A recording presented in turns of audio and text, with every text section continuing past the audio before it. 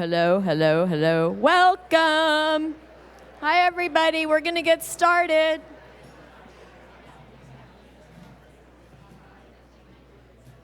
Wow, you guys listen. It's so great. I'm Veronica Blake. I'm the CEO at Placer Community Foundation, and I want to welcome you here today to our Nonprofit Leadership Summit. I want to introduce our board of directors, and I'm just going to call out all the names, and we can save our applause for the end, and that is our board chair, Sue Thompson, Pam Constantino, Sheila Cardno, Vicki Spanigal, Ken Larson, Paul Aronowitz, Elise Baker, Margaret Fulton, Dick Kramer, Shay Bryant, David Bosch, Guy Gibson, Robert Wygant, and our newest addition, Larry Welch.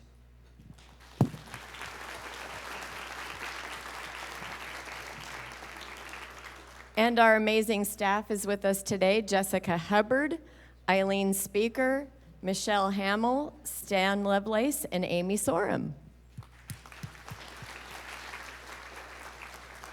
So today we're here to honor you, our hard-working nonprofit sector. We are in a room full of 170 board members and staff who focus our energies around governance. And we know what that means in today's environment. We know that there are significant challenges with you and with the tools that you use to keep doing your critical work. In fact, hearing just from Dave Martinez today from the food bank made me a little edgy. $1 million loss in a very short period of time in his very important work of making sure that our most vulnerable are fed. So we do know the importance of everything that everyone's going through. On behalf of our board and staff, we just really want to thank you for prioritizing being here. This is our 15th Nonprofit Leadership Summit. Has anybody been here all 15 years? Well, we have. So, all right, yay us. Let's see. So if you get paid by your organization, stand up.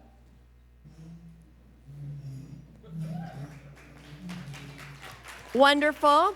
But let's also point out that that means the lion's share of this room are all volunteers, and isn't that amazing? Yay, you. 2025 is the 20th anniversary of the Placer Community Foundation, and on your tables are some really cute candles that the Recreate program kids made for us, and we just want to send that away as a thank you for being you. Our board of directors and our staff are involved in a pretty significant strategic planning process right now, and we've established a lot of priorities for impact that I really want to share with you. They're all with the goal of forging a prosperous community for the Placer County. But the priorities are up on the board: working family success, the basic well-being for the vulnerable, strong community organizations and institutions, community unity and civic engagement, and living in harmony in nature. And we're counting on you as our donors and our community partners to have impact in these areas. Our success will involve county-wide regional listening, learning, and engagement around so many complicated issues that we all face. With this knowledge, though, we can focus our resources on a wide range of needs in our community, including those of this nonprofit sector. This event is part of our nonprofit initiative. Since 2005, we've provided consultation, training, summits such as this one, all free of charge to you as our local nonprofit sector. Our vision for the initiative is to grow and strengthen local nonprofits to meet the increasing needs of Placer County. Last year alone, this initiative provided over 2,000 hours of training to the sector. None of it is possible without a generous support of our sponsors. They're listed on the back of your program. But in particular, I want to acknowledge our platinum sponsors. One was anonymous and the other one is U.S. Bank. They've stood by us for 15 years of doing this work. We also want to thank the Center for Nonprofit Leadership. Is Wendy here? Wendy and her team? They've been managing the logistics and registration for the trainings for several years for us, and we really couldn't do it without her team. So thank you so much to Wendy and the Center for Nonprofit Leadership. A little bit of logistics. The restrooms are out those back doors. The Wi-Fi network is Sun City Public, and there isn't a password. After this event is over, we're going to send you a survey, and that will be really important. That's how we program for future offerings, so please complete that survey.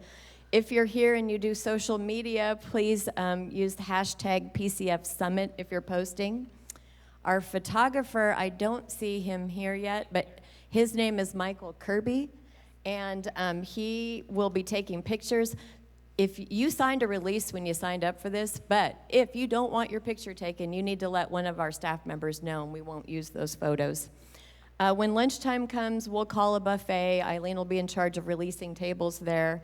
And then after the event, we're going to have a short reception, so we'll hope you stay and join us for then.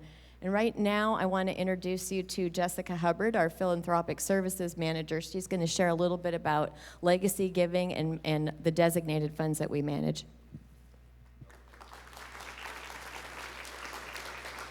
Good morning, everyone.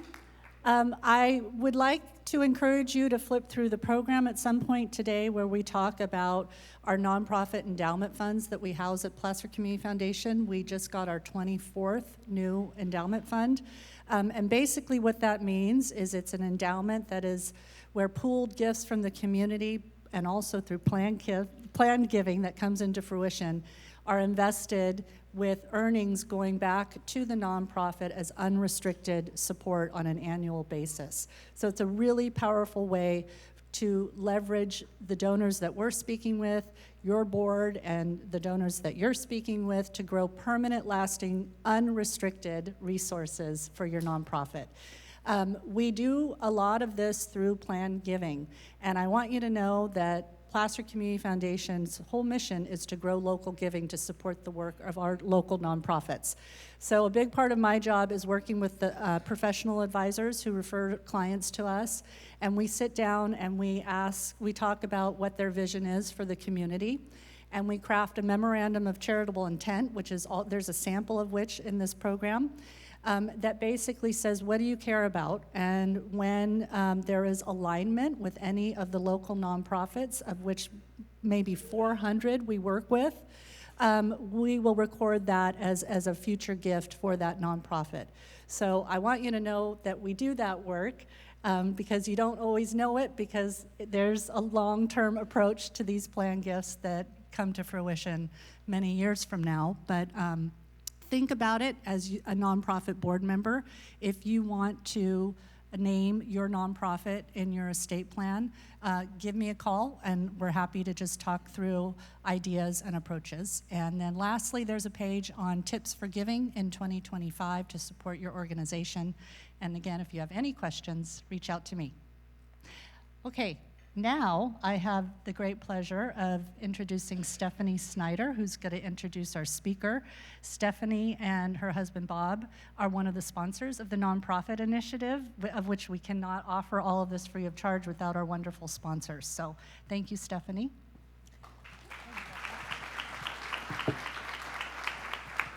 Thank you.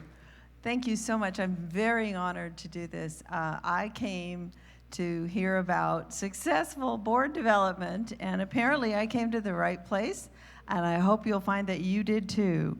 Crystal M. Cherry is a nationally acclaimed nonprofit board consultant and certified leadership coach.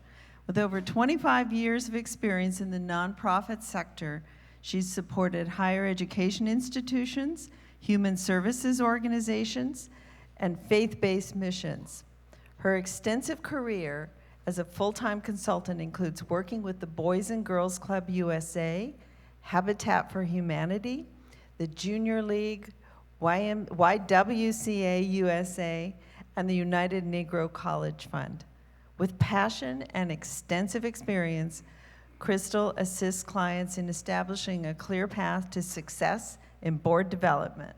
Welcome, Crystal.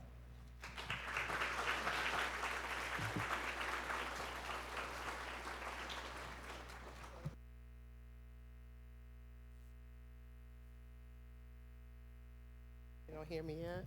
There's one that is. I'm so busy trying to get it on. Can you hear me? All right, can you hear me? It's on. All right, well, good morning, everyone.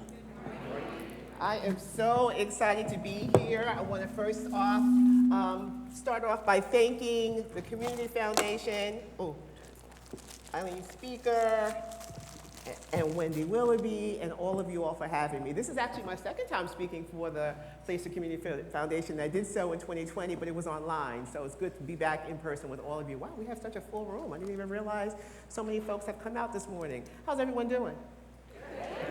All right, so at home it's 12 o'clock, so I've been up since 4.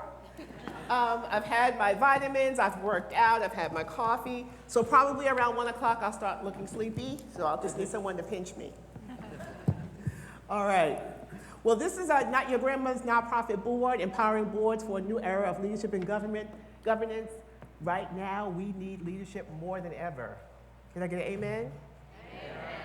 Absolutely, absolutely. All right, well, I'm going to start off by introducing myself. Thank you for reading my long, boring bio that no one cares about. I like to introduce myself with adjectives and see who I have some things in common with. And I'm also a walker. So I'm sorry, I can't stand at the front. I got to see who's in the room. I got to see eyeballs. Okay. All right, so I consider myself and identify as a Black woman. My pronouns are she, her. I'm a mompreneur, which just means I'm a kick-ass mom and an entrepreneur. Amen? Anybody in the room? Any mompreneurs in the room? Absolutely. I'm a disruptive leader, which means I'm always asking questions and challenging the status quo. I'm a board consultant, as you know. I'm also a board member. Where are my board members? Oh, wow. All right. We're going to have a good time today. Okay. I'm a trained fundraiser. The first 25 years of my career was in nonprofit fundraising. I'm a volunteer. Who also volunteers outside of board work? Really important. I'm a Leo born in August. Where are my summer babies? Raise your hand. Any Leos in the house? Who's born in August? No August. Okay, what do we got in the back over there? Date. I'm sorry? August 19th. All right, mine is August 17th. Now, nice. Who else? The 23rd. Okay, is that a Virgo? You've crossed over, I think. Okay, okay. What do you have over here? August 12th. Okay, we're going to be celebrating together. Hi.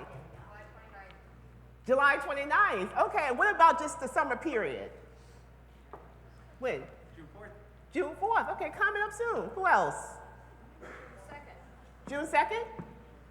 My goodness, you rest of you were born, what, in the wintertime? Yeah. Spring.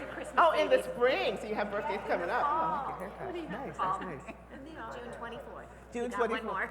June 24th. Okay, well, wonderful, wonderful, wonderful. I'm also a native New Yorker. Any native New Yorkers in the house? All right, I like the Big Apple, yes. And so I was explaining to some folks earlier, I live in Georgia now, so I kind of have a weird accent thing going on. You're going to hear the New York thing, but then you're also going to hear like a little Georgia twang. It's very weird, so just bear with me. I was telling them on the plane, I asked the flight attendant for some water. And she looked at me like I was crazy. And I said, water, water, water. And she looked at me like, I was like, what? The lady next to me says, water. She wants water.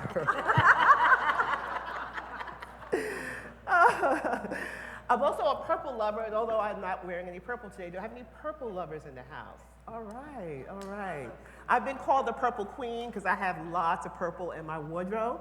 And I'm also an author. I'm excited to share that I have been a contributing author of a book called Collecting Courage, which is just a documentation of 14 African-American fundraisers in the nonprofit sector in the United States and Canada, where we came together and we just told our stories about our experiences in the nonprofit sector in terms of racism, which is real. So if you've not seen this book, please go to our website, collectingcourage.org, and check it out. It's pretty amazing. So it was published first in Canada, and now it's been published in the United States. So I'm very, very proud and very excited to have been a part of that project. I'm also excited that I'm a children's book author. So in 2020, I lost my partner to COVID. Anybody else lose somebody from COVID? Right. And so when that happened, I went and pulled out my bucket list. Do you have a bucket list of things that you want to get accomplished in your life?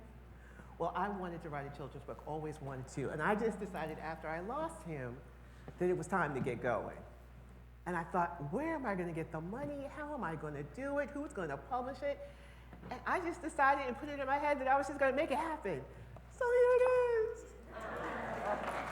So My son's name is Malcolm, and I call him Mac. Sometimes I call him macaroni, which he absolutely hates.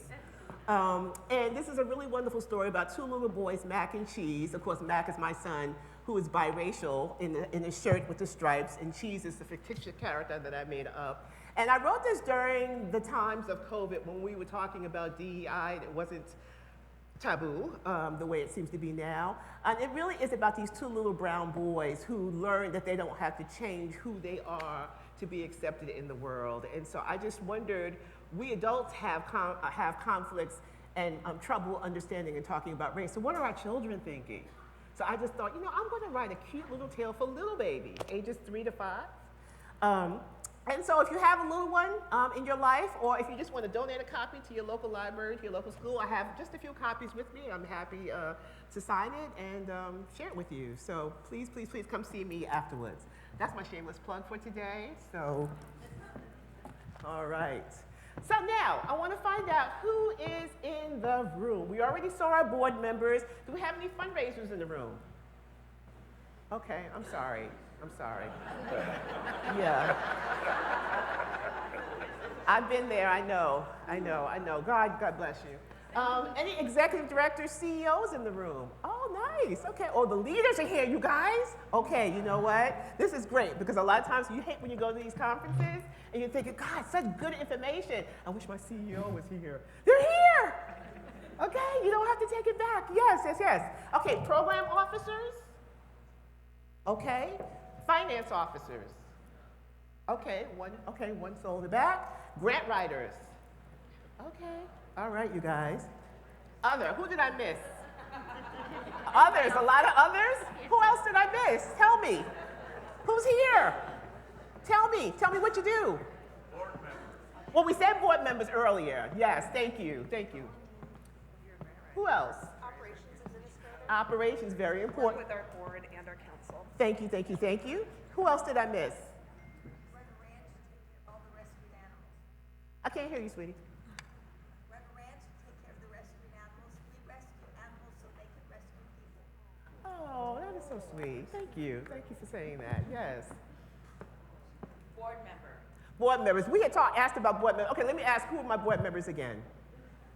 Good. Okay. Anybody else I missed? Advisor? What kind of advisor? They're not board members, but they attend board meetings. Oh, an advisory group, yes, absolutely. That's a good one. I forgot to put advisors on there. Wonderful. Okay, well, we have a nice mix in the rooms today, but I'm so glad that my board members and my CEOs are here because we're going to talk a lot about that relationship between the board and the CEO. And sometimes that can get a little funky, can't it? But we're going to talk it through. All right, so questions. We have a long presentation. I'm going to try to cover it all. But what questions might you have about governance? Let me just see what's on your brain this morning. What questions do you have? This is my table that took pictures with me earlier. Hi, guys. With the changing environment, what are the new opportunities and constraints? For board members? Organizations. For governance, just Yeah. organizations? Yeah. Okay. We're going to talk about that. What else? I'm going to remember. What else? What other questions do we have? Hi, question over here. Oh, hi. Who's responsible for the organization's governance? Who's responsible for the organization's governance? Bottom line, who's got it? Ooh, I love it. Okay. What else? What other questions? Hi. One thing that's constant is change, and how do you build resilience within your governance structure to respond to those changes? Wonderful. I love it. That's a good one. We should have put these in a parking lot, huh? Okay. All right. You all going to remember? I'm going to need someone to remember because my brain is old. Oh, and by the way, I just wanted to share earlier, do I look professional? Do you all like my shoes? They're probably not going to be on all day. So I just wanted to let you know that I am a professional. I came prepared. But by lunchtime, I'll probably have on some flats. So I just wanted to point out that I did come prepared. Okay. Any other questions before we move forward? Yes? How to steer polarizing personalities towards success. Oh, God, We need, goodness, do we need vodka for that one? Yes, we do. I think so. That might require some Hennessy. I don't know. We'll have to see. Okay, all right. Remember that question. Remember that question. Yes. Let's see, how do I say this?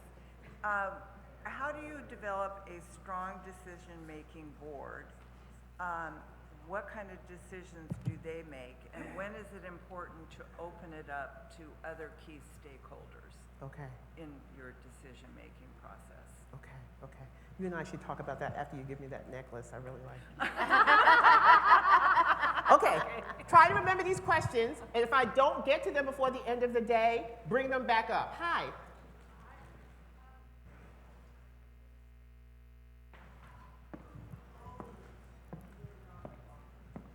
Who owns the nonprofit? Oh, that's a really good one. Okay. Well, let's talk about that right now. Who owns the nonprofit? Who owns the nonprofit? The public. The community. That's who owns the nonprofit. Board members are going to go, right? Their term is, well, hopefully your term is going to end. Lord knows we got some board. Their term is going to end and they're going to move on. The executive director is going to hopefully move on. The staff will change. The public sits there. The nonprofit sits there. Does anyone disagree with me on that? That's a great question. Any other questions? All right.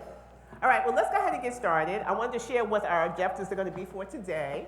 We're going to talk about some governance challenges, particularly now under the current administration. We're going to talk about recruitment through a DEI lens.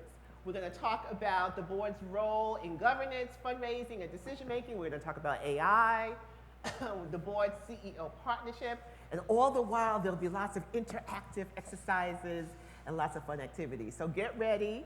I want you to, I was telling someone earlier, please engage, ask lots of questions. I will volunteer people, I'm sorry, if you really, really feel uncomfortable that I won't push, but I like people to respond. And I like looking at the eyeballs, Gus.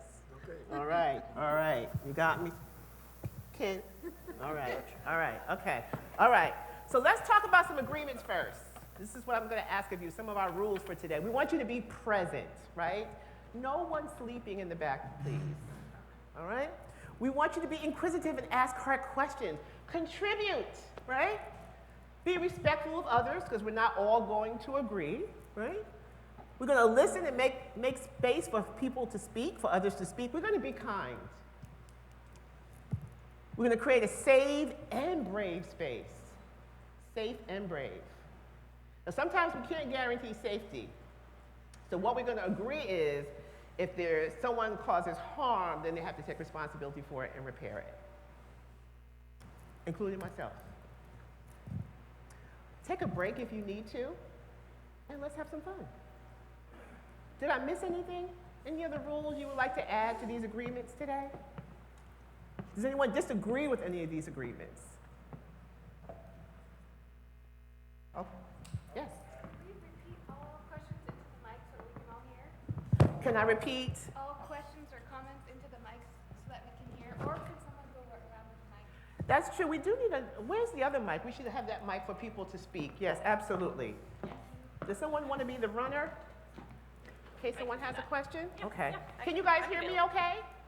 Because I know I can be loud, so I want to make sure. Okay. All right. So we're good on our agreements? Okay. All right. Let's move forward. Okay. Yes. Can we celebrate the community? Can we celebrate the community? Yeah, it's one of the things we're going to do today. Absolutely. How would you like to do that? Every way. Every way. Okay.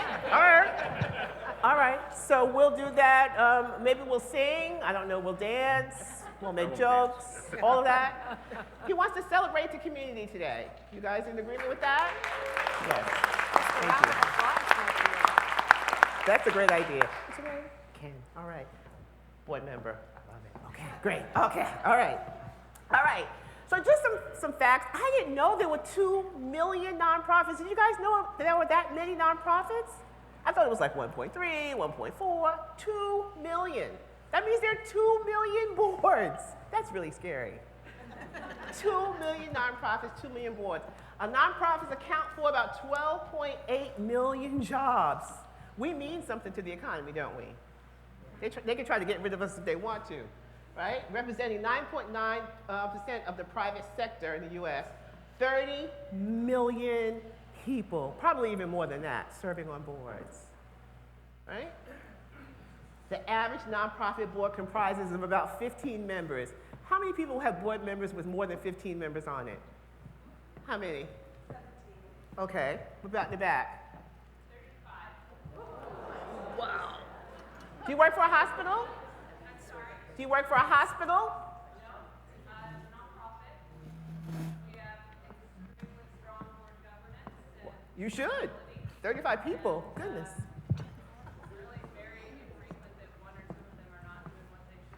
Is that right? That is so wonderful. Oh, you deserve some applause for that. What's the name of your nonprofit? First Tee Greater Sacramento. We teach life skills and core values through golf. And you have 35 board members who are active and engaged like that for a golf organization. We are a nonprofit youth development organization. Youth development, okay. We teach life skills and core values through golf. And you have quorum most meetings? I'm sorry? You have quorum? Yeah, quorum, absolutely. Oh, wow. Okay, I want to talk to you. Yeah? Yeah, we need to highlight those organizations that are doing great work like that, right? All right, all right, all right, all right. All right, so let's move forward. I have some trivia for you guys. Y'all ready? These are true or false, true or false. Nonprofit board members can be personally liable for financial mismanagement within the organization. Absolutely. Nonprofit board members can serve indefinitely without term limits. False. Even though we know some instances we have 97-year-old people who've been on the board for 60 years. It's just time to go. It's just time to go. I mean, we love that you have the institutional history of the organization, but there's just way too long. What do you think is a good time for a person to float off the board? If you had your druthers, what would you say would be the number of years a person should come off the board? You said 12. Okay. 8 or 9. 8 or 9. Someone said 5. Okay. Anybody else? 10. I think 10 years is probably good. After that, you've tapped everyone in your network, right? They've been to the gala. They've donated to the breakfast. They volunteered at the Children's Center. There's no one else to ask after 10 years. Who disagrees with me? Because you can disagree. All right, let's hear it. Do you mind if I sit down? Your shoes. Oh, yeah. Tell me, what you think, Paul? What are we talking about? No, the question was, do you think 10 years is, anything more than 10 years is too long to serve on the board? I don't know. We're kind of running into that right now. We have our umbrella organization has determined that we have to have term limits, and most of our board is terming out this year. Or last year or something. But we're having a hard time replacing them and recruiting new board members. We need to learn how to do that. Absolutely, we're going to talk about that. Anyone else disagree about the 10-year rule? I did. Oh, wow, we got lots of participation. Okay, let me get to the ladies first. I'm going to come right back to you. I don't disagree with it, but I do know of a nonprofit. Oh. Oh, here she comes. Here she comes. Thank you. I don't disagree with it. It's on. I don't know if it's on? muted. Hello? Is it muted? Crystal, can you test? Test. It might be muted. Eileen, do you have another one over here? And we want to test your mic too, Crystal. Oh, my goodness. Okay.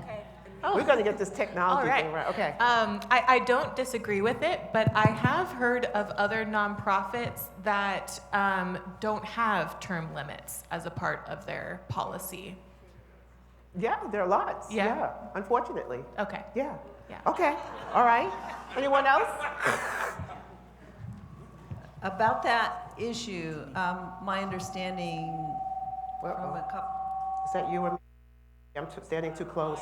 Okay, all right, let me back over here. I'm not ignoring you, I'm just trying to give us some distance. Okay.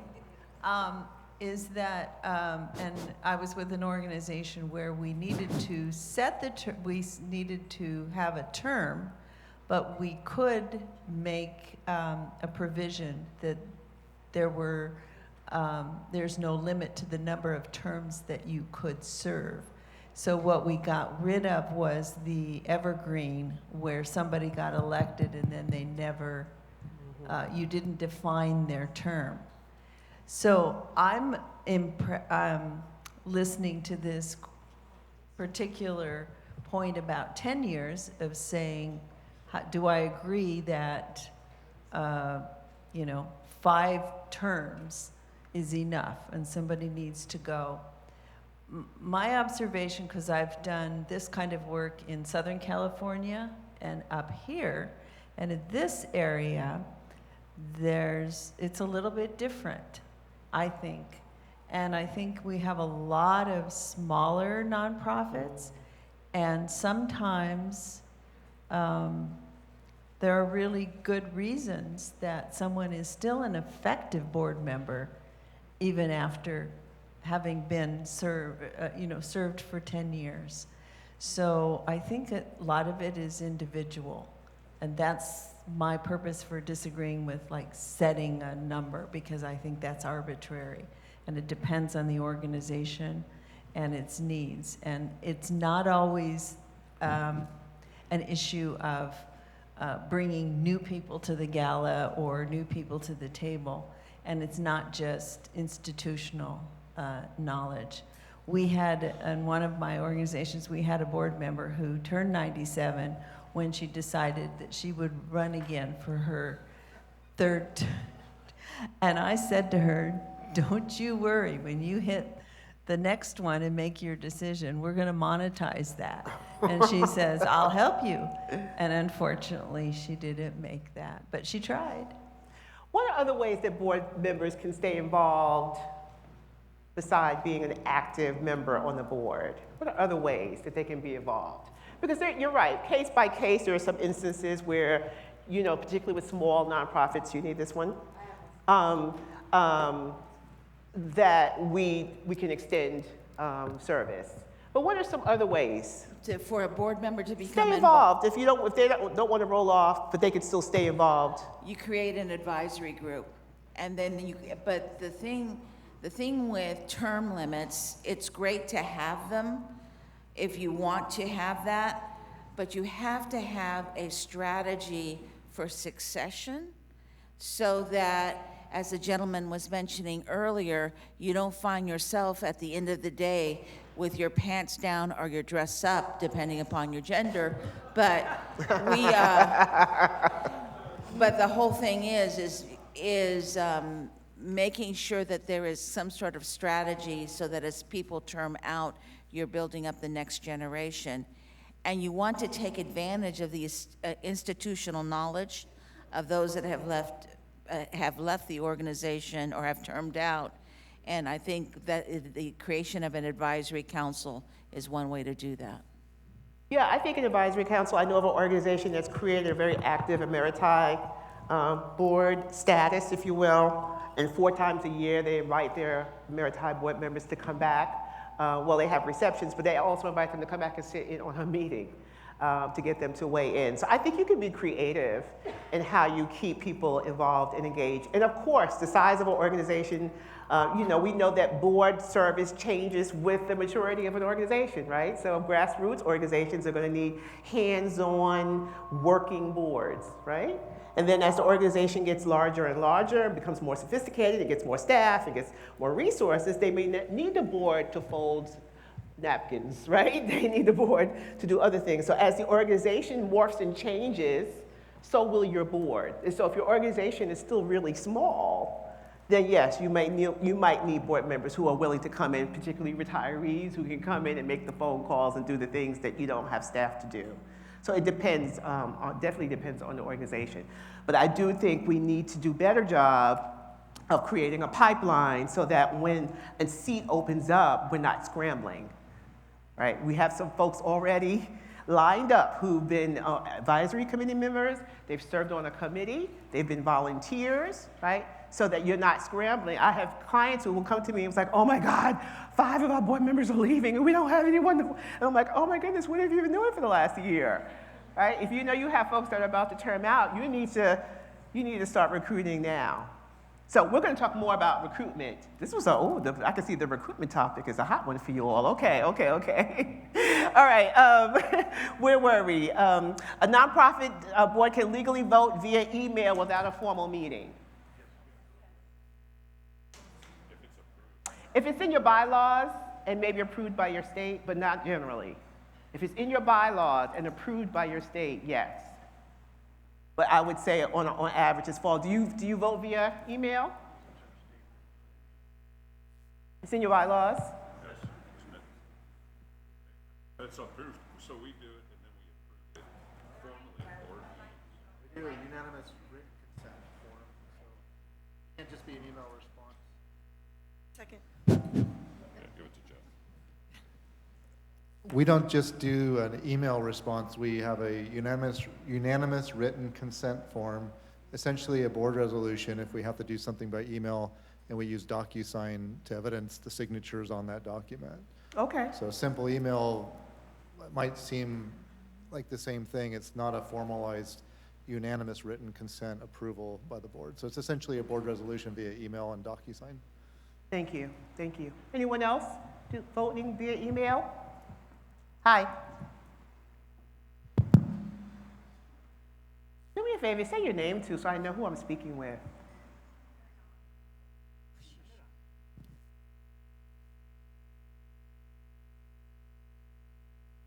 Our technology, we're not getting it together today. Terry Donaldson with Hi, Terry. California Care Force. Hi, Terry. We have rarely needed to do online, but when we do, it is unanimous. It must be a unanimous vote, and then it's published for the whole group, and that is it's in our bylaws. Okay. Yeah. Okay. I did double check that, and what I read was if it's in your bylaws and or if it's approved by your state. All right. What about board members must personally donate to the nonprofit to fulfill their fiduciary duties? True or false? False. We're going to talk about fundraising in a little bit later. Huh? Lame but false, yes. We're going to talk about fundraising and board members as donors. Every nonprofit board is required to have committees. False. All right, so you guys did good. Thank you. All right, so let's just break this down.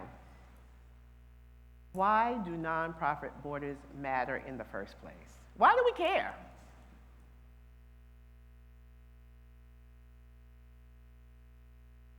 Who cares whether we have a board or not? Accountability, absolutely.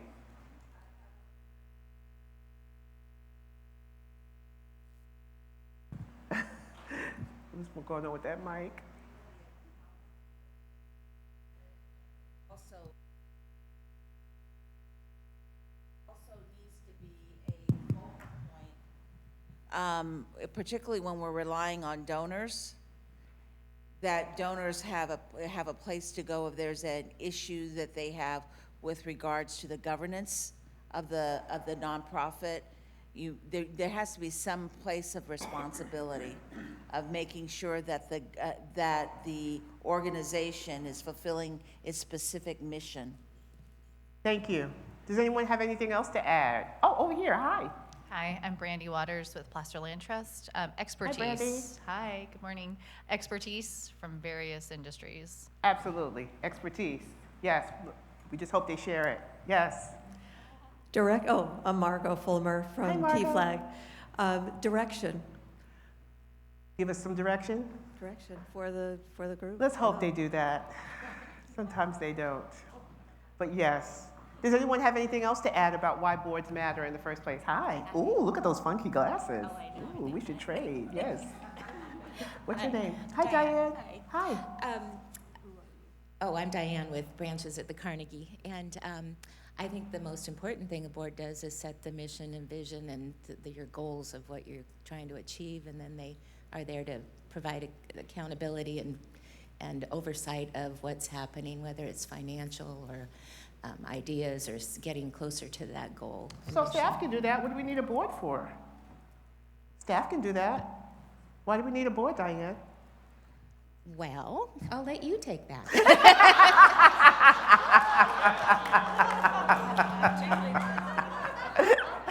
Very good. That was a good comeback. Absolutely. Staff can do it. Why do we need boards? Somebody else have a quick response? I don't know how quick, but we have a governing board in part because we're a 7-county joint powers.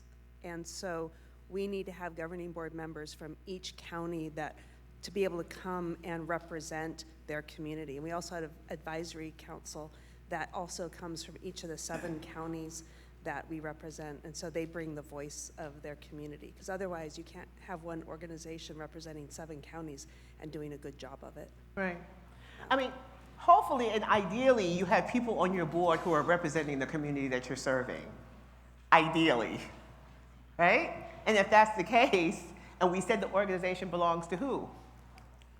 The community, right? And so definitely having folks at the top who are making the governing decisions representing that community, bringing those needs of that community to the table is what's going to keep your mission front and center. All right, does someone else have a comment or question? All right. Well, your grandma might be shocked to know that there are some boards who are doing it right.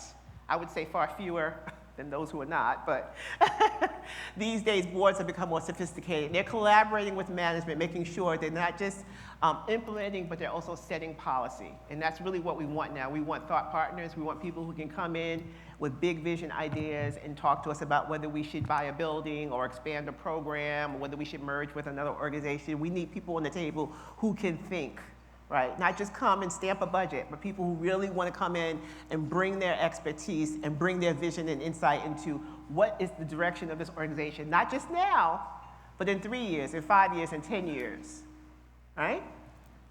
We want them to be able to compete for funding. Who are your competitors? A lot of times I'll ask board members, who else in the community does what you do? And I get blank stares. I'm like, you should know this. You should know. If you're going to compete for dollars, you need to know who you're competing with, right? Making sure you're using data. That's a problem anyway with nonprofits. Making decisions, not using data to make smart decisions, particularly in fundraising, right? Making sure you're following the money, tracking government following government shifts, and we know what's going on right now. Advocating as laws impact missions, right? Knowing the ecosystem for which your organization is a part of, not just the mission, the ecosystem, the broader community.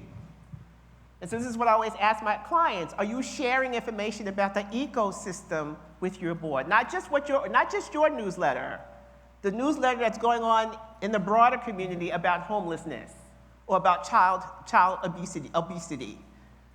And a lot of times I get no. They need to be kept abreast of what's going on in the ecosystem, right? Making sure there's what do we call it? A business continuity plan, like an emergency plan in case something goes crazy, like a pandemic, right? Making sure now everyone's wanting to center equity. We're going to talk a little bit about DEI in a little bit. And then treating a nonprofit like a business. What's the difference between a business and a nonprofit? A tax code. That's it. We don't want to be broke just because we're a nonprofit. Oh, we don't want to end the year with $500,000 in the bank. You bet we do. Who wants to have 10 days cash? I've worked for organizations where we've had 10 days cash. We didn't know how we were going to make payroll. Who wants to operate like that? Particularly not as the fundraiser. Treating nonprofits like it is a business, although with a heart, right? So we're going to talk about what's outdated about traditional boards and what's needed for the future, right? So what we're seeing now is there's new governance models, you guys, because guess what? The old governance model is not working in some instances. And so nonprofits are getting creative and savvy, and they're going, wait a minute, we've been doing it this way for 50 years, it's not working, maybe we should try something else. And so we're seeing lots of different things, right? Traditional board structures aren't a one-size-fits-all. So I've seen all kinds of things. I've seen organizations who will allow a husband and a wife to share one seat. Interesting. And I interviewed about 6 couples who serve on this board, and they each represent one seat, and they love it, and it works. They say, our kids think we're cool. We have something to talk about around the dinner table. We volunteer as a family. When he's out of town, I can still go and represent both of us, and we can have quorum. What do you think about that? Husband and wife sharing a board seat. Does it have to be a husband and wife? Fractional board service. Anybody heard of the fractional movement that's going on right now? You know what I mean when I say fractional? So fractional board service is you bring in someone who's a board member for just 3 months because you're working on a specific problem or project. Working on a capital campaign. You're bringing in a new CEO who needs to be onboarded. And you're bringing in someone who has expertise in whatever that project or problem that you're trying to solve. You have them come and serve on the board for 6 months, and then they roll off. Who knew? How about we have a board where the state law says we only need 3 on paper. So we're going to have 3. They're going to come in, they're going to stamp the budget, they're going to make sure the 990 goes out, they're going to do the performance evaluation of the ED, and then they're gone.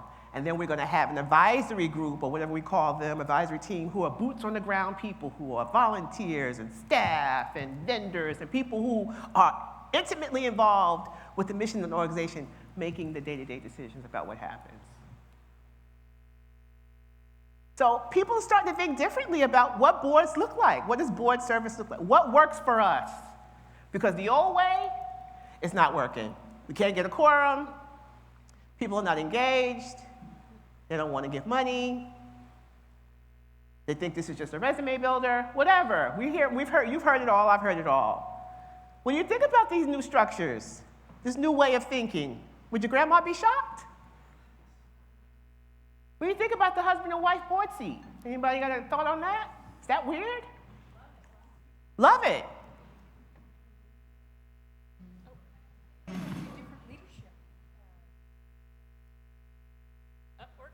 They might have 2 different leadership focuses. Yeah, one may be real strong, one may be real strong in governance, and the other one's like, okay, kind of. So I think that, I don't know if that would be detrimental to their marriage sometimes, but I don't think, I'm a believer in one leader, because if you have co-leaders, it hardly ever works, I don't think, so. And I thought when I first heard about this organization, I thought it was going to be mostly young people, because I thought, well, these are young people, they think crazy things. But there were actually 2 older couples who were on there whose kids were grown and retired. And they loved this model, to be able to serve on this board together in one capacity. So it's not just a young person's thing. What do you think? I got the mic. You have a mic? She has the mic. I'm sorry. I'm coming back. Hot pink. Don't worry. I'll be right there. Hi. Hi. Hi, Jenny. Hi. I've served in organizations where husbands and wives were allowed to both be board members, like full board members. And that consolidates power in a way that's unhealthy, I think. So I like this as an alternative to that for sure. For one seat? Okay. We need to go back to the lady in the hot pink shirt. Hi. I'm coming. Hi. You guys, my shoes are about to come off. Well, I've got the flats. Come on, you can have mine. You got some flats? Oh, those are nice. I like those. Okay. Who's speaking? Colleen. Hi, Colleen. Yeah, hi. Hi. My husband and I are both very active in our community on multiple nonprofits, and we saw an example of a husband and wife team on one of the local boards, and we made a vow to each other before we delved into all of this that we would never serve on the same board together. Well, 1, to save our marriage, but 2, what everybody else is talking about. But what we do is completely support each other in those boards, and so we're always volunteering. Like, I volunteer my time for any board he's on. And at one point, we got to 7 boards between us. Oh, my goodness. Yeah, so... Your kids are grown. Pardon? Your kids are grown and gone? Oh, we don't have our own. Okay, so you have plenty of time. We have 800 orphans in Vietnam, but we don't have our own, so. 7 organizations? Yes, How do you do yes. it? Well, we stopped finally after about 6 Yeah. years. But yeah, no, that was a vow we made. We're not going to be on the same board, but we'll support But you each other support 100%. one another. Mhm. That's great. That's great. Any other comments about that or any other? What about the model where you just have the 3 people come in, they look at the budget, they make sure the 990 is filed, they do the performance evaluation of the CEO, and then they go away for the rest of the year. And then we just have, I don't know what you want to call it, they have all different kinds of names, but some kind of creative group that we've pulled together of volunteers, staff, vendors, people who are boots on the ground in that community, making day-to-day decisions about the organization because they're close, they're proximate to the work. They're in the shelter, they're in the hospital, they're at the daycare center, where sometimes board members are not proximate. What do you think about this model? Anybody? Any thoughts?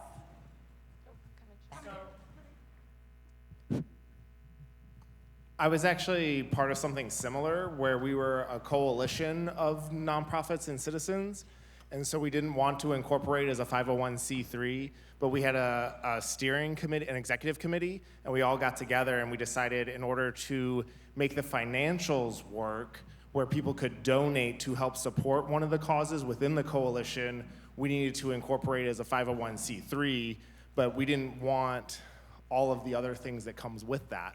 So we did it for essentially those reasons. So you could accept donations, file your 990, and that was all they did. And then the executive committee still functioned as an executive committee, but it was really, the coalition had many committees, and then they were representatives of nonprofits and individuals, and in that way, they didn't have to be part of the organization. So it was essentially friends of the coalition group to accept donations that could then funnel money to those committees to get the work done that they did. And it was really active coalition that had been around for like 25 years. And so it was able to maintain that same model and structure while having the impact in the community without formally incorporating and all of the other things that come with that would have been challenging. I love it. And you know what you're going to find, guys, is there's no one answer. Every organization is different, every board is different, and what works for you may not work for you, right? So you just have to find the right fit. But I just like that people are starting to think outside of the box and realize that we don't have to do it this way because that's the way we've always done it. We're going to do it in such a way that it's effective, where we feel like our organization is being supported properly. Let me make sure I just want to make sure some other board trends that we're seeing. Boards are getting smaller. As I said, the average size of a board in the United States is about 15. But again, it depends on the size of your organization. 35 is really unusual, and usually hospitals and big organizations have boards of that size. I always ask about the budget and the resources that you have, right? A lot of the grassroots organizations only have, 5, right? They can't get more than that. But they need people who are gonna come and actually roll up their sleeves and work. I think 13 to 15 is probably, if your organization is 5 to 10 million, bigger organizations maybe more. Fewer meetings. This every month thing, too much. I don't know about you, it seems like every day I'm rolling the trash to the curb. I'm like, is it Tuesday again? Anybody with me on this? It's like time is just flying by so quickly. You go to a board meeting and you're like, okay, went to a board meeting. And then you get an email the next day, date for new board meeting in 3 weeks. You're like, oh. So as a respect for people's time, they're saying, do we need to meet every month? Is that too much? Now, smaller organizations that are just getting started, maybe. What about bi-monthly? What about quarterly? Now, once a year, I've had an organization tell me they meet once a year. I think that's too few. But people are saying, we're busy, we have a lot of things going on, every month is just too much. How many people have organizations that their boards meet every month? Because that's what we've always done. What would happen if you moved it to quarterly? Wouldn't work? I think we would need to have another option like you talked about earlier where we could vote via email, because sometimes that's just too long to wait for decisions. Well, sometimes the committees meet on the off month, right? So the committees have a time to meet and then they can report back in the larger meeting. All right, Skill-based recruitment. People are now coming up, they're doing their matrices, you know, where you put your, I don't know, is there matrices, matri? I don't know what the word is for double matrices. Where you fill out all of the, you guys know, you fill out all the information about your board members, their age, their gender, whatever.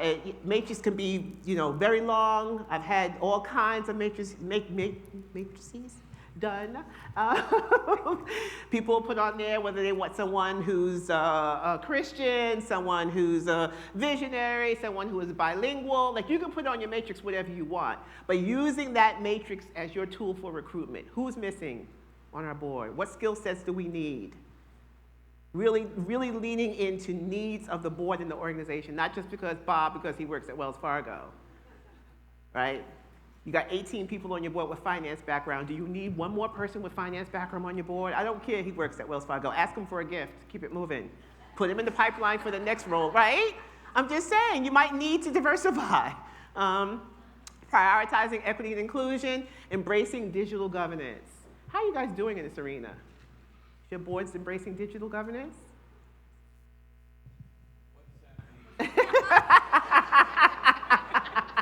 Okay, we're going to talk about it a little bit. We're going to talk about AI in a little bit. Okay, focusing on board culture and engagement and fundraising as a collective responsibility.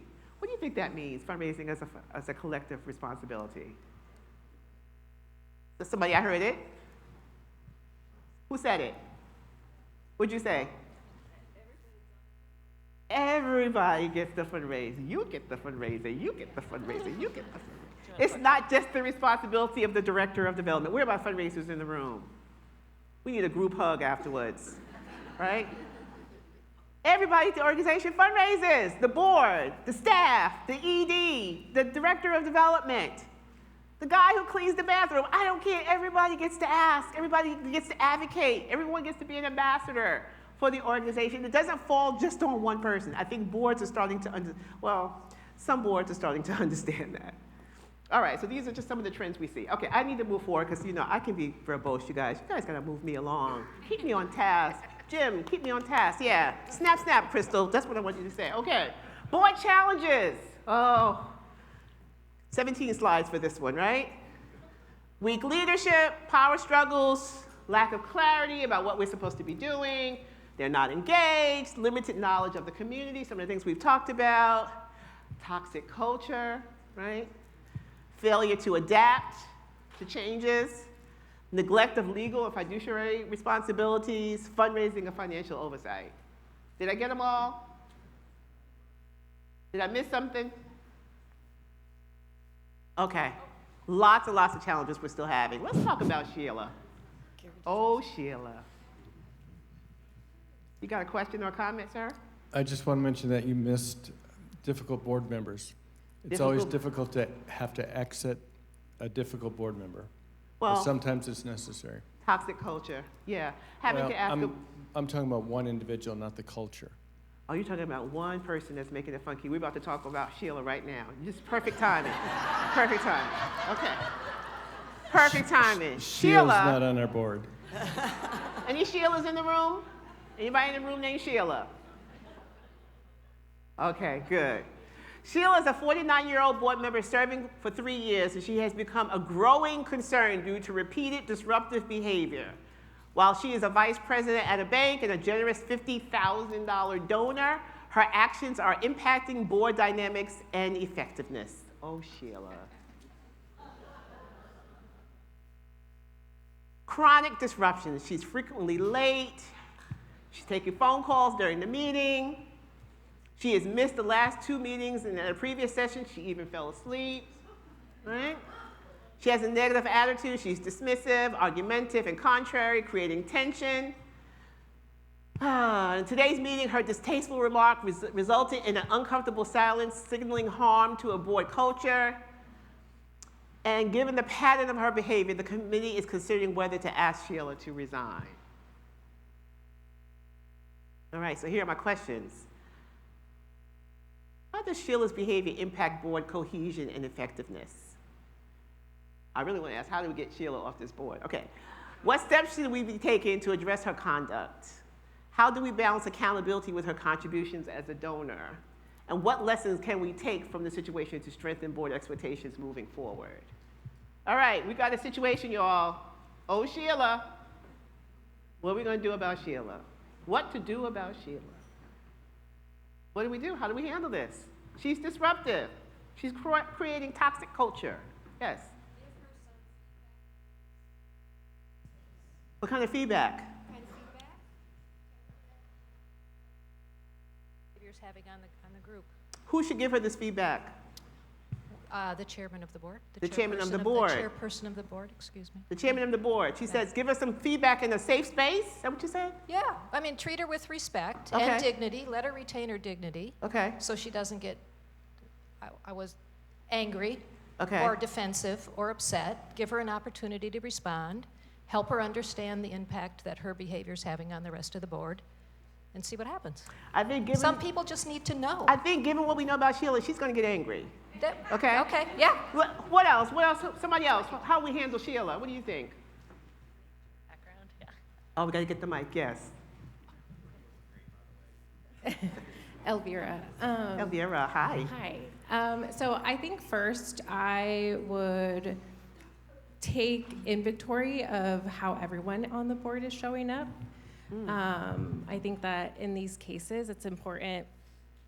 I mean, it definitely would, I assume, affect the, I guess, the morale of the team. Yet, if one person feels singled out while not everyone's meeting what expectations are, then that can create more tension. And I'm also thinking about the donors' money that's coming in as well and how important that is, or maybe to the organization. So being very gentle in that way of first, let's take an inventory of where everyone is, where can we all make improvements, and then I think it would be on the chairperson to have maybe a private meeting with Sheila. For me, I lean into more like the relationship and the rapport building. So I would say like something a little like more off the books of like going to dinner and kind of understanding Sheila a little bit more, where she comes from, where, like a little bit just more about her history, to understand maybe why she's showing up in these ways, and then potentially gently providing some of that feedback, and kind of moving from there. Oh, Elvira, will you be my best friend? She's so sweet. You think we need to jump through all these hoops for Sheila? What do you No. think? She's I being don't. very, very kind. Who thinks we should not be so kind to Sheila? Hi, Dave, Plaster Food Bank, now Feeding the Foothills. Hi. Hi. So we've experienced something very similar to that started with one board member and grew into 3. Ooh. And the dynamics of it moved all the way up to the chairperson that was inept in handling the HR side of this, even to the point where there was actually an investigation on one board member. Oh, wow. Even in all those circumstances, the board did not understand itself enough to realize that there was very actionable things that needed to happen. One of the things that has been a little bit more helpful for me is to engage with the executive committee, because I've had a problem with chairs. Where things get stalemated at the chair, doesn't get down to the appropriate, so now you have to really exercise the executive committee. And going back to the last comment, then you have to set the expectations across the board with all board members, right? But I can tell you that it probably was one of the, I've had this twice in my career as an executive director, and in both instances, you would have had a mass exodus, not just with myself, but also the director team. What do you think he could have done in this case with 3 board members now revolting? What would be smart to do in this particular case? Hi. Hi, so I'm Alexia. I'm with Almost Free to All, which operates branches at the Carnegie. Hi, Pamela. It's Alexia. Did you say Pamela? Alexia. Alexia. Oh, Lord. I'm so Alex sorry. works really well, then I you don't have to can't worry. hear. I'm That's sorry. all right. Okay. No worries. So, okay, so looking at this, we're talking about nonprofits acting as a business and acting in a professional capacity to the state that we can. In this case, when you're dealing with a difficult person who has behavioral issues, and it's been brought up and it's obvious that they've tried to do something, the next step is a written plan for, hey, look, we're having a lot of trouble. Here's some options for how to improve. We need you to take active listening. We need you to take some, dealing with difficult people, whatever the trainings are, and the resources are out there. Get them a plan, sit down, talk about what these things are with key indicators of you're making progress. In the event you do not make this progress, the board is prepared to release you and set it up so this person has- training, like, is it for the whole board or just for her? Well, it can be for the whole board if the whole board is involved, but if it is one specific person whose behavior is disruptive because they don't actively listen, they don't participate properly, they don't have time management, whatever it is, help them to improve, give them that opportunity, and at that point, if they cannot achieve that after a respectable amount of time, they're informed this is going to be, if you cannot achieve this, then you're released. And that way, that person has the choice to improve and knows that there are consequences coming if they fail to do so. Very rational. I like that. Anybody else have? Oh, lots. Oh, we got lots of comments. Hi. So I'm Kathy Johnson with Hi, Placer. Kathy. Hi, with Placer Land Trust, and I've had experience with different boards, but I think one of the big questions here is her donation amount. Now, if she were a board member that didn't donate, that only donates $500 instead of $50,000, what would we be doing? Would we be treating this person differently because they didn't give as much money? And so I think that that's the big thing that everybody wants to step around because, well, she gives $50,000. Now, is that $50,000 yearly, or has that been an accumulation over multiple years? And a lot of times when board members do give that kind of money, they feel entitled. And I think, hearing all the comments, is that like one of the big questions is, how would we treat a board member differently if they weren't donating that much money or that amount? I love it. I was wondering when somebody was going to bring the money up. Yeah, I think that's a huge, huge question. Yeah, we got a lot of questions, a lot of response. Okay, we got, oh, hi. I want to take it from a different perspective. Tell me your name first. Gloria Deckridge. Hi, Gloria.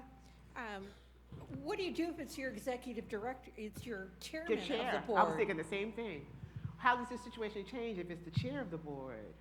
This is getting juicy. If this is the chair of the board, how do we handle this? And not only is the chair, but she's given $50,000 as the chair. How do we handle it? Who do we report to? Who's her supervisor? What do we do? Not so many hands up anymore. Right here. We got someone? We got someone over here? Okay. So I am Lisa, I represent Feeding the Foothills, and I am a new board member, so I'm loving all of this today.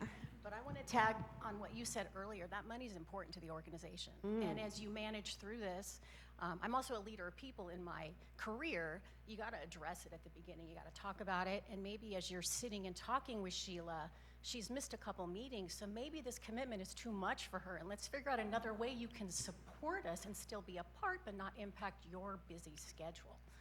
I love that answer. I think that's a good answer. Okay, we got lots of hands raised back here. Hi. Hi. We did have the situation, and the chairperson being the difficult. Oh. Yeah. And so it fell to the vice president of the organization to have a conversation with that individual. And to the last point, that the chairperson wasn't even aware of their behavior and how it was being perceived or witnessed. And so having that conversation was instrumental in navigating that change. For us, it was fortunate. We didn't have to go too far, but start the conversation. That's a good point. Sometimes people are behaving in ways they don't realize how it's landing. They don't understand that people are being offended or harmed by what they're saying or doing, and sometimes we have to point it out. So did this person apologize and change afterwards?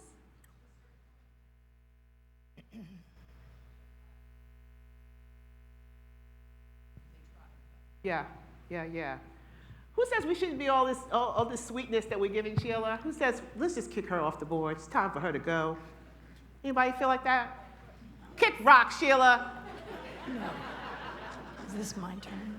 Okay, go on, girl. You got the mic. What's your name? So I'm Bree from Sierra Mental Wellness Group. I am in finance and HR. And we have a current interim president right now, and he put it in a really good perspective for me anyway, and there's smart money and there's dumb money. And, you know, smart money and smart investment makes sense, and dumb money is dumb money, and is it really worth the hassle and the frustration? And if you have fundraisers, then go find more people to make up that 50,000 so that Sheila can be gone. Rocks, Sheila, take your 50 grand with you. Dumb money. All right, this is juicy. Hi, what do you say? Wait, who has the mic? I want to make sure. I'm sorry, I got to go in the water. Okay. Okay, I come from Paulette Benedict Hi, Paulette. Assistance League. Good morning. I come from a 100% volunteer organization. Okay. So, and we're always saying, well, we're all a bunch of volunteers, but we still have to accept that we have strengths and weaknesses. So Sheila is screaming for attention. She's late, she doesn't do what she's supposed to do. So we have to redirect her attention. Look for her strength and find it and fill it with Sheila. Yeah, are we therapists here? What? Do we have to Do I sound like a therapist? A little bit. Oh, no, I'm a mom. Yeah. Yeah, same thing. Yeah. I hear you though. I hear you. I'm not in any way judging. I think they're all good answers to be considered. I don't know if there's one good answer. I'm from New York. I'm like, kick rock, Sheila. Take you and your 50 grand and keep it moving. We'll find someone else. You can't come in. Because if we continue to let this happen, what is the message that we're sending to the board? What are our values here? That's the question for me. What are the values of this organization, of this board? Throw a whole bunch of money at us and you can do whatever you want? You can come in here and make us all crazy? We're volunteers.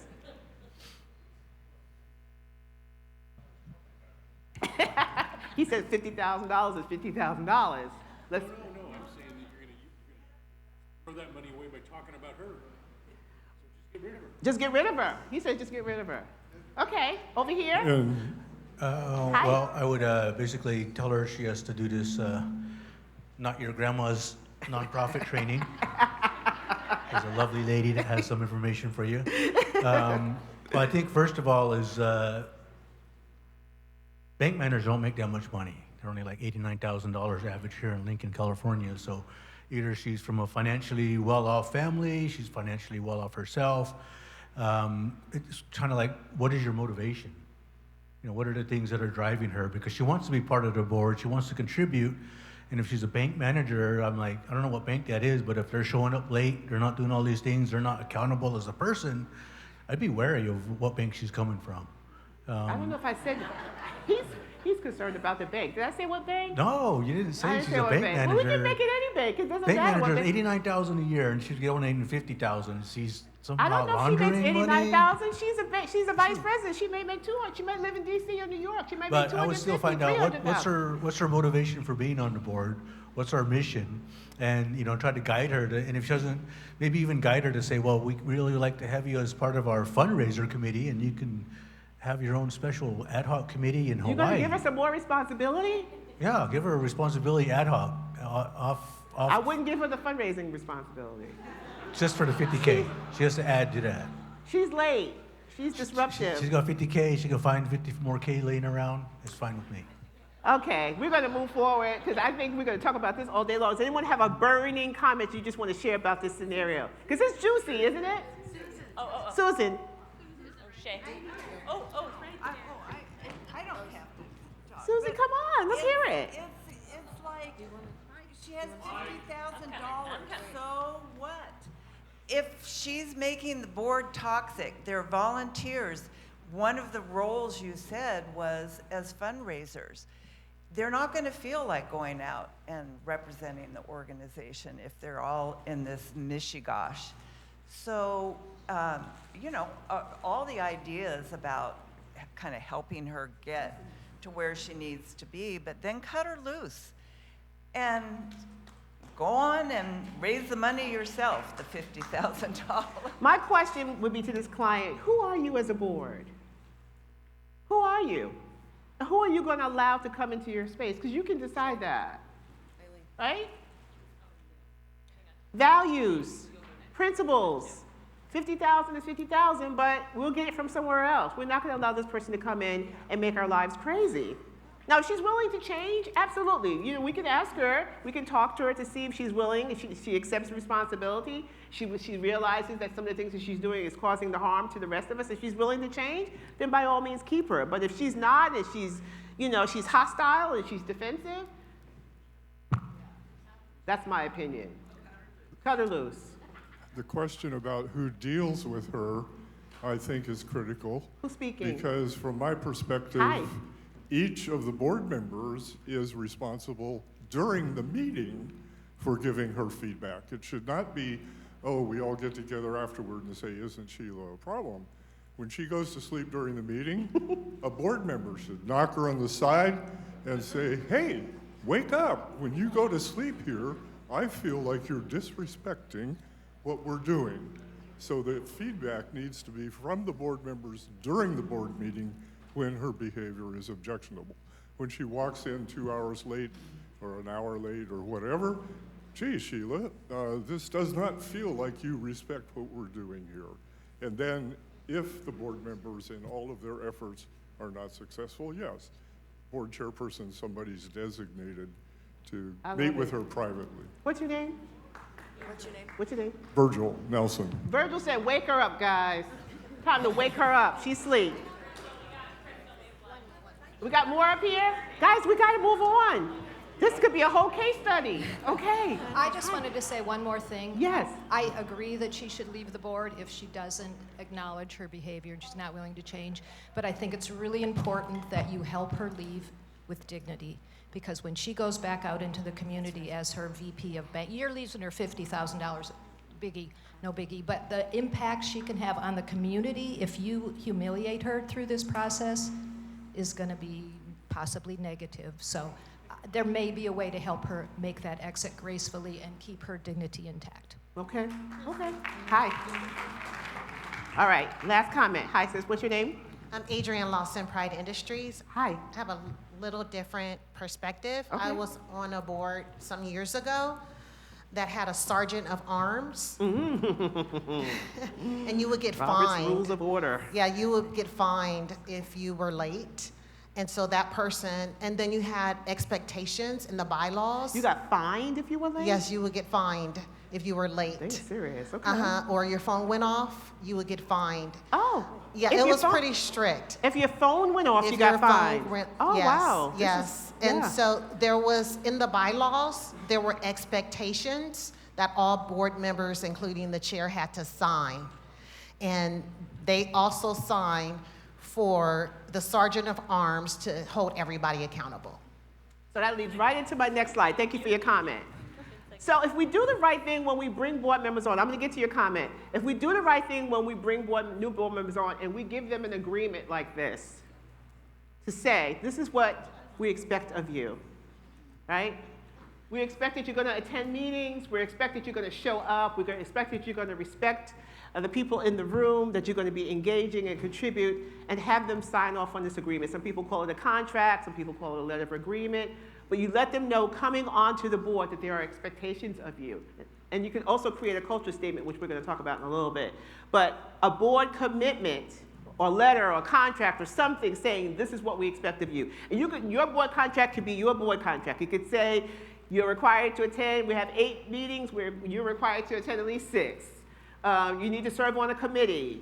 You need to buy a table at the gala. You need to, whatever, give them an opportunity to engage. Or you can ask them, how would you like to contribute? Or I can have a reception at my home and bring in all my colleagues to come. Or I can make sure that I buy the table at the gala. Whatever you put in your contract, do it at the beginning of the fiscal year, every year. Because it may change, right? Have your board member initial the bottom. It's not a contract that you're going to take someone to court with, guys. We're not going to get an attorney. It's just an accountability document to say, this is what you agreed on at the beginning of the year when you first come on. This is how we do it here. You remember how your mom used to say, this is how we do it at our house? Because my son is quick to tell me, well, at Larry's house, that's Larry's house. In our house, we do it this way. Your agreement. So that hopefully, if Sheila starts acting crazy, we could pull out her agreement and say, Sheila, you signed off on this. We don't tolerate this kind of behavior here, Sheila. Thank you for your 50,000, but if this is what it's going to take, you and your 50, after, if you want to give her some counseling or therapy, we can do that. But she has to agree to make some changes. How many people have seen a contract or a letter of agreement or something when you sign on as a board member? Anybody signed one? How people never heard of it at all? You've heard of it, but you just never done it? So what is yours? Who signed on? Did you sign one? What did yours look like? What did it say? Something similar to this. Very similar to this, you know, what you're committing to the organization, that you're going to serve on a committee, the gift that you're making, you know, what your volunteer activities will be. Yeah.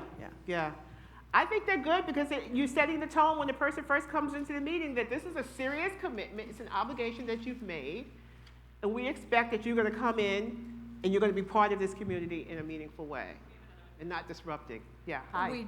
We do have a code of conduct that our board members sign first meeting that we have. Good. They sign it and then do they revisit it after a while, or did they just sign it the first time? Along with a letter of expectation from the board of directors as an agreement. Okay. So it's a discussion and we have a new board every year, so it's a challenge You have a every new board year. every year? Every Oh my. year. Okay, we'll So talk. we have a lot of conduct to Yeah. direct. Yes, that's a lot. Okay, we'll talk later. Okay, all right, so what I want to do is I want to give you a 10-minute break because we've had a lot of good, juicy conversation, but folks may need to use the restroom or make a phone call. Come back in 10. So what time is it, you guys? Let's do a time check. 10:15. 10:15. Come chat with me if you have questions or comments. I'm at the front.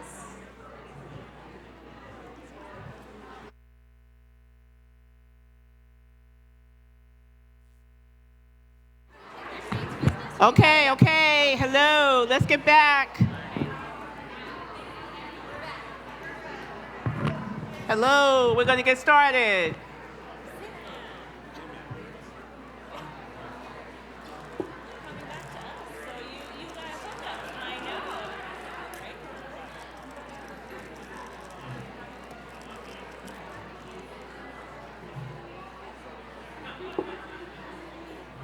All right.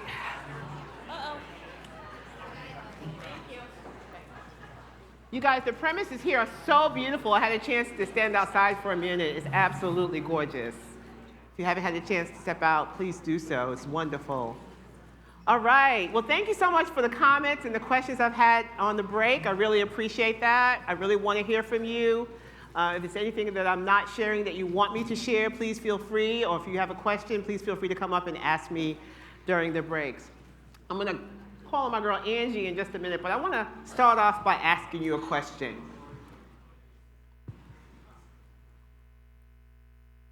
How's your soul?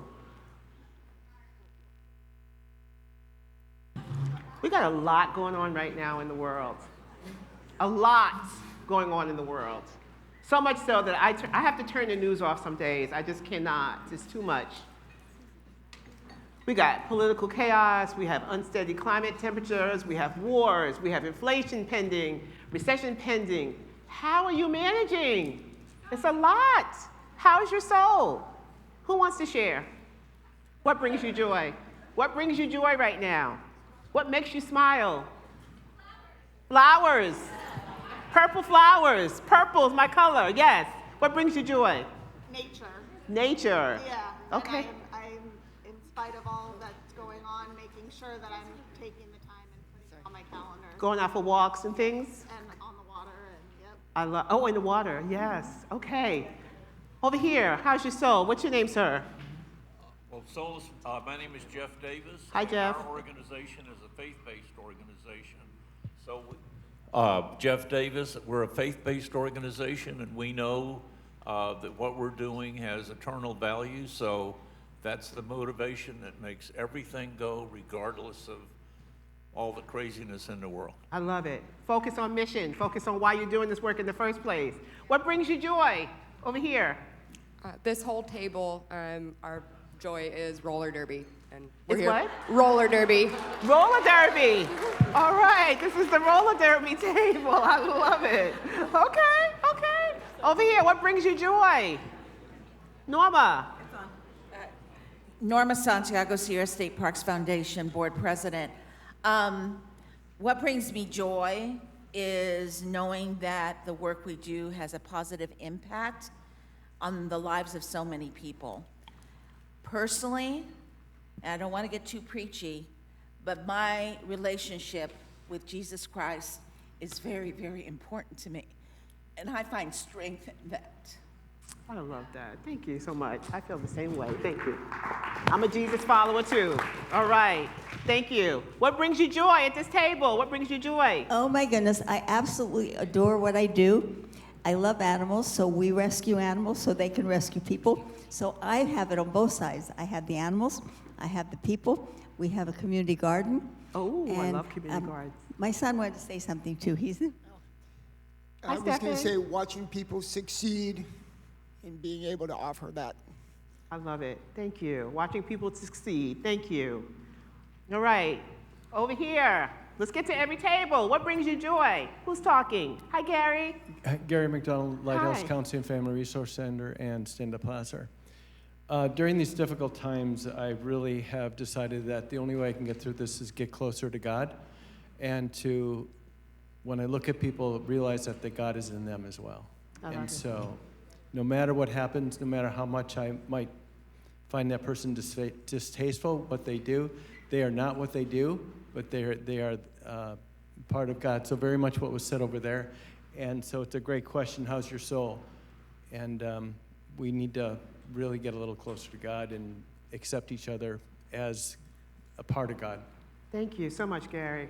Oh, wow. I love these personal reflections. Okay, wait a minute. I'll be right back, you guys. I got to come this way. Okay, hi. Oh, you can stay there in the middle. Okay. I'm Ann Brown with the Auburn Symphony, and I got to give a big shout out to the arts. The arts brings everybody together. And there's so much beauty in any type of arts that you choose to enjoy. And when they all come together, it's even better. I love it. Thank you. Over here. Uh-oh, where we at? Okay. Over here. Should I go? No. Hi. Hi, Linda Yaffe, Literacy Support Council of Placer County. Tai Chi brings me joy. I offer 3 free classes every week. Contact me, all are welcome. Oh, wow. Okay. We'll take it. We'll take it. Okay. Back over here. What brings you joy? I'm Natalie with Hip Hop Congress. So struggling, to be honest, right now. But what brings me joy, I have 2 beautiful grandkids, and the people that I work with are amazing. They're friends. They're, there's no toxicity involved with us, and so it makes it easier to lean on each other when things are rough. We take a lot of trips to Pacifica. That's just getting away when it's hot, and yeah, that's I love that's it. where we're at. Thank you. Thank you. Anybody else? What brings you joy? Back here. Kathy Dunbar, Governor-elect of Seroptimus International of the Sierra Nevada.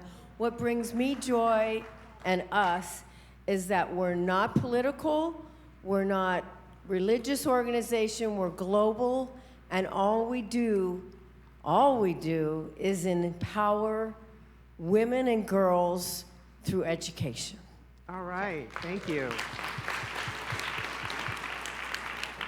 Anybody else? Over here. My name is Nikki Dieters. I'm with Gigi's Playhouse Sacramento. We're a Down Syndrome Achievement Center. And I would love to hook up with you for some tutoring. And my joy is volunteering with individuals with Down syndrome, watching them achieve their goals, whether it's literacy tutoring, speech tutoring, dance program, kitchen, watching them learn how to cook. It's just so much joy. I love it. Thank you for sharing. Thank you. Back here? Oh, I'm over here. Hi. Oh, hi. Hi, I'm Janice Carey with the Assistance League of Greater Placer. And probably what brings me the most joy is a child's smile. We have a lot of children's programs. We have 13 programs, but a lot of them are towards kids. And nothing's more fun than seeing a child get new clothes or get new shoes or get a book, all that we're able to give to them. It gives us much more, gives back more than what we give out. But it is a joyful experience. Wonderful. Thank you. More? Hi, my name's Angie, and I'm with Colfax Chamber, and we actually are going through a little bit of a renewal. We have a lot of older board members who stepped out, and we got new ones coming in. So what's joyful for me is collaborating with this new blood in our community and coming up with different events to engage the members of our community and the businesses as well. So we do trivia night, we're talking about pop-up karaoke, chili contests, having the businesses do the chili. So just all these ideas, and we're just needing to organize them and make them happen, but it brings me joy. I'm happy to do it, be a part of it, and we collaborate with other nonprofits also. It's not just us doing it ourselves. So we're a small community, we're competing for resources, volunteerism, stuff like that, so we learn to work together. So we have like the city council, we have other nonprofits, and we collaborate together to make these events happen. And I just love it. I enjoy it. So wow, I can hear it in we your enjoy voice. it too. Thank you, thank you, thank you. Well, you know what brings me joy? These shoes, guys. I took off those professional heels and put on some flats. But no, I got a text message from my son, who on most cases tells me I'm lame, to let me know that he wished me a wonderful training today and that he loved me. He's 15. He used to be cute. Remember the picture on the? He's 6 feet tall and stinky now, but I still love him. Trying to get him to just brush his teeth, for crying out loud. But yeah, I was so shocked when I got that message this morning. Mom, I love you. Have a great training today. I was like, oh my God. I had to check it twice. Like, oh my God, is this from him? I think it's really important during these times for us to focus on what brings us joy, because we can be pulled down by all of the negative energy that we're experiencing.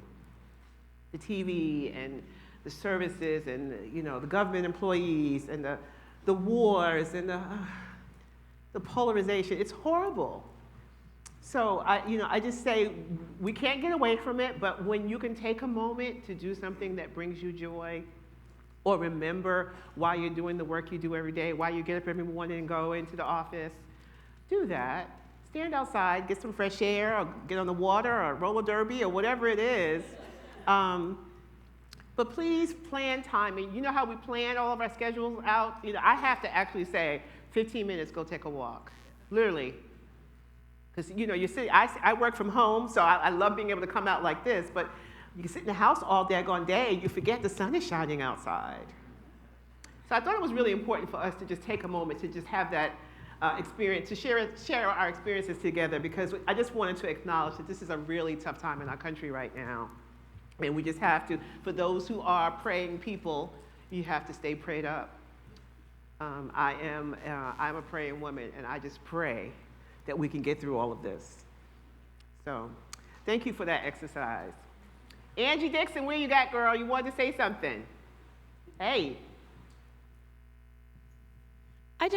Angie from First Tee, Greater Sacramento. I just wanted to share when we were talking about the board member agreement. So our board went through a major transformation about 12 years ago, 10 to 12 it took. And one of the things that was just pivotal in that is having the board member agreement. So we changed to have that, and basically anytime I meet with a prospective board member, I show them that document before they even sign on the dotted line to become a board member. They see what the responsibilities are of a board member, serving on a committee, the give-get minimum, being engaged in going to the programs, the different things that are required of a board member. And then each month we have a board scorecard that goes out. It's a color-coded board scorecard, and it shows how they're doing in all of the areas that are their board member responsibilities. So I just wanted to share that that was a big deal for us with that board member agreement, and it's something we have them re-sign every year. We go over it. We have a board orientation that goes through that as well. We assign board mentors, really to make sure that they understand before they join the board what they're getting into, but also that there's a level of accountability through that scorecard as they move through. Thank you for sharing. Very, very timely information. We're going to talk a little bit more about all of that in a little bit later, Angie. Okay, guys, the world is changing. Where are my baby boomers in the room? Hey, guys.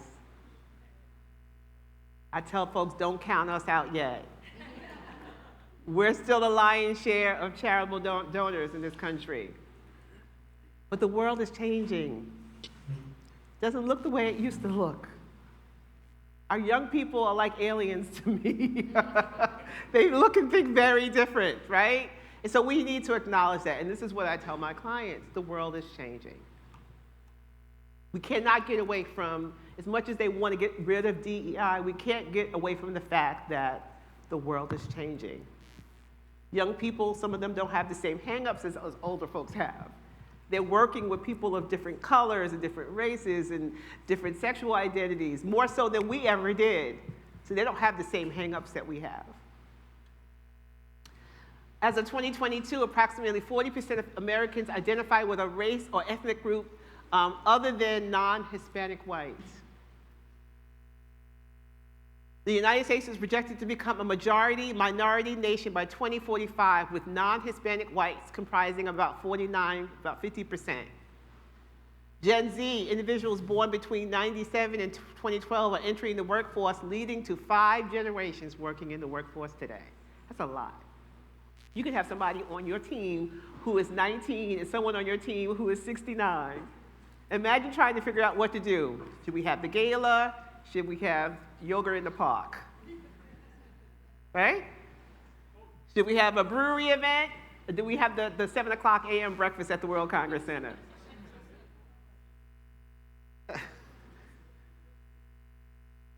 Gen Z individuals born between 97 and 12, okay, we got that one. The workplace is becoming increasingly diverse, reflecting broader demographic shifts and emphasizing the importance of inclusive practices. So I want to talk to you now about your boards. How they doing? Your board ready to embrace diversity, equity, and inclusion? The taboo word?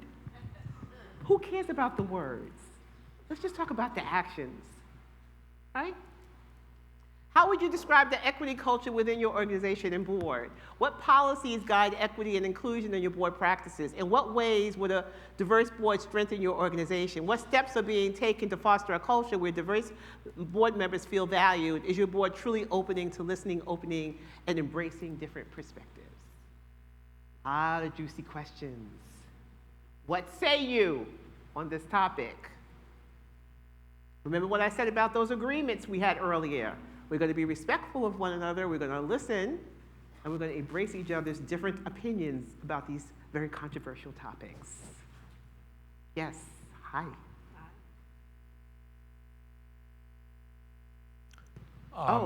Okay. Hi. Should we do ladies first? No, go, you got it. You're good. Okay. My name is Jeff Davis. I'm with Acres of Hope, and I think what's important in the board is that the composition of the board reflects the composition of the people that we serve. Absolutely. Okay. What about if we're in a community that's all something? All women, all children, all Hispanic, all military. What do we do then? What about if I work for an organization and all we serve is black children? That means I can't have white folks on my board? Can we? Yeah, of course. So, okay. What do you think? I'm Linda Berry from the Agency on Aging Area 4. And a couple of years ago, our governing board, with some really wonderful leadership, asked us when we were doing our strategic planning, which went across all 7 counties, to kind of bake DEIA into our strategic plan and into our agency. And so I'm really grateful that this happened, because how we do things as an agency has shifted to a way where we don't have to use all the words. We don't have to use all the banned words, but we are still, the work that we do encompasses our community in a really profound way. And it's been impactful, and I have to say how grateful I am that we did this work. In talking about whether our board represents the community, our board is actually appointed by a board of supervisors at each county level. So we don't have a lot of control over our board, but our advisory council, I've been watching it transition over the years, and it's becoming much more representative of the community we serve. So very proud of that. You know, and you can't do this work. I mean, one of the things I'm not presumptuous that when I go in and do DEI training and working with the board, that they even know what this means. A lot of folks have not ever had to think about these things, right? And so the first thing I do is I kind of level set by saying, okay, let's come up with some definitions, some terms, so we make sure we're all on the same page. You know, we go through the whole list: bias, privilege, microaggression, macroaggression. Like we try to come up with some language to make sure that we're all understanding when we say these things what we mean. Because we can't assume that everyone knows, right? So we have to come in and kind of create a dictionary, if you will. And then I like to really push my board members to do their own work. We can't talk about this collectively as an organization or as a board unless you as an individual have done your own work in terms of, who am I? So we do something called race stories, where we encourage people to really start thinking about, where'd you grow up? Was race talked about in your family? How did your family identify you or themselves? What things did you learn about other people? We all have biases. No one is free of having biases. I don't care, even DI, because everyone has biases about perceptions about other people. But how did you grow up? When you get people to start sharing about, well, you know what, in my family, we never talked about race. I hear that a lot. Or we were taught everyone's the same, which they're not. So I'll share mine.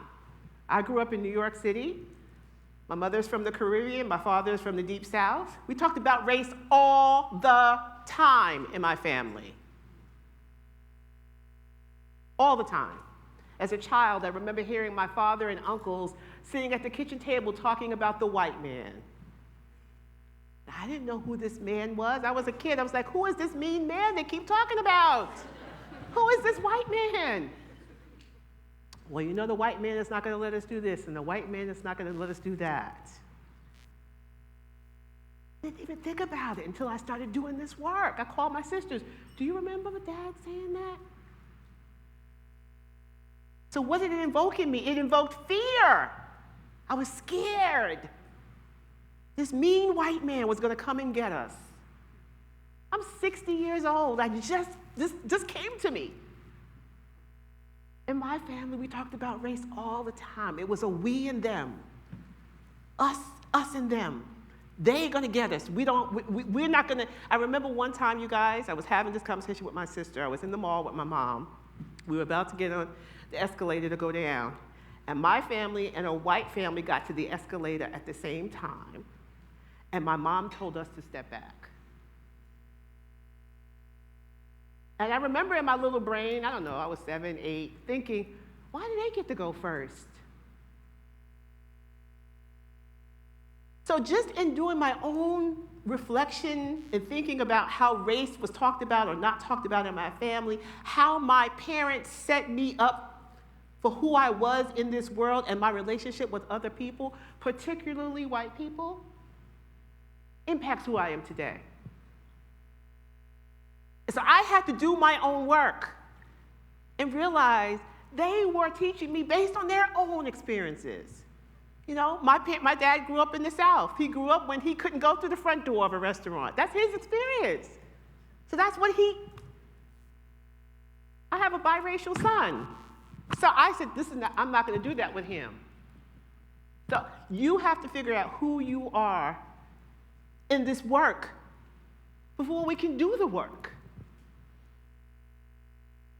You do have to think about it. A lot of us, we don't have, you get up every day, you don't have to think about my privilege, my color, my circumstance, and where I am in the world based on whatever. But a lot of people can't avoid thinking about it. And so all I say to you is if we're going to start talking about diversity, equity, and inclusion, you have to decide, where did I come from? How was race talked about in my family? How was race not talked about in my family? And where do I stand in this work? Do I care? Do I care that there are people in this world who don't have, not because of their own doing? I just want to live my little life in my little corner. What happens over there doesn't matter to me until I get robbed on the street. Until that lifestyle impacts me, right? Then I'm forced to think about the guy who hit me over the head, who maybe came from a bad household because his parents didn't have the money for food and he had to mug somebody so that his family could eat. Now all of a sudden, his life is now part of my life, isn't it? I'm forced to think about it. So I'm just saying, if we're going to talk about DEI in these spaces, we need to do our own work, whatever that looks like for you. For me, it's like, I'm just going to talk to people and find out, hey, what's your name? JT, tell me a little bit about yourself. How'd you grow up? What was your family like? We might have some things in common, we might not. But until we start talking to people, because what happens on these boards is people start thinking, oh, that's why she said what she said. Oh, I didn't know that about you. Oh, my family grew up the same way. And then you start seeing people on board start having compassion for one another because they understand where people are coming from. Most people are not coming from a place of malice. So if we're not willing to have these really honest conversations with ourselves about where we stand in this space, then we're not going to be able to talk about DEI. But we got to make sure that people know what, when we say we're going to do this work, we got to make sure that people know what we're talking about. We're talking about the fact that there are certain cultures in this country, certain people in this country, who will never, we know the wealth gap in this country, it's, I don't know, it's crazy. I read somewhere, it'll take 200 years for black families to catch up to white families in terms of wealth. 200 years, we'll all be gone by then. That's if everything stayed constant. We know this big wealth transfer is about to happen right now. That matters. So if we're not going to acknowledge that, this is not a blame game. Because I've been in DEI trainings where I've had the white woman tears. I feel so guilty. No one's trying to make you feel guilty. No one wants to hear your tears. We're not saying you and you and you. We're just acknowledging systemically that there are a lot of inequities that impact how we live, how we think, what we say, how we show up. And it doesn't matter to you until you're sitting on the board next to someone who may say something that offends you. And then you realize, wait a minute, you're now in my playground. What happened to her now matters to me because she said something to me now that's inappropriate, and now I'm offended. But I need to know her story first. Kind of like we said about Sheila. Before we kick her off the board, which was my idea, maybe we need to sit down and find out what's going on with Sheila. Maybe she's got some issues going on. But I'm just trying to say that compassion is a big part of DEI work, and until we start learning about one another and doing our own work about who we are, to me, it was like when the light bulb went on, and these are things I had been carrying around that I hadn't even thought about. I hadn't even thought about how my family talked about race and how my parents kind of inserted this fear in me of white people. I'm thinking I'm a bold somebody, but this is how I was brought up. So I had to have some real conversations. I actually called my siblings, like, do you guys remember? And they were like, what are you talking about? I'm like, you remember the time Daddy was da, da, da, da, da? And they were like, yeah. And my sister was like, you're so deep. But my point is,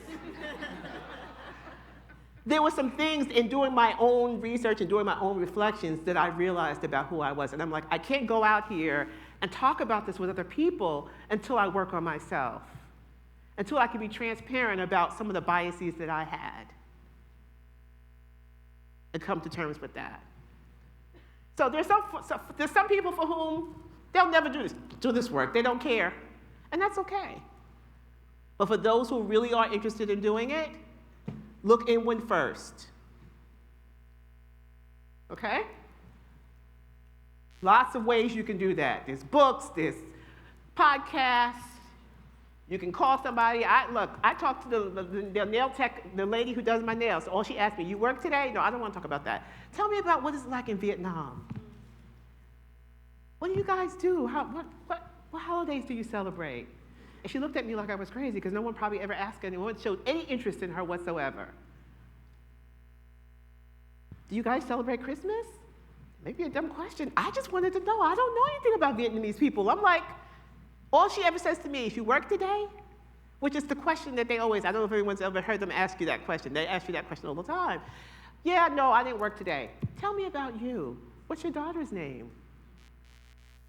Stunned. How am I going to know if I don't ask? Show interest in somebody else's experience. What is it like to be Vietnamese in this country? To come from another country and have this as your work? I don't know. I asked. She could have told me, mind your damn business. That was the risk I was willing to take.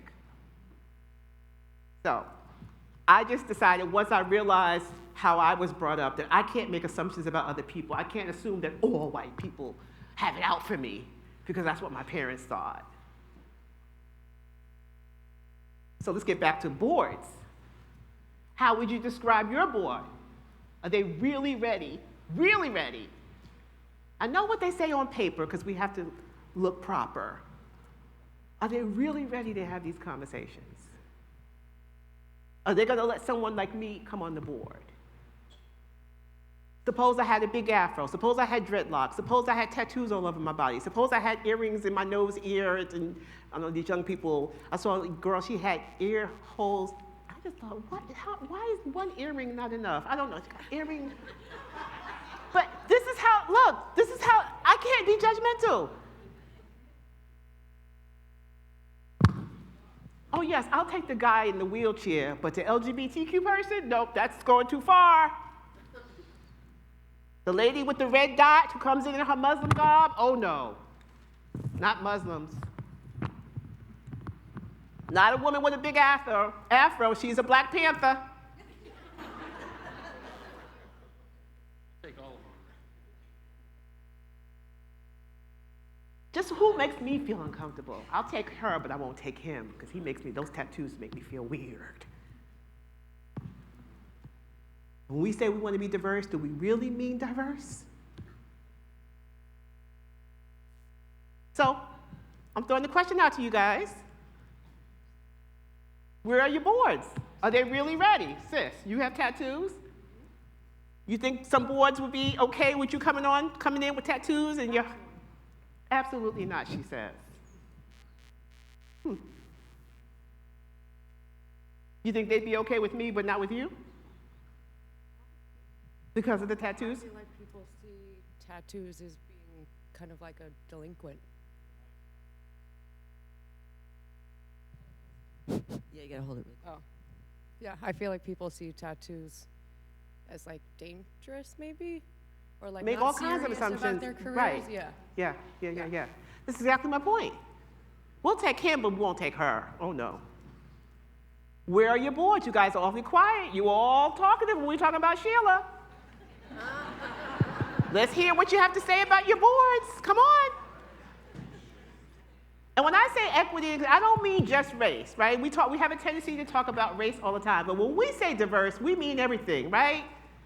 We mean people who are physically challenged. We mean people who are different religions. We need people who are LGBTQ, people who speak a different language, whatever, who eat different foods, whatever. Are they ready? Because what did I tell you about the world?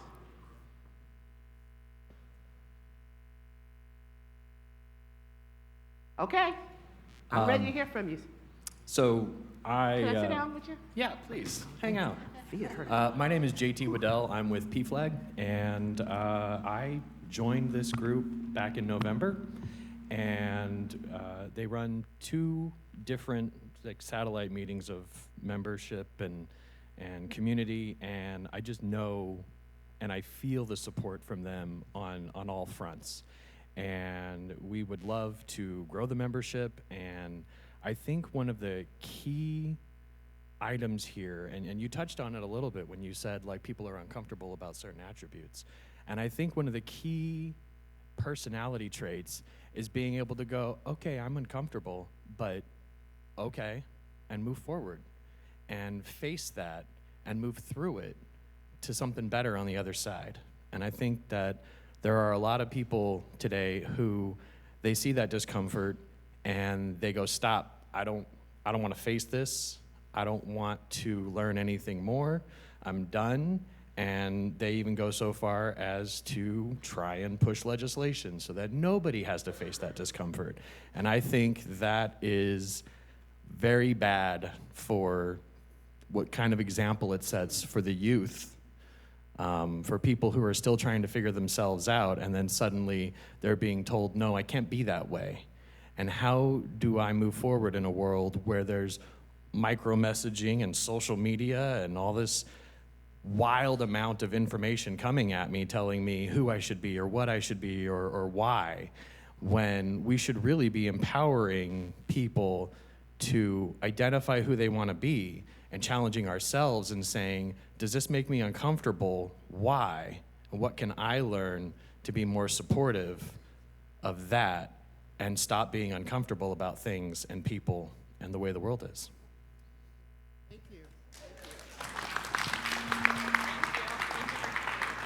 All right. I think there's, yeah?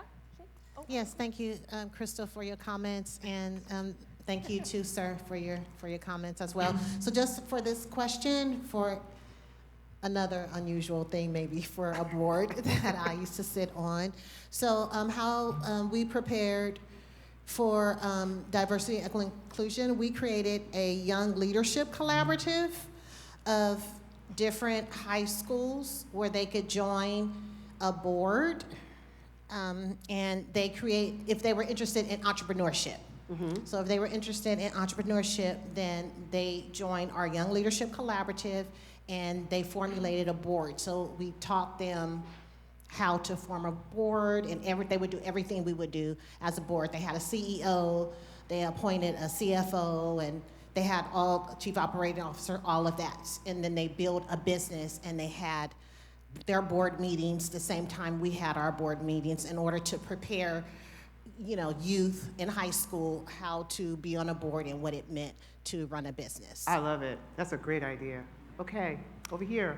Hi. So we have a very unique style board, like you were talking about the different ones, and we have an executive committee, so it's kind of shifted into that. It's very, very diverse. We have doctors, we have us, it's very culturally diverse, but you really, I don't know, it made me think like with LGBTQ+, we're very inclusive, but we haven't had that talk with, and it's a national board, so not just in our area, and we haven't really had the talk about, that, and I assume that they're really good people, but also sometimes people are like, well, we can accept part of the LGBTQ and not another part. And so I think this kind of inspired me to have that conversation with our national board and just really talk about transgender issues. That's a very, unfortunately, controversial thing today, and we work with many young people who are incredible that are transgender, and I just don't know, sometimes people haven't had the experience or met anyone, and so they don't know, but I think this really inspired me to have that conversation with our national board because I think it's important, and I do assume, I probably shouldn't, but I assume they're going to be cool. But, so that's kind of. So you've had the conversation already, or you're going to? I'm going to, because of this, and not just LGBTQ, like some people are accepting of some parts of that and not other parts of that, but we are very close to the young people that are dealing with this and their identities in this world. It's really scary for them, and they aren't less than. And yeah, so I think it's a good conversation to have. Thank you. Anybody else? Hi. Hi, I have a question. It seems that we talk about so many aspects of diversity, but one that we don't often talk about is more of a socioeconomic or educational or professional diversity. And I hear people talk about elites all the time. A friend of mine just told me she didn't believe in nonprofits because she thinks they're all elites. And I'm wondering if you see boards who are comprised of people who aren't like college educated professionals. Is there some value to inviting people on who are at the lower end of the economic status, or who are in traditional professions that aren't higher, what would be considered higher end economical status? We don't really talk about the social economic diversity of people who didn't go to Ivy League colleges or went to trade schools. And is that a factor that we should, as a culture and as boards, be thinking about? Absolutely. That's exactly what we're talking about, right? Because we know a lot of times, traditionally boards have been affluent white men making decisions about populations that they're not proximate to or they know nothing about. And so that's what this whole conversation is about. The world is changing. To not have those people who were on that slide, these people on your board is a disservice to your organization. They bring a wealth of information that many don't have. And they may not have the 5 degrees, an MBA and a CPA, and may not have a big house on the lake. They might not send their kids to Ivy League schools, but they have experience that will definitely bring some life to your board. They can talk about the experiences that they're having in their communities, many of which those other folks know nothing about. Just like I told you, I didn't know anything about the woman who does my nails. And I said, I'm tired of wondering, I'm going to ask. And she looked at me like I was crazy because no one had ever showed any interest in her before. So I'm just saying, absolutely we want to talk about bringing those folks onto the board. So before we talk about recruitment, I just want to make sure that your comments and questions about that last slide have been had. Does anyone else want to say anything else? Hi. Hi. I'm Linda with the Hi, Linda. Friends of the Lincoln Public Library. Oh, yes. And our goal, of course, is to promote and support the library. Yes. To keep library cards free. Everybody remember that library cards are still free, right? we want to make sure that everybody can read whatever it is they want to read, watch whatever it is they want to watch. Yes. Make sure that no one is censoring or challenging things that need to be in a library. So we're all volunteers. This is about as diverse as we get. Okay, all right. A gentleman and a young woman. Because we're most of us like this. But we are just talking today about moving some of our meetings to evenings so that we can invite some of those younger people. We have a large Hispanic population in Lincoln that we need to bring them onto our board. So thank you for all of the hints that you've given us today. Good. And everyone remember, library cards are still free. You need to go and get a library card. You need to show your political leaders, your mayors, your city councilmen that the library is important to you. Otherwise, we're going to lose our libraries, that we're going to be more interested in police and fire than we are in libraries. And that's going to be a problem, because if you're on the street making trouble, you could be in the library reading. Oh, I love it. All right. I love it, love it, love it. I just did some work for the Friends of the Oakland Public Library. You know of them? Yeah, I just did some training with them. Thank you for all of your comments. More comments? Over here, hi. Hello, Hi. I'm Vanessa. Hi, Vanessa. I just wanted to acknowledge the demographics of our area, just as a young biracial woman that has grown up in Placer County. The diversity is hard. So I just wanted to acknowledge that and kind of bring in perspective on this idea of diverse thought, because you may not find people that are going to represent the community in the ways that you want on your board.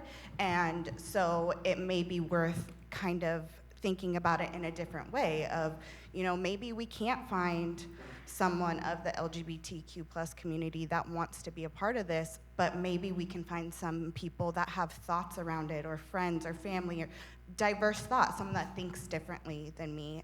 Just because I know, like I said, being raised here, I know we are a predominantly white county, and so there are other ways to bring in that diversity and those ideas and that rich learning without still in these communities. Thank you for that comment. That's a very important comment. Thank you.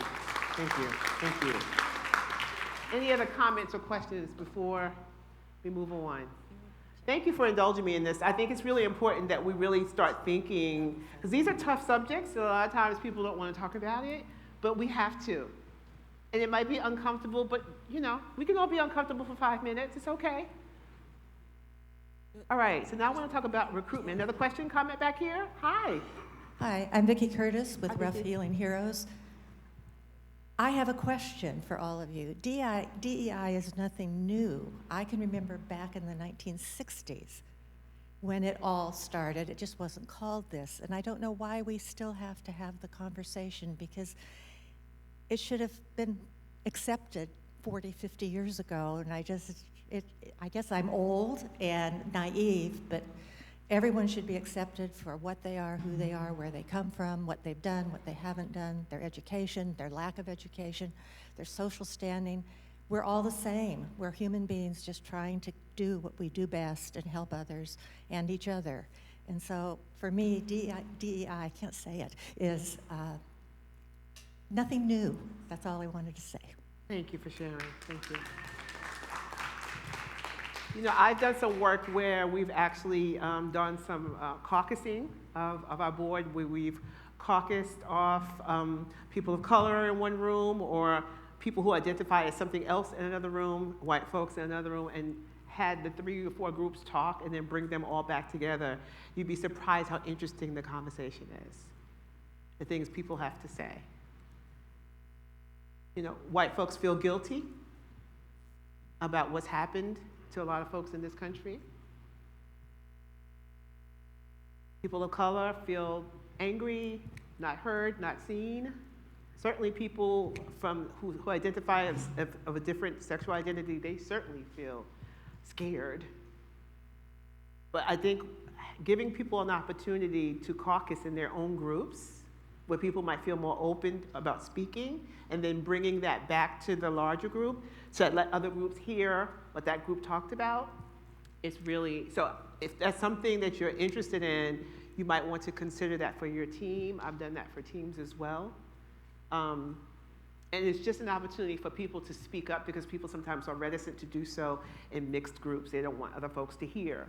And usually if I do people of color, it's interesting because I'll have Black folks, Hispanic, Indian, and that's even weird because those groups are all very different, right? Usually the people of color, the Black folks are angry, they want to speak up.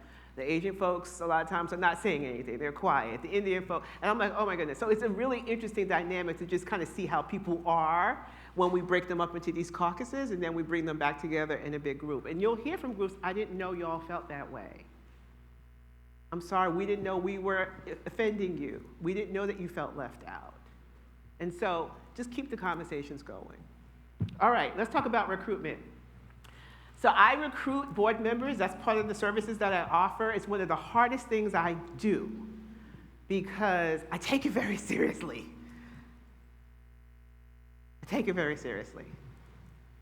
So I was a fundraiser prior to becoming a board consultant. And so I sat in those boardrooms, you guys. Where are my fundraisers again? Hi. I sat in those boardrooms as a fundraiser thinking, God, do they know what they're talking about? Why is she asleep? Why is she writing her grocery list? Right? They're clueless. They're not asking any questions. They're not engaged. They're not holding the CEO accountable. So I sat in those rooms, and that's why I decided when I pivoted out of fundraising, even though I can't get away from fundraising, I'm still in it, but when I pivoted out of fundraising, I decided that I wanted to play in the board space because I knew there was a lot of work to be done in this space. So when I recruit new board members, I take it very seriously. And so when I'm interviewing the people who might be prospects for the board, I ask them hard questions. What does being on a board mean to you? What is board service? A lot of times people don't know. Why this organization? Do you have the time? What's your name? Susan, do you have the time in your busy, busy life, Susan, to come to 6, 8, 10 board meetings every year and give us an hour free of all the other things going on in your mind? Because if you're like me, you got scrambled egg brain, right? Got to lead the kid, the dog, my mom, the bills. I got to put all that aside. And when I go into that room or into that Zoom space for that board meeting, my focus is that organization. Do you have the bandwidth up here? Do you have space up here? If your brain is too full, you're getting your PhD right now, and you have 2 small babies, and you're working full time, no, this is not a good time for you to serve on a board. Right? You got too much going on in your life. Can you compartmentalize it and say, okay, we meet every month for an hour and a half. Those 90 minutes, I'm going to come in, and I'm going to give this organization my full attention. I'm not doing my grocery list. I'm not thinking about the laundry. I'm not thinking about what I got to say or do at work tomorrow. I'm going to come into this board space, and I'm going to give it my all. I'm going to participate. I'm going to engage. I'm going to ask questions. I'm going to look at the budget. I'm going to do all the things. And if you can't do that, this is not a good time for you to serve. No, no offense. No one's mad at you. It's just not a good time. So when I interview people about sitting on a board, I ask them all those things because we're going to talk about that board contract. This is what they're requiring from you. They want you to attend every meeting, every month. There's a $2,500 give or get. There's a personal evaluation of the CEO. They want you to serve on a committee. They want you to attend a gala. They want you to buy a table. Can you do that? Be honest. If you can't do that, then this is not the right time or this is not the right organization for you. If we did that, people, before we brought people onto our boards, we'd be in a different place.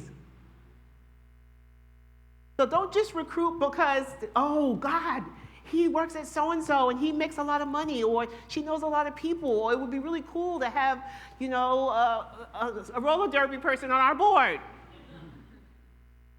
I'm being facetious. I'm just saying, really doing the work to make sure that you're looking at that matrix to see what skill sets do we need? Who do we need? What brain cells do we need around this table in order for us to get this mission accomplished? Oh, we need someone with finance background. We need someone in public relations. We need someone who's a visionary. We need someone who's attention to detail. We need someone who's bilingual.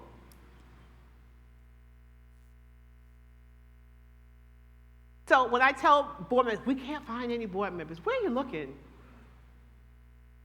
Where are you looking for board members? We can't find diverse board members.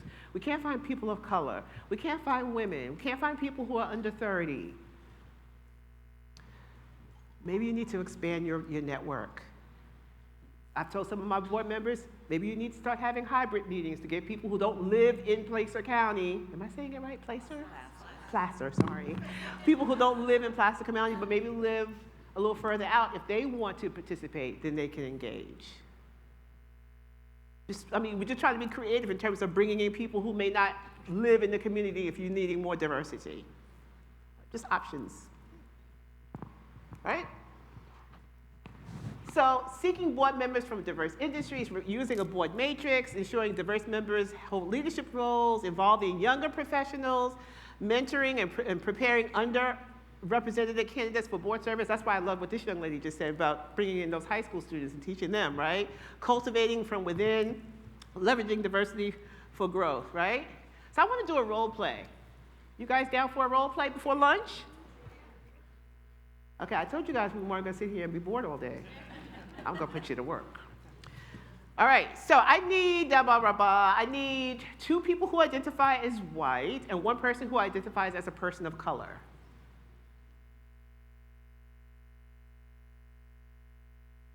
Okay, I need 3 chairs up here at the front. Come on. I need another person. Okay, person of color. Okay. All right, so we got grab a chair. We got 3? Yeah, chairs. Yeah, rubber chair. Yeah. Okay, so this is the role play. We're trying to diversify this board, you guys. Our board that we have right now is all white. And we have a situation here where we have 2 board members courting a person of color, Elvira, Daniel, and Kathy. Okay, so this is what we know about them, and I want to let them play it out. Okay, so we have board chair is Kathy. No, let's make the board chair Dan. Dan, you're the board chair. You've been on the board for 4 years. You've been the chair for 1. You're a real estate developer, probably very wealthy.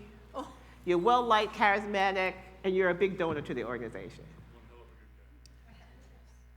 You're the governance chair, Kathy. You've been on the board for 3 years. You've been the chair for 2. Kind of quiet. I don't think you're quiet, though. I can kind of get you're not quiet. This is going to be hard for you. Okay, let's change that. You don't have to be quiet, because I can tell Kathy you're not. I can just tell by the way you dress and the way you present. You're a funky sister. You're a funky sister. I see it. Okay.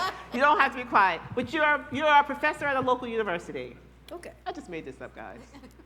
And then we have Elvira, who is a vice president at Wells Fargo. Who wanted to know the name of the bank earlier? I got a bank name. Wells Fargo. I don't know, I just keep thinking of banks. You've been a vice president at Wells Fargo for 15 years, Elvira. Congratulations.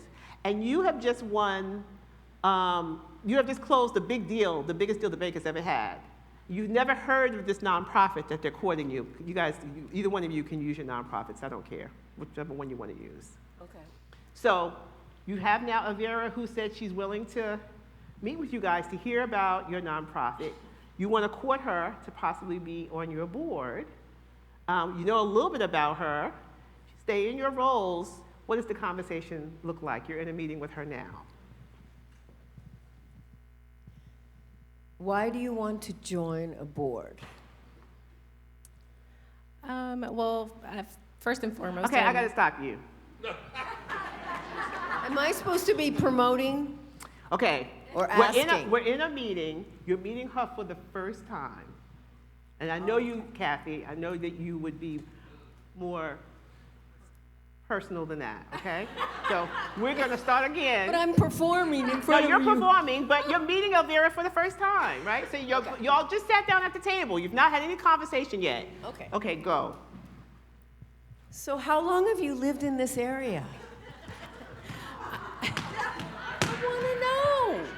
I want to know about her. Not allowed? Hi, Elvira. My name is Kathy. I'm the governance chair of the board. Thank you. Thank you so much for coming in today. We're so glad you're considering our organization. Before you jump into, I know you're anxious to get the information. We're trying to court her. She doesn't know you. She doesn't know your organization. Relationships, people, right? Okay. Don't do what I do. Okay, Kathy, go. Hi, Elvira. Hi. It's so nice to meet you. Nice I'm to really meet you. glad you're here today. Thank you. It's Elvira. Oh, Elvira. Elvira. Yeah, Elvira. Thank you. Yeah.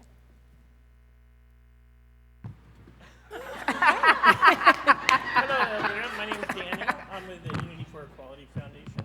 How are you doing today? Nice to meet you. I'm doing well, thank you. Gotta hold the mic up by your. Sorry. How are you, Elvira? Good. That was great pronunciation. Yeah. I love that. Okay, so I want to know about your job. Are you happy in your job? Yeah, I mean, I've been there for 15 years. It's been one organization that I have been at, Wells Fargo. Recently, I closed on one of the biggest deals that we have had for the bank, and so I'm very much excited on what that can mean for the bank, what that can mean for our community, as well as for myself. Well, that's great. You know, this organization, Seroptimus, is global and local. So I think it might be a good fit because we are all about women. Okay. We are all about women and girls and empowering them to meet their full potential. So I'm kind of thinking you might want to join us. Oh, okay. Well, I do have a couple questions. All I am right. curious over time what the growth of your program has been. How many students over time have you served? consistent growth in terms of percentage and as well as maybe within low income or disproportionately impacted communities? Well, I don't have all of the percentages and all of the numbers. We are in 125 countries across the globe. We concentrate on helping women and girls facing obstacles, whatever they are, poverty, domestic abuse, human trafficking, anything that keeps them from reaching their full potential. Wow.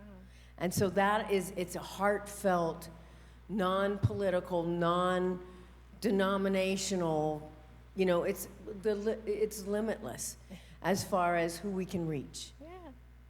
Yeah. I would say in these times that an organization as such would be seen as political. I appreciate that there is the sense that the organization itself is not describing itself as political, yet holding the space is, and I think it is it's powerful in itself. As a woman myself, of course I want to give back to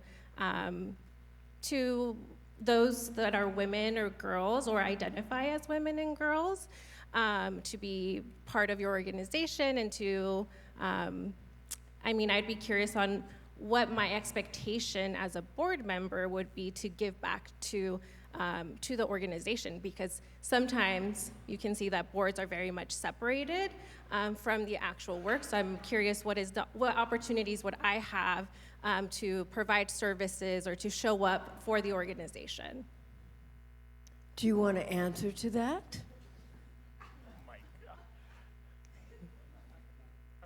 Put the mic up. So share with me specifically a little bit about what makes you passionate and want to serve others, as far as how would you serve that within the organization, and what motivates you to why you'd want to serve on a board? Okay. Let's see. Well, so I came from a low-income, first-generation immigrant household. My parents moved here from Mexico in the 60s. And so I grew up in a mainly Spanish-speaking household, moved to Northern California in 2012 to go to UC Davis, had an incredibly difficult time at UC Davis, was on academic probation multiple times, on dismissal quite a few times as well, very close to being kicked out of the school. And I thought to myself, how in the heck do I even explain this to my parents? Like, how do you even say dismissal in Spanish? They went to university in Mexico, but that's totally different. Culturally, everything's so different. And so I found myself really lonely, and through much time in higher education, delving into mental health, realizing at some point I was very much depressed while I was in school.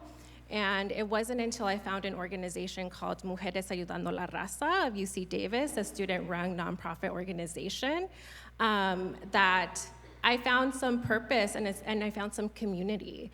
It was mainly Latina women giving back to community. We've all been through that struggle, or many of us have been through similar struggles. We also recognize the current privilege that we hold by being able to go to higher education, but to be able to be in a higher education institution and realizing, like, I'm here now, how can I give any little bit that I have to those that are coming up, to really build that bridge. And so for me, I would like to, I think that experience in itself is really much, works into the purpose of your program. And I would even see, like, is there room for programming for Latina girls, and what that culturally responsiveness can bring to the experience of those girls going through your programming.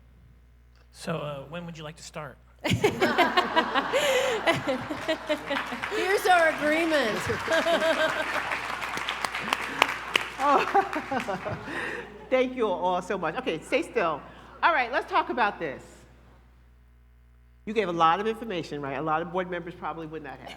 Prospective board members, you gave a lot of great information. All right, let's talk about this role play, right? So the idea was that you two were going to talk her into maybe joining your board. Okay. What do you say? How did the role play start? Rocky. Right. Kathy, girl, you wanted to get that information into her. You wanted to tell her about your organization. You wanted to get right to the bottom line. Why you want to join? A little abrasive, right? So I think Daniel jumped in and kind of helped soften it and turned it a little bit. Because what we want is we want her to talk about her. Now, what is the one thing I would have led with?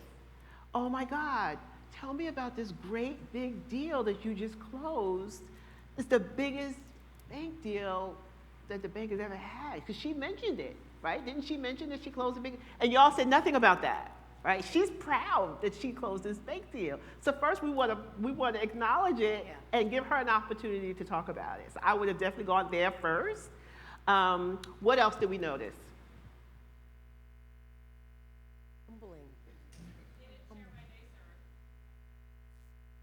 Yeah, I kind of felt like we didn't spend a whole, I think the first few minutes we want to lean into her and give her an opportunity to speak. Thank her for coming, let her talk a little bit. I like the question about why you want to serve on this board, but you guys didn't do a lot of talking about why you've joined the board, right? You said you had a great organization, you could give her some background, but I would love to have heard some more personal testimony from you. What else would you have liked to have heard back there?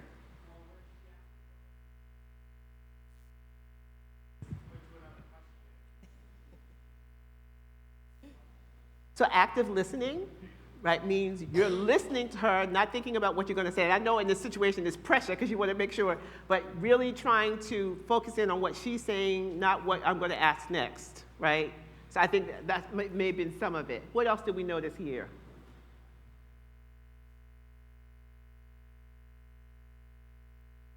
Well, he doesn't, she works at the organization, he did, because you mentioned your organization, right? You were talking about the girls that you, but Dan doesn't work there, so he didn't know the background of the organization. I'm not good at improv. What else? What other things did you notice? Anybody?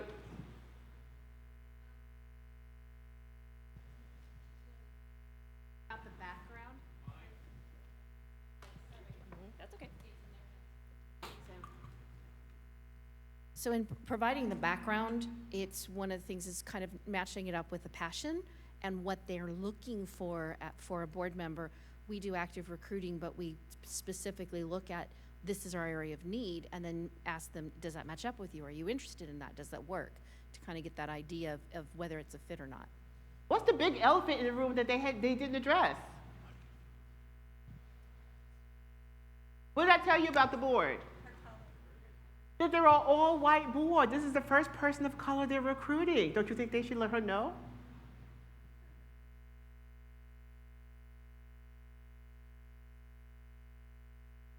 How could they let her know? How could they have said it in such a way that it was tactful? Okay, work it out for me. What would you say?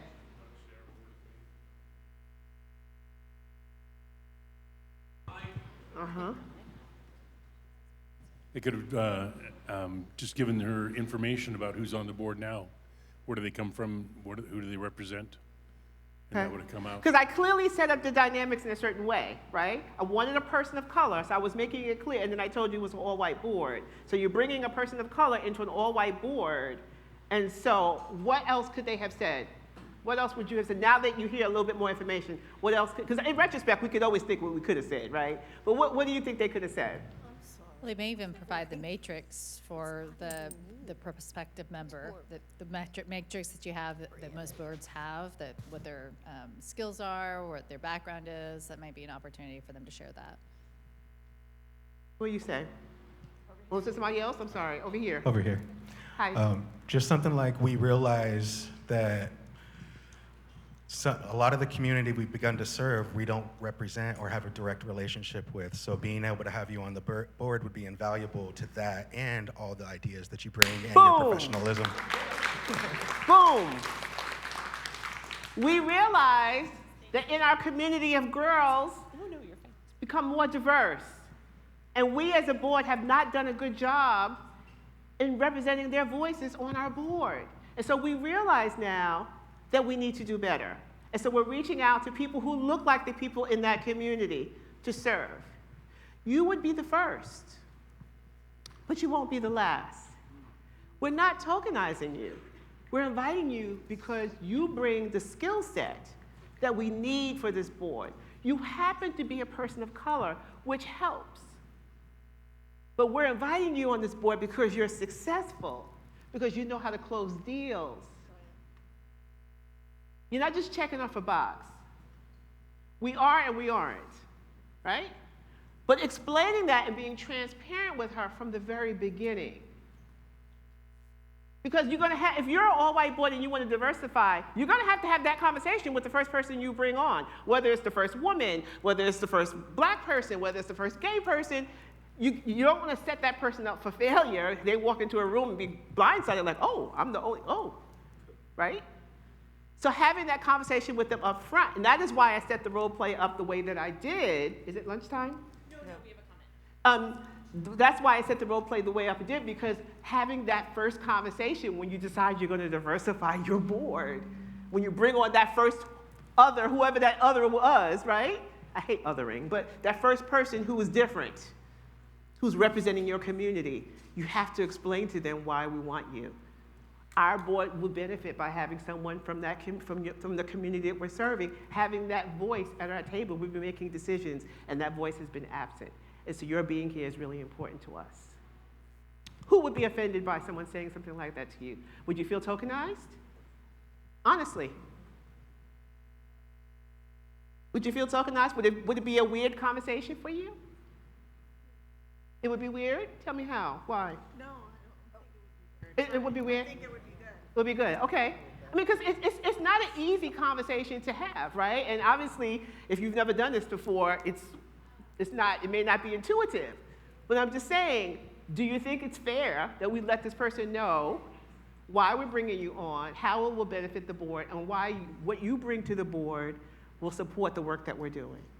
After we find out about her and why she wants to serve, and she told us the whole story about her going to college, and so she brought that connection to us, right? We want to give her an opportunity, but then we want to share why we're asking her to be a part of this experience. I guess I look at it different, and I don't know if, no answer's right? But I look at it as she's a Latina woman who has a story, who had someone come alongside her and help her at a time of need. And that's what that organization is doing. So, I don't personally think I would say she's Latina, so we want her. I want her because of her experience, what she's doing, what she brings to the table, her story, and who she can bring into the fold. Right. Absolutely. She shared her story, and she shared her connection and why she thought, and made a recommendation. Perhaps you might want to consider a program for Latina girls. Maybe that's not something they've ever thought about before. So she's already showing her value, making them think outside of the box in the way that they've always thought, right? Yep. Yes. I was going to add that I think boards need to realize when you bring on the first, you're bringing that person into an environment that's going to be challenging for them. Not just this conversation isn't comfortable, but they are taking something on that is emotionally going to be they're going to be the first for a while. And so we need to make space for that, and we need to make time for that, and all the things you were talking about with flexibility and keeping an open mind and changing dynamics. This is the beginning of a relationship, and we need to center them, right, as the first. Right. Because they are carrying a lot that more privileged board members are not. Right. So. No, absolutely. And so if you're going to bring in someone who's a young mother, right, who's got children they're trying to get off to school in the morning, she can't come to a 7:30 a.m. board meeting, right? Or maybe she doesn't have a car. You're meeting out in the suburbs. There's no public transportation. How will she get to your board meeting? So when you start changing the dynamics of your board, you realize that it changes everything. You can't just say, we're just going to bring some diversify, we're just going to bring some people on, and not realize we're going to have to get ready, change our culture, be ready to welcome them, shift some of the things we've been doing in the past that maybe worked when we had all white men who had wives at home who were taking care of the kids, right? And they can come to a 7:30 in the morning board meeting. But if you're going to bring in moms or people who are taking care of elderly, we have the sandwich generation, people who are taking care of kids and then they're taking care of their parents, right? So in the mornings, some people's houses are looking crazy, right? They're trying to get the moms ready, they're trying to get the kids to school. 7:30, I can't do a board meeting. Or I don't have a car. Can't afford to get there. So all I'm saying is that when we're going to talk about recruiting and diversifying our board, we have to look within first to say, okay, do we have a culture? Are we ready to welcome them? Are we ready to make some changes and shifts in who we are to bring in folks who have not traditionally been on our board? Because we can diversify all day long. Oh, I'm gonna get a Latina, I'm gonna get a black person, I'm gonna get a gay person, whatever. And then if you don't provide them, with the culture that's gonna help them feel welcome, they're not gonna stay. So it's not just diversity. Diversity is a numbers thing. We're talking about inclusion, making them feel included, and then making them feel like they belong. And belonging is different for every different person. I can say, what makes you feel like you belong? She'll say one thing. What makes you feel like you belong? He'll say something else. And so that's why it's really important for you to get to know who your board members are. I'm a board chair, and I make it a point to have coffee with every single one of my board members so I can learn a little bit about him or her. How would you like to use your, are we using your skill set optimally? Are there things about you we don't know that you would like to do that would help us in this work? But how will I know that if I don't have that conversation with her? So being a board, I take the role as a board chair very seriously. I make it a point. I have 11 members on my board. I meet with every single one of them once a year, sometimes twice. How's it going? Are you enjoying this experience so far? What can we do to make this a meaningful experience for you? It's not just what we can get from you. Not like I'm gonna take all the information from you. Brian, zap, zap, zap, gimme, gimme, gimme. We want to give Brian something too. We want him to feel some reward by being on the board. Right, Brian? Yes. Yeah. Brian wants to enjoy this experience. It's not just, Brian, we need you to give. Brian, we need you to be there. Brian, we need you to approve the budget. We want you to walk away and say, you know what, I really enjoyed that board experience. It was meaningful. I got a lot out of it. I was able to use my skill sets and my talents, and I feel like I did good work. Because at the end of the day, that's what we want to feel, right? We want to feel like we've done some good. It's a two-way street. So that's why when I do board recruitment, I'm interviewing people, I ask them, how can I make this experience meaningful for you? What would make it a good experience for you? I can tell you about the Robert's Rules of Order and the meetings. What is going to make this something that you really lean into and make you feel good? Thank you guys for this role play. Let's give out. I had a comment. Thank you. Oh, can I get it? Come here. Hugs. Thank you, Dan. Thank you. Thank you. Thank you, Avera. Come here, sister. Come here, funky sister. Thank you. Thank you so much. I appreciate you all. Thank you. Okay. All right. How we doing, guys? Questions, comments, feedback? We got 20 minutes to lunch, right? Okay. Hi. My question is, how do you level up economically with new board members? So, for example, if you have a board that is fairly affluent people, but you want to have somebody that does not have the same money as the rest of them, what are the ways that we can make people with less money than the others on the board feel more welcome and involved and like they belong? Let me ask your peers. What do you think? How can we make someone who comes onto a board who may not have the same ability to make a large donation or to give, may not have the same resources? Give time. I'm sorry? Give time, like in personal volunteer? Okay. Make it clear that we can all give in different ways. Uh-huh. How about, how do you ask somebody's sexual preference, orientation? Who's talking? Over here. Who's talking? Was that your question? Okay, let's hold that question, because that's a good question, but we're still talking about, who asked the last question? Oh, here. It was about tiered giving. Tiered giving. Don't make it that everybody has to give $5,000. Make it so that people can make a meaningful donation. How about asking a board member to sponsor another board member? Someone who comes on. I remember I worked on an organization, and in their bylaws, they had to have someone on their board who was either currently homeless, because it was a homeless organization, or who had been homeless. So they had someone on their board who was homeless who could not make a large donation. And one other board member said, I got his gift. Don't worry about it. Yes? Create an organizational culture that doesn't value money as the highest value. so that your values are what's whatever those happen to be, you look for those in your board members. You celebrate those and achieving those over the gift. Can we put a dollar figure on lived experience? No. We cannot. We cannot. So someone coming on that board who has actually been in that community, who has experienced that thing, who understands, who had a family member who had that thing, and you've never been in that community, that's like $1 gazillion right there. Because you can't make assessments about this organization or that particular problem if you don't know what that problem really is, or how it lands for people. I think having tiered giving, allowing another board member to sponsor, thinking about other ways that this board member can give besides money. And we're going to talk about that when we talk more about fundraising, but there are lots of ways for board members to donate to an organization that are not financial. Hi. Hi. I think another thing would be I'm coming, Susan. Not just have one person. Not to just have one person, but to have a variety of people who give in other ways besides money. Because if you have money as a high value, it's hard to change the culture to include other gifts. And in the back. In the back. Yeah. You have a mic? Yes, I do. Hi. Hi.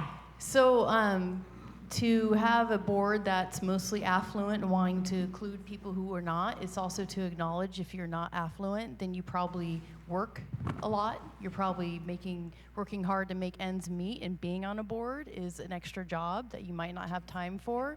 But it doesn't mean, right, we can all contribute in different ways. My thing is accessibility. Making your boards embrace technology, making your board meetings accessible through Zoom, through Microsoft Teams, whatever platform you can find to make it accessible. Because if I'm a single parent, I'm working hard, I have kids to take care of, I worked all day, me traveling to a board meeting, sitting there is probably going to be hard for me. I don't have probably the resources to make that easier. So, but can I jump in on a Zoom meeting? Yes, I can. I can probably jump in and be able to contribute that way. So I think making it more accessible to people who have kind of limited time and resources. I remember one time I was leaving a board meeting and I saw one of my fellow board members walking. I guess she was walking to the train station. It was getting dark. And I knew the train station was like 3 or 4 blocks up. And so I stopped. I said, hey. I said, where you headed? She said, I'm going to the train station. I said, can I give you a ride? She said, sure. And I said, oh, so, me being presumptuous, so you didn't drive?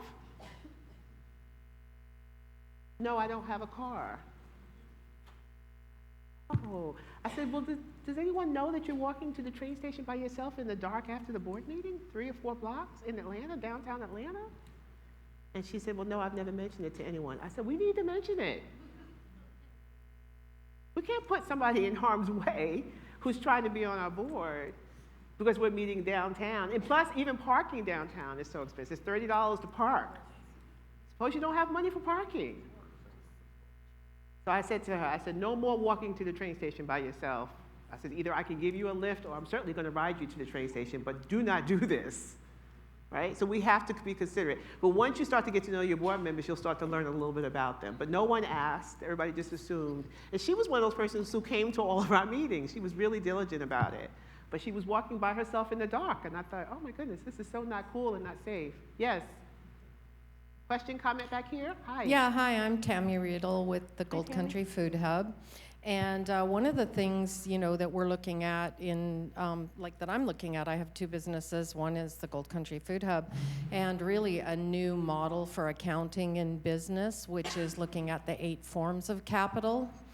And I think that is really relative to this, like looking at board members that maybe don't have that big financial contribution, but, they can bring in intellectual, spiritual, social, material, financial, cultural, experiential, and natural capital. So I encourage everybody to look up the 8 forms of capital. I love that. Ooh, I might want to ask you to share that with me. I like that. Thank you. That was really good. Okay, any more questions about what we're talking about so far before? We're going to spend a few minutes about onboarding and getting our board ready once we recruit them, and then we're going to head to lunch. But any questions, comments? jokes, riddles, that you want to share? Hi. Oh, excuse me.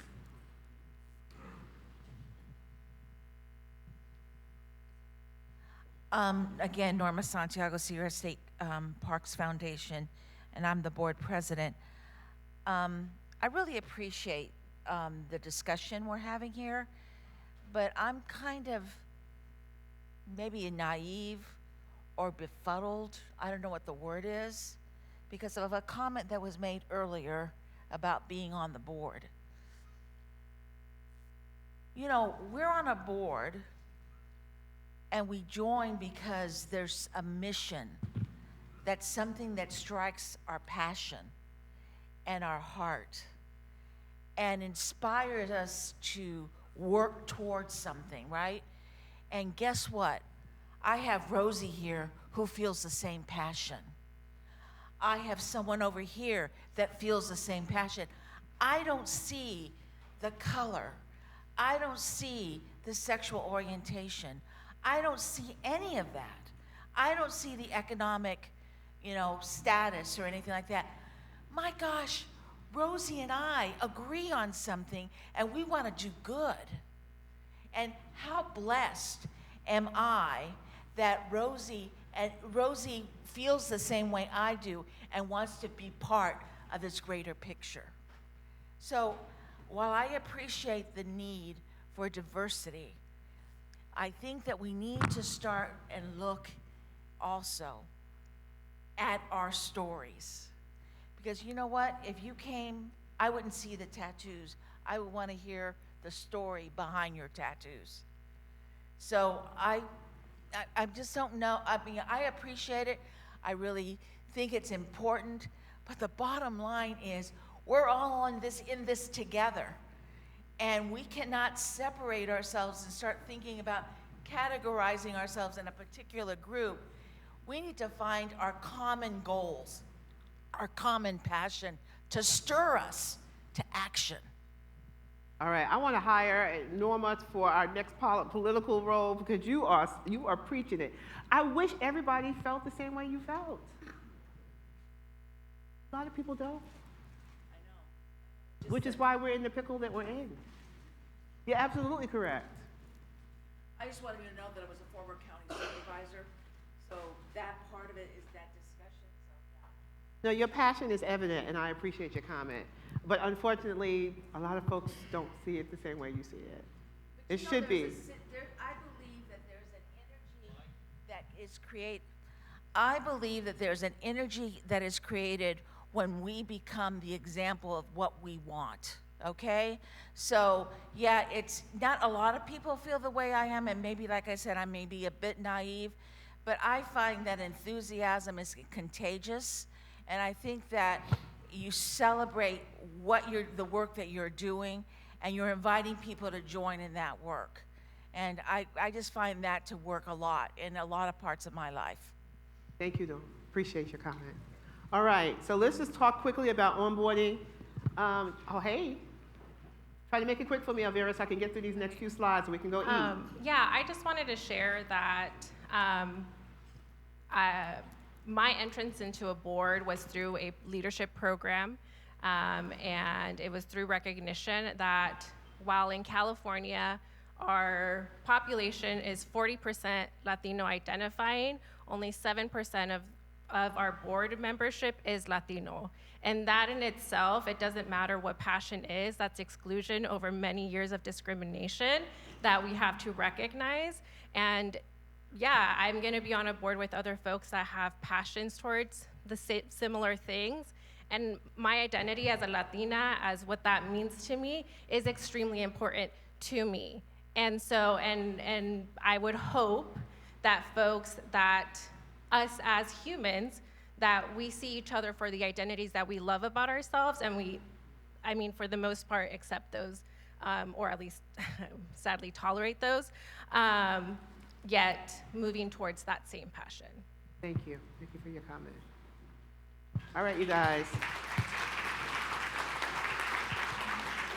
I told you around this hour I would probably start withering because I've been up since 4 o'clock and I haven't eaten since 6 o'clock. So we're going to get through these next slides and we're going to go to lunch. But I really wanted to thank you for all of your comments. It's been such good, juicy conversation. Would you agree? Good comments. Okay. So we're going to talk about welcoming and onboarding. And so how you bring them into your organization really matters. Really matters. Because once you've done all that work, you remember the role play and everything, you've done all that good work, now you got the people, you've done your matrix, you got all your good people ready around the table, and then everything goes flat because, well, you don't do anything. Right? And people want to feel welcome. They want to be the center for a minute, right? And so when you do your onboarding, have a separate orientation just for them. You might want to invite a couple other board members to come. And give it some time, an hour and a half, maybe 2 hours, where you all can just talk. And do this before their first board meeting, right? So they can be oriented to the organization. And then make an announcement that you're bringing in new board members like this one and put it on your website and in your newsletter. Right? I've had organizations go so far as to find out where their board members are and send it to the local newspaper in their towns. I mean, people have done some crazy and interesting things, right? But make it a big deal that you have these new board members on your board. Let your staff know. How many times I talk to staff and they're like, we have no clue what's going on the board. We don't know anything about them. I would pass them in the mall if I saw them. Woo! Right? Make it a big deal. Give them some kind of gift, a t-shirt, a pen, some kind of swag. But let them know it's a big deal that you're here, and we're really excited that you're joining our board, right? And then once you bring in them, help them to feel welcome right from the start. I don't know if people still use the term board buddy. That's an old term, but mentor, buddy, partner, I don't want to care what you call it, but just giving them someone who to say, hey, you two kind of just, Kyle, look out for Gus, make sure he knows where to park. He knows who the allies and alligators are, right?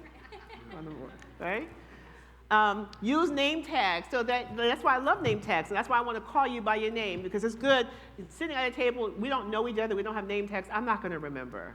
Well, I'm old, but I'm not going to remember. But having a name tag certainly helps, right? And then, include a little bio, a little blurb about each new board member when they come on, so that everybody will know, Bob is married, he's got 2 kids, he loves to golf on the weekends, his favorite ice cream is chocolate, whatever. Just a little something personal so we can get to know Bob. It makes him feel important, right? Include the bio. And then help them to get up to speed right away by saying, here are the minutes from our last 2 board meetings that you weren't here yet, Bob. I want you to see what we talked about in the last 2 board meetings so you can see what we're discussing in our board meetings, right? And then, Bob, we have a couple of committees, development committee, a fundraising committee, a governance committee, finance. If you're interested in joining a committee, I would love to share a little bit about the committees with you. Like, we're bringing them into the fold, right? We're getting him involved and getting ready, and we want to let him know that there's some things he can do to get involved right away before he even leaves that orientation. If you want to join a committee, feel free to do so. Gus and Bob are going to talk. Like, we're going to really kind of start getting him in. So how we bring them in matters, all right? Talk up the mission. Mission moments. I love mission moments. I'm on the board of a local YMCA, and they do a great job of every meeting bringing in someone to tell something about the after-school program. They now have a young boys teen program. They had somebody from the teen program at our last meeting talking about the great work they're doing with boys who are teens. And of course, I'm interested because I have a 15-year-old, right? So just always talking up the mission. Boards who are really understanding the mission and their role in advancing it feel connected to the mission and feel connected to the work. Making sure I would have that mission statement on the top of every agenda, because you'd be surprised how many board members don't know the mission. They have an inkling, they think it's about children, particularly if you've been on the board for a long time. It's like, I don't know, we used to have an after-school program. Do we still have that? I don't know. Put it on the agenda, right? Put it in your signature, right? So incorporate mission moments, reinforce why the mission matters, remind them that their work involves making the world better, right? And then celebrate their role as change makers. It was like she said, we're all here to do good. But you have to do that work. So even when I sent a text message to a couple people on my board this morning before my meeting, thank you guys so much for your involvement. I appreciate your leadership.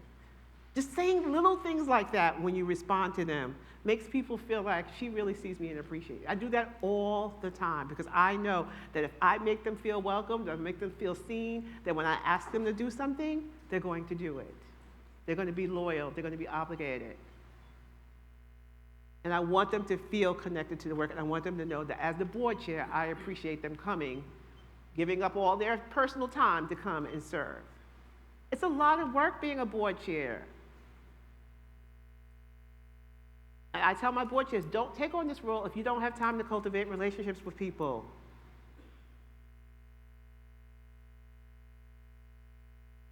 Okay, responsibilities, you guys know, basically Board Source, there's a lot of responsibilities to the board, but Board Source says these are the three major ones. Set strategic direction, provide oversight, ensure organizational resources, right? So I have a board toolkit that I put together, which you each will get a copy of. It's on my website, it's worth $39, but I sent it to, girl, I'm hungry, I can't even think. Eileen, I sent it to Eileen, and you all will get a free download of the board. So everything that should go in your board toolkit when you bring in a new board member. The board directory, the mission, the vision, the budget, the strategic plan, who at the organization, if they have questions, where they can call. All that information should be in your board toolkit when you're bringing on new board members.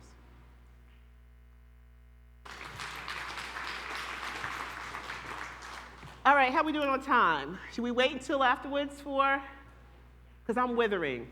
So, and you also, that commercial, when you get, what is it, when somebody gets hangry, they become like the woolly monster? I'm not so pleasant when I'm hungry, so. We don't need a Snickers moment. Can everyone give a round of applause to Crystal for our morning session? Thank you.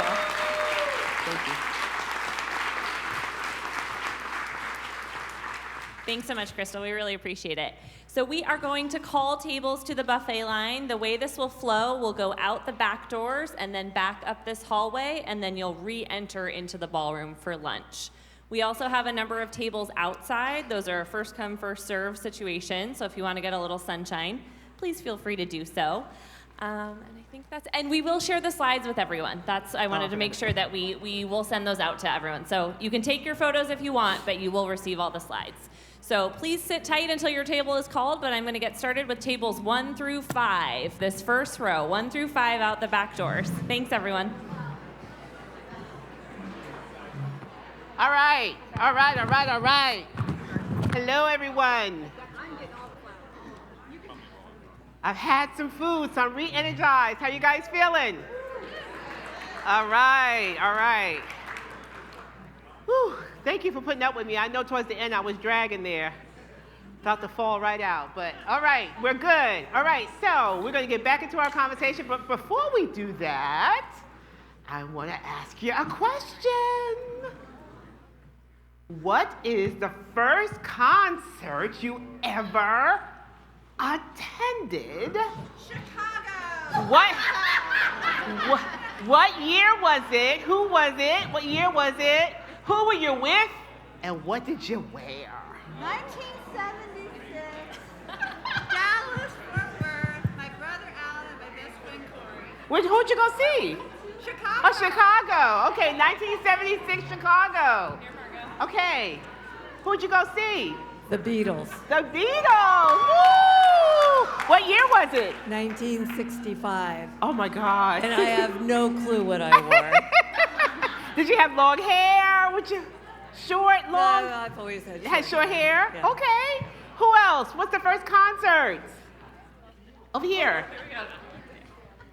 1987, went to Van Halen featuring Sammy Hagar. Oh. Yeah. So Cow Palace, at the time boyfriend who became my husband and then my ex. Oh! All of his friends, and it was amazing. All right. Who else? Concert. Well, as the former executive director of a music organization, I will say it was Peter and the Wolf. But actually, it was probably my first real concert was Def Leppard in 1992. Oh, wow. Okay, cool. First concert. I don't know what's wrong with all you people. Uh-oh. My first concert was Willie Nelson in 1979. Yes, Willie Nelson. That's a good one. I love Willie Nelson. Okay, who else? My first concert this was is terrible because it was 1964 and it was a New Stars concert and it was Sonny and Cher and Glenn Campbell at the Cow Palace in San Francisco. Oh my God! Sonny and Cher! Wow! Okay, Okay. Mine was 1961 Santana at the Fillmore. Who's talking? Oh, here. Oh, Santana. Oh, that's a good one. I love Santana. Okay. Who else? Here we go. Come on, you guys. Go ahead. Okay, it was 1983. It was Billy Idol. Oh. And I had saved up to buy some fake Guess jeans. Okay. They were red. When they hosed us down, the dye Oh. leaked everywhere. Oh, that's classic. Oh, that's classic. Okay.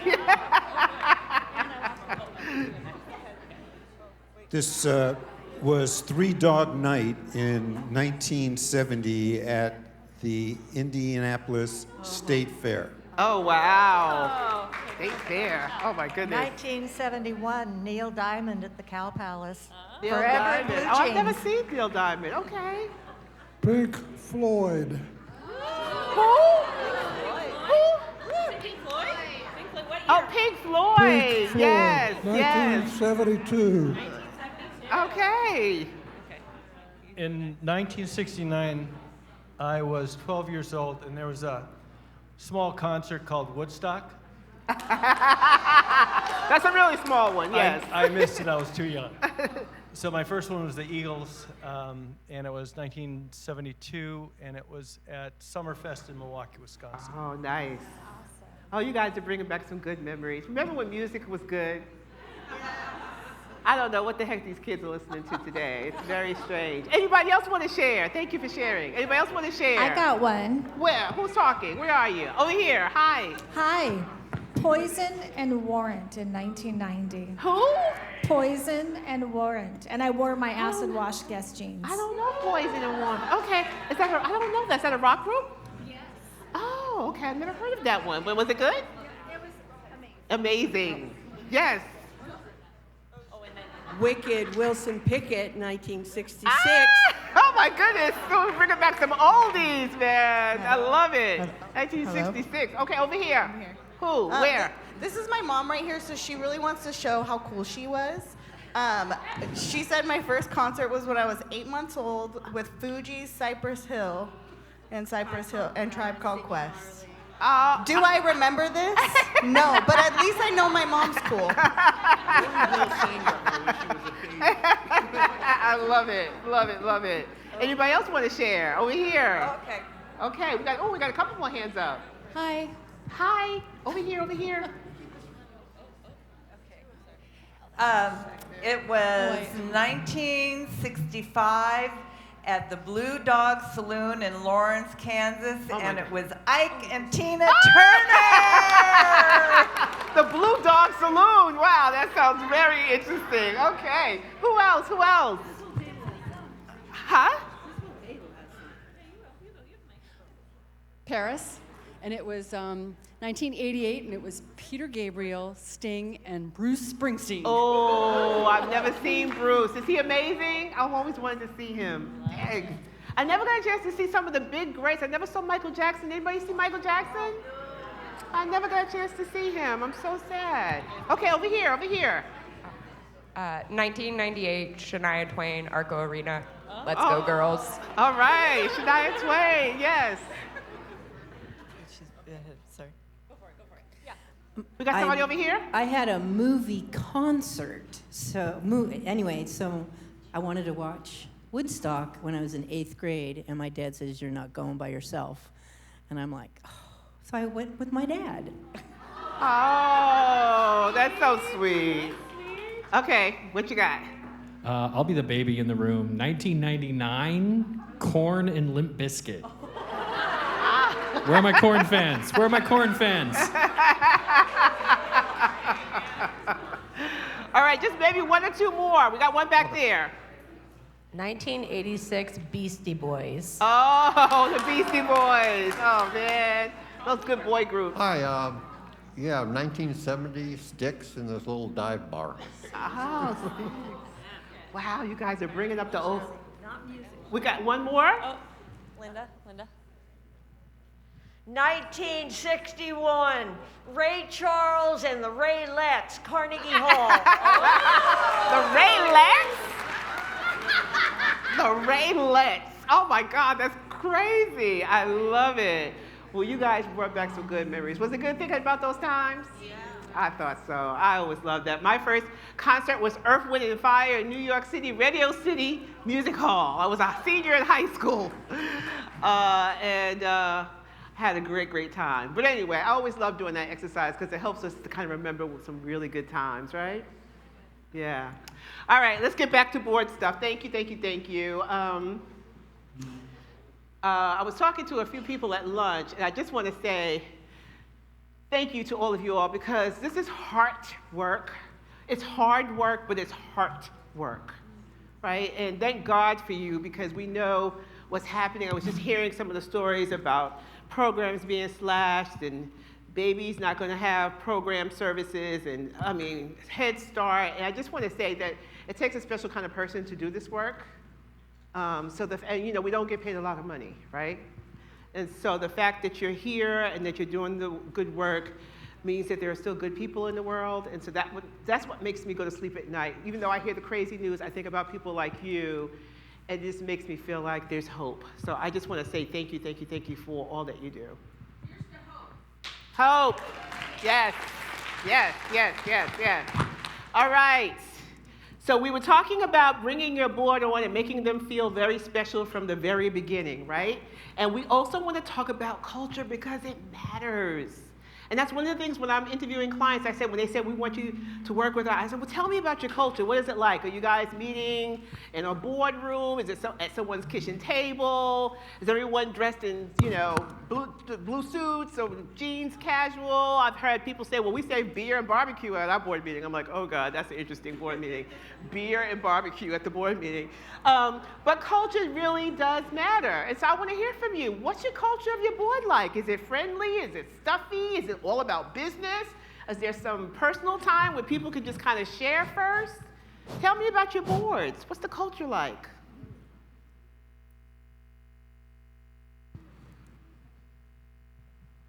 Thank you. It's a relatively small board, and we meet by Zoom.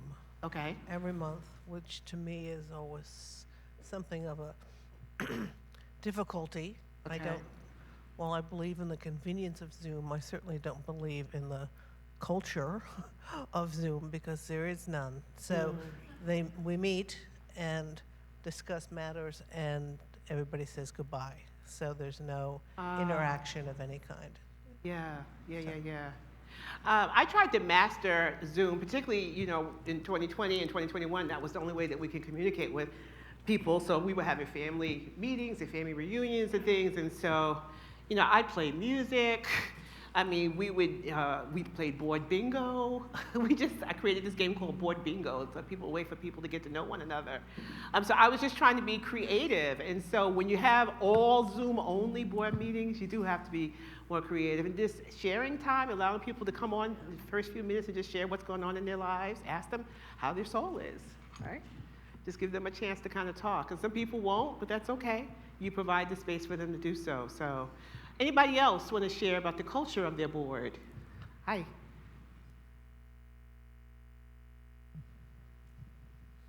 So we're federal and state funded, so we have to meet in person again.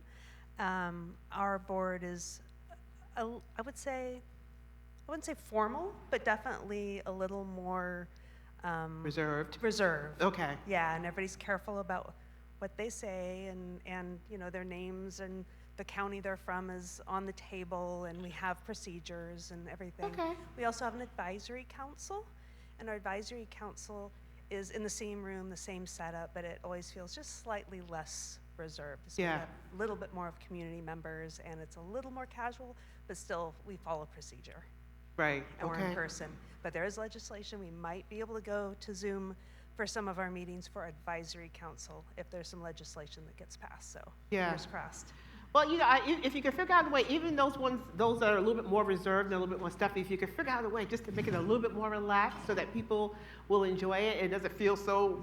And the thing is, we definitely want to focus on business. So, you know, we don't want to, you know, stray away from why we're meeting. But sometimes those little stuffy ones makes it difficult for people to feel like they can speak up. But each board is different. There's no right or wrong.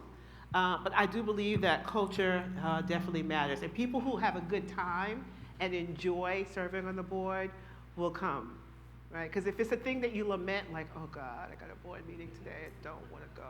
So we're going to say the same agenda from last month. There's nothing new. You know, who wants to do that, right? So, kind and inclusive. What makes a culture kind and inclusive? Like, when's the last time? Like, take a few minutes and just chat with someone at your table. Think about a time when you experienced a kind and inclusive culture. What was it like for you? What made it kind and inclusive?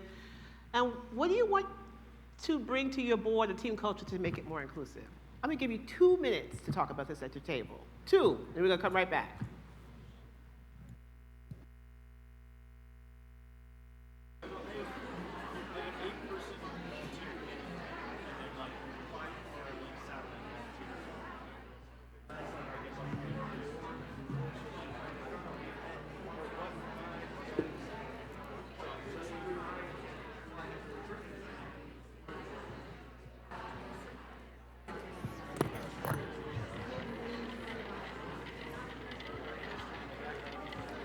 Class being used?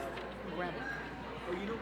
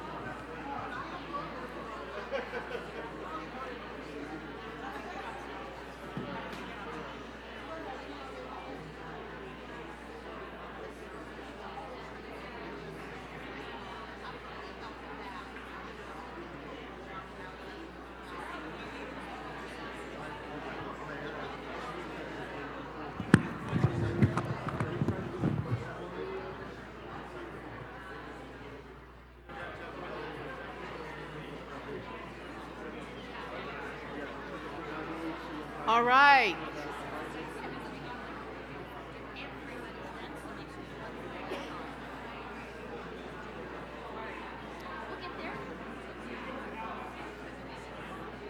Okay. All right, I love all the chatter, but I'm curious to hear. I'm curious to hear from you. So tell me. Okay, if you can hear me once, clap twice. All right. Kind and inclusive culture, who wants to share? My loyal guy over here, I love it. Are we going somewhere else? No, okay. Okay, come over here with the mic. We have the comfy chair. Yeah, we have a thing going on over here. Okay. Hello. Kind and inclusive culture. What does it look like? What does it feel like?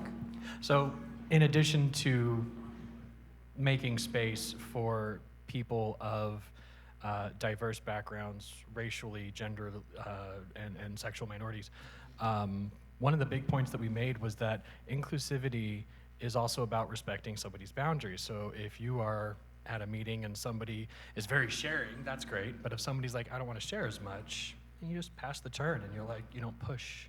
Yeah. Because that's also inclusive, is respecting boundaries like that. Yeah. I remember once a board was complaining about a board member who was very, very engaging and gregarious, but she was a touchy kind of person. And so she would talk, and she would just always be, oh my God, and people were like, oh, You know, and so they were trying to figure out how to tell her, and she was like, "Oh my God, I'm so sorry. I didn't mean to offend people. That's just how I get excited." But some people don't want to be touched. You have to respect that boundary, right? Okay. Over here. Okay. What you got? Oh, I was just going to say that I had the great good fortune of having a board chair who's in this room, but I won't name any names, who had this amazing ability to recognize each of the board members and say, this is what is so great about you. This is what you bring to us. And she did that for everybody in the room, making them feel good about themselves and recognizing them. And I can't stress the importance of that. Well, she can stand up if she wants to. My lady with the blue jewelry who I talked to earlier. Yes. I knew it. I knew you were special. Thank you. That is so wonderful. How long have you been board chair? I'm no longer. Former board chair? 4 years. 4 years, okay. It looks like you did a great job. Okay. Anybody else? Kind and inclusive culture? Back there?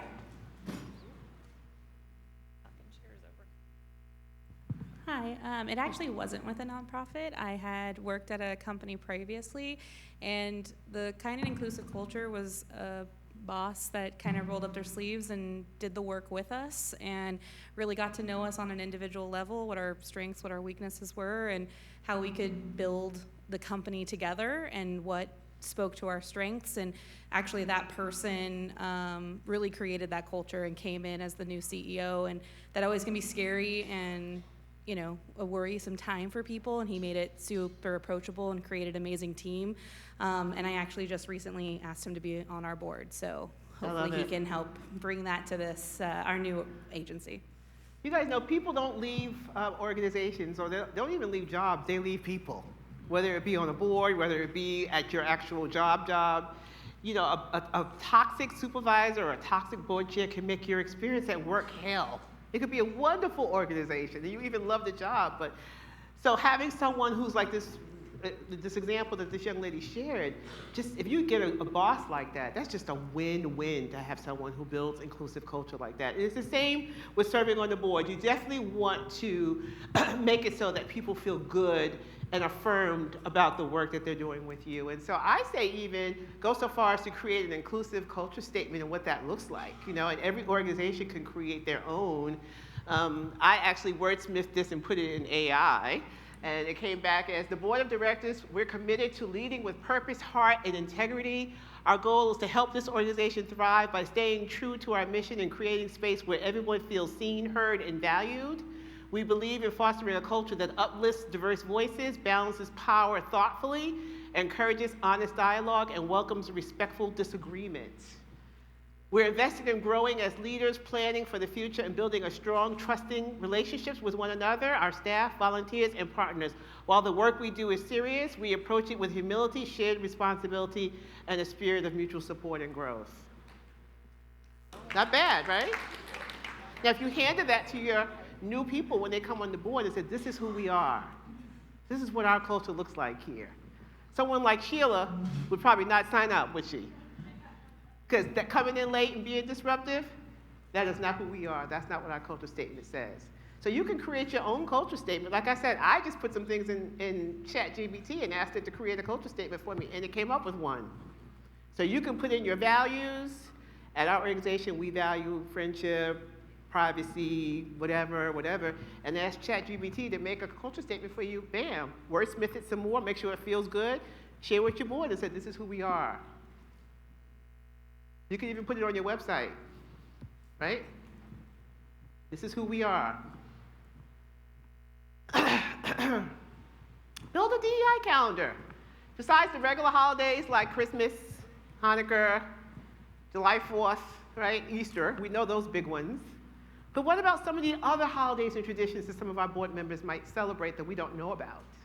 And we certainly don't want to plan meetings, events, activities during those times. So I have a friend who's from India, and she told me about Diwali. I didn't know about Diwali. I didn't know anything about that holiday. I didn't know what date it was. And after she shared it with me, I'm like, that's a date that needs to go on a DEI calendar. So if your board is diverse and you have people from different backgrounds, you want to make sure that you acknowledge their holidays and make sure you don't plan anything that might interfere with their ability to participate if they be celebrating some of these traditional holidays. Just an idea. Do it or not do it, but I think it really helps to build. If people see that, to me, that would make me feel like this is a really inclusive and kind culture, that they're looking at me and can see that there are certain holidays, certain times where I might not be able to participate, or even to acknowledge it. This is Black History Month. This is Diwali. This is, Indigenous Peoples Day, whatever it is. But if you have people on your board who celebrate those holidays, it feels good to see that your organization actually acknowledges them. Has anyone ever thought about doing this or already do this? Have a DEI calendar? What do you think about the idea? You have one? What do you think about the idea? Y'all are very quiet. Y'all, the food, you're hungry? Yeah.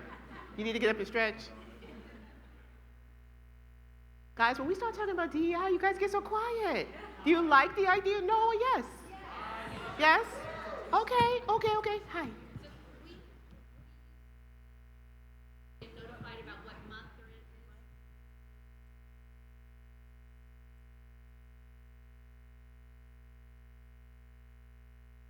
Not working. Okay, so we use the calendar that lets you know what month it is or what day it is. Honoring this date or we're celebrating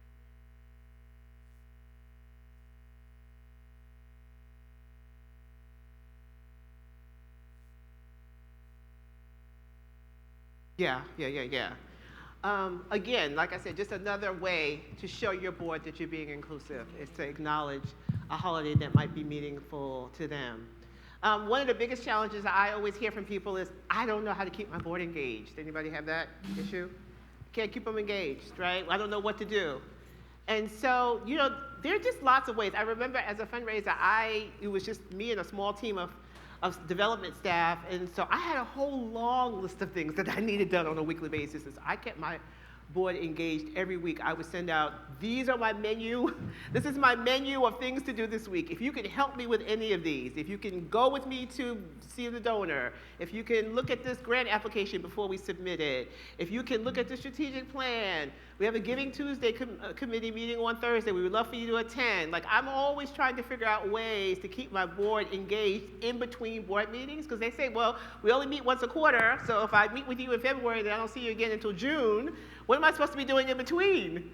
And so I just say, I think the onus is on staff to keep them engaged in ways that might be helpful, to not only to the staff, but makes the board member feel important. I used to call my board members and ask for counsel about things. We're thinking about changing our gift acceptance policies. Would you take a look at them with me? What do you think? We were thinking about now, we decided to start taking non-cash donations. What do you think about that? Should we accept stock? Should we accept artwork? What do you think if we, just really just trying to get them to think and to engage and to contribute. So if you're looking for a new vice president, capital campaign, right? Equip them with all kinds of story banks, a bank of stories so that they can go ahead and tell the world about the great work you're doing. So anybody else have any creative ways that you're keeping your board engaged in between board meetings? Yes. You. Hi. We have a very important committee. I think it's called We have a very important committee called the Volunteer Development Cadre. Like she said.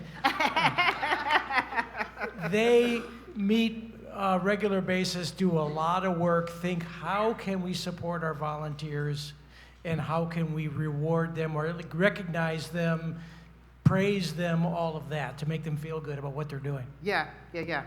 Thank you. Anybody else? How do you keep your board engaged in between meetings?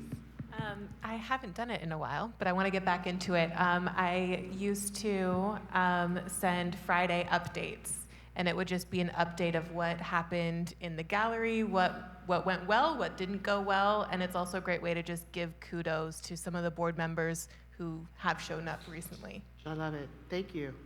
Anybody else? Crystal, over here. Over here. Okay. We have a group text messaging thread. Where are we? Oh, hi. Right here. Yeah, so I'm here today with one of our board members. Yes. So we took a picture and sent it to our group chat. Yes. I Let them love know what we were doing. And Real so every time. week there's Yes. something that's happening. Yeah, I'm in several group chats, and that's a great idea. Updates, quick in real time. Yep. Hi.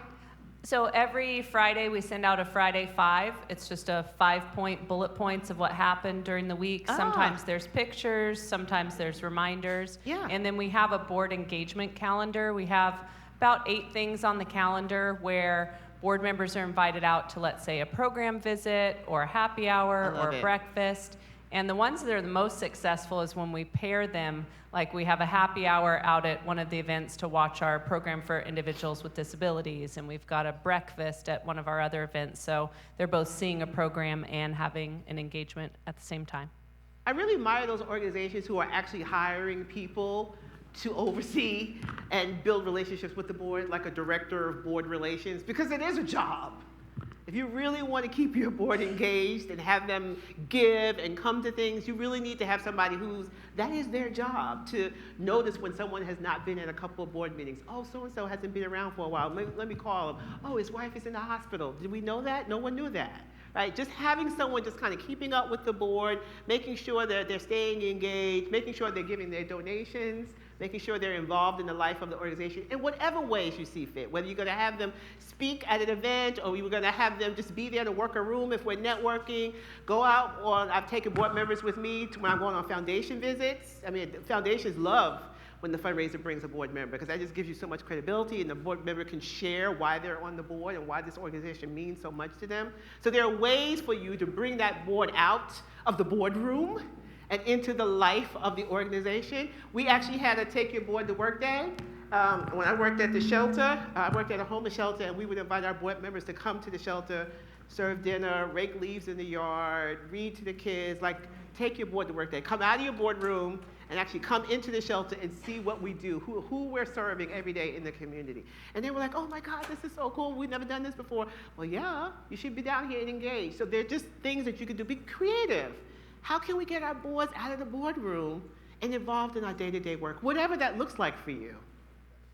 So, just some ideas. Hi. Uh-oh, we need a microphone? Okay.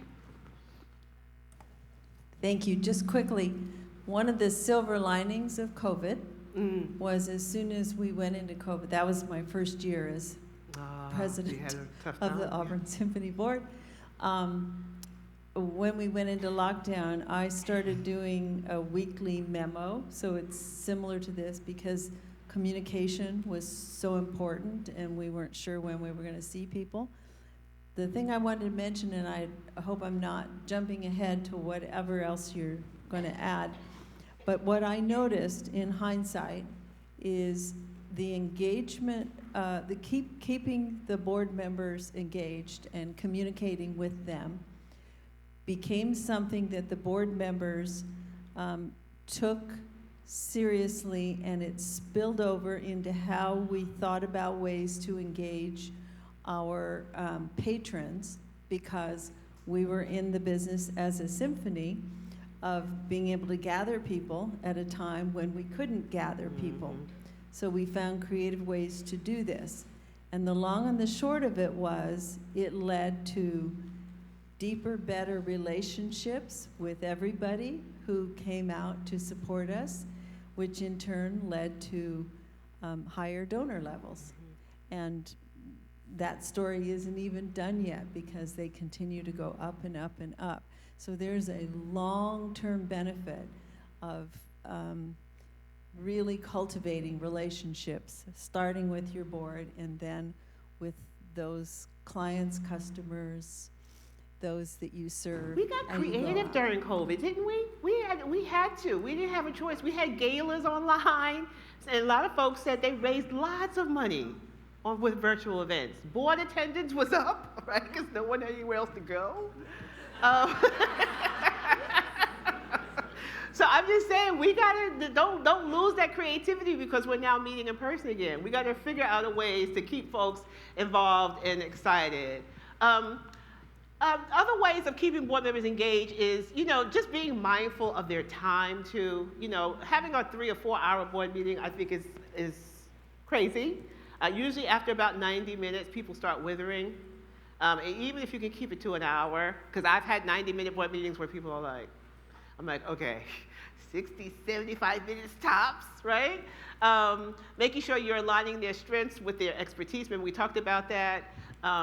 Showing impact, keeping the mission front and center, sharing impact stories and involve them in the work. Let's see what else we have here. Fostering relationships. We're going to talk about the board CEO partnership in just a minute. So yeah, these are just some other ways. And then celebrate them when they do something wonderful, right? There's no, what's your name, sis? With the blue jewelry. Like Steph, me and Steph go way back. Like Steph said, making sure that you recognize them and thank them when they're doing good work. So this is all part of keeping your board engaged. And then again, as I shared, getting them out in the community, it's just really, they feel so good when they realize, oh my God, these are real people we're helping. And they get to talk to some of the folks, right? So whether they're serving dinner or reading to the kids or raking leaves or whatever it is, but get them out and actually get them involved in the community. Because I talk to board members and I say, well, how many people have ever been to the site?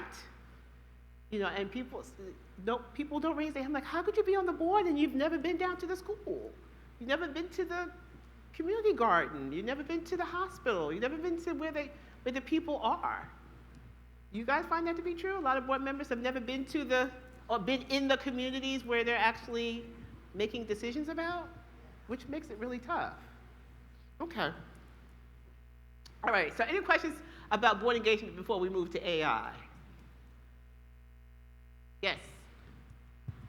Yeah, we started to talk about asking about gender orientation, and you said we would talk about it later. Is that coming up? Gender orientation for? How do you ask somebody who's applying for your board what their preference would be? Oh, you mean in terms of how they identify? Yes. Well, the way I get information is I'm a survey girl. I like to send surveys out to people, and some people will respond and not send anything. Or some people will respond and not fill out some stuff, and some people will respond and tell you everything, and then some people won't respond at all. But I'm one of those people, particularly when I was a fundraiser, because I wanted to do segmented fundraising. I wanted to be able to tailor my messages for specific stakeholder groups that I was working with. So I know women respond to fundraising differently than men do, right? I know older people, so I would always segment my donors by gender, sometimes by religion, by those who came to the gala, by those who've given 5 years in a row, by those who give more than $1,000, whatever, so that I can tailor my messaging. So I'm a survey girl. I'm going to survey you all day long and ask you to just tell us who you are. I mean, that's the best way to do that. So when you're interviewing someone to be on the board, how do you go about getting that kind of information without being... asking them how they identify? Yes. And so are you looking for someone who is... Well, I don't know, even the people on my board, I don't know their orientation. Okay. Do you ask them outright? Are you green or blue or... Okay, so I tell you I'm a New Yorker, right? So I'm just going to ask you. Yeah. Okay. Well, I was trying to be diplomatic. I mean, I think if it's information that you need that's going to be helpful, you might want to explain why you're asking that information. Okay. Yeah, but I would definitely say, how do you identify? Yeah. Yes. I mean, I don't know if some people might not want to, though. Well, yeah. kind It's kind of weird. Some people might I'm not. not sure you're allowed to ask, but what we do, we have a certain question that we ask. We say we honor pronouns. And so there's certain questions I think you can ask that open that door. And oftentimes when I'm doing like interviews, and it's not for the board, but like for hiring, then they feel like it's a safe place to share. And then usually there's a big sigh of relief. But I don't know if we're really, does anyone know, like, are we allowed? Well, I'm actually doing a board search right now for an organization who they serve families and individuals who have HIV and AIDS. And so they're looking for people with, how we're calling it, lived experience. And so we actually have that on our announcement, that we're looking for people with lived experience in the community. And so when people come on and I interview them, a lot of times they will tell me that either I'm a client of this organization or I have lived experience, or someone will just say, I have HIV or my brother had HIV, people will just disclose. So I guess you got to figure out the best way. We just called it lived experience in this community. That's how we did it, but yeah. So a lot of times too, if you introduce yourself with pronouns, that gives the person the chance to state theirs. A lot of times if that person is too scared to say their pronouns, then it opens the door to say, oh, you're using your pronouns, I feel safe with you, they'll probably be more forthright. So it's, and if you're in doubt, if you meet somebody and you're in doubt, you can say, my pronouns are, what are yours? I mean, just ask them. If you ask, at least that lets them know that you're aware. Okay, thank you. Okay, so someone asked earlier when I asked about digital governance, someone says, what's that? Oh goodness, how boards can oversee the use of AI, right? And so establishing governance and policies that help define the ethics around using AI, right? Because people's privacy is definitely a problem. We want to make sure that we're not doing anything that's going to put people's information out. That's going to be very risky. Regularly assessing AI-driven decisions for biases, accuracy, and alignment with the mission. Educating leadership on AI capabilities, because a lot of times they don't even know what it is or what the capabilities are, the risks and the responsible implementation, and gathering feedback from staff, donors, and beneficiaries to ensure AI supports equity and inclusion. How many people use AI in your work every day? Okay. And then what about your board? Do you think your board understands how you use AI in your work? Clueless? You think they're clueless?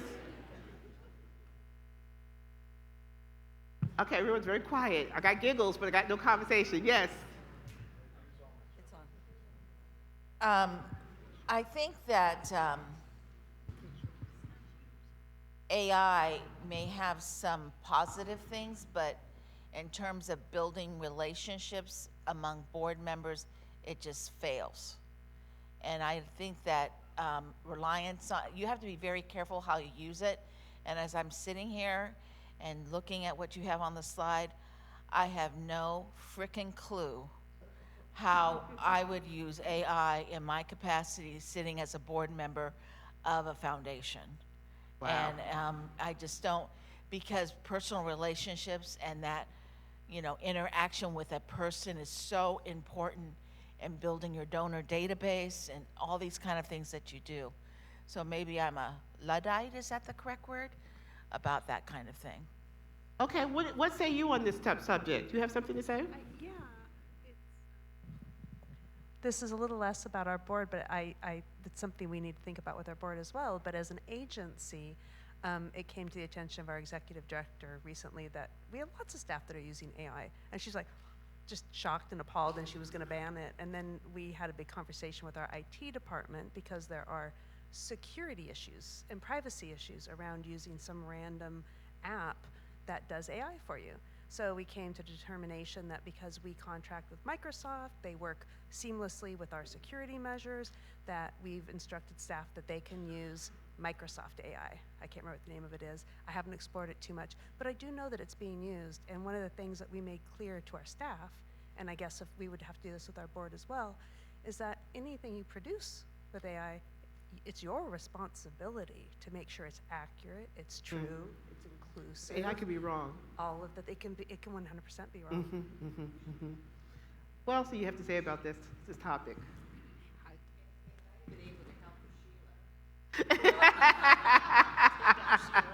Should have whipped some AI on her, huh? Okay. So I was in a meeting, and the person on the Zoom call was using Otter, note taker, and after the meeting, I got this summary email that listed everything that was talked about in the meeting, and I thought that was pretty handy. So I think there are some positives. So I use something called MeetGeek, and it does the same thing. But I always ask people for permission because it joins your meeting right away. Like you don't have to, you don't have to make it come. So as soon as your Zoom link pops up, either Otter or MeetGeek comes right into your meeting, and I have the ability to remove it.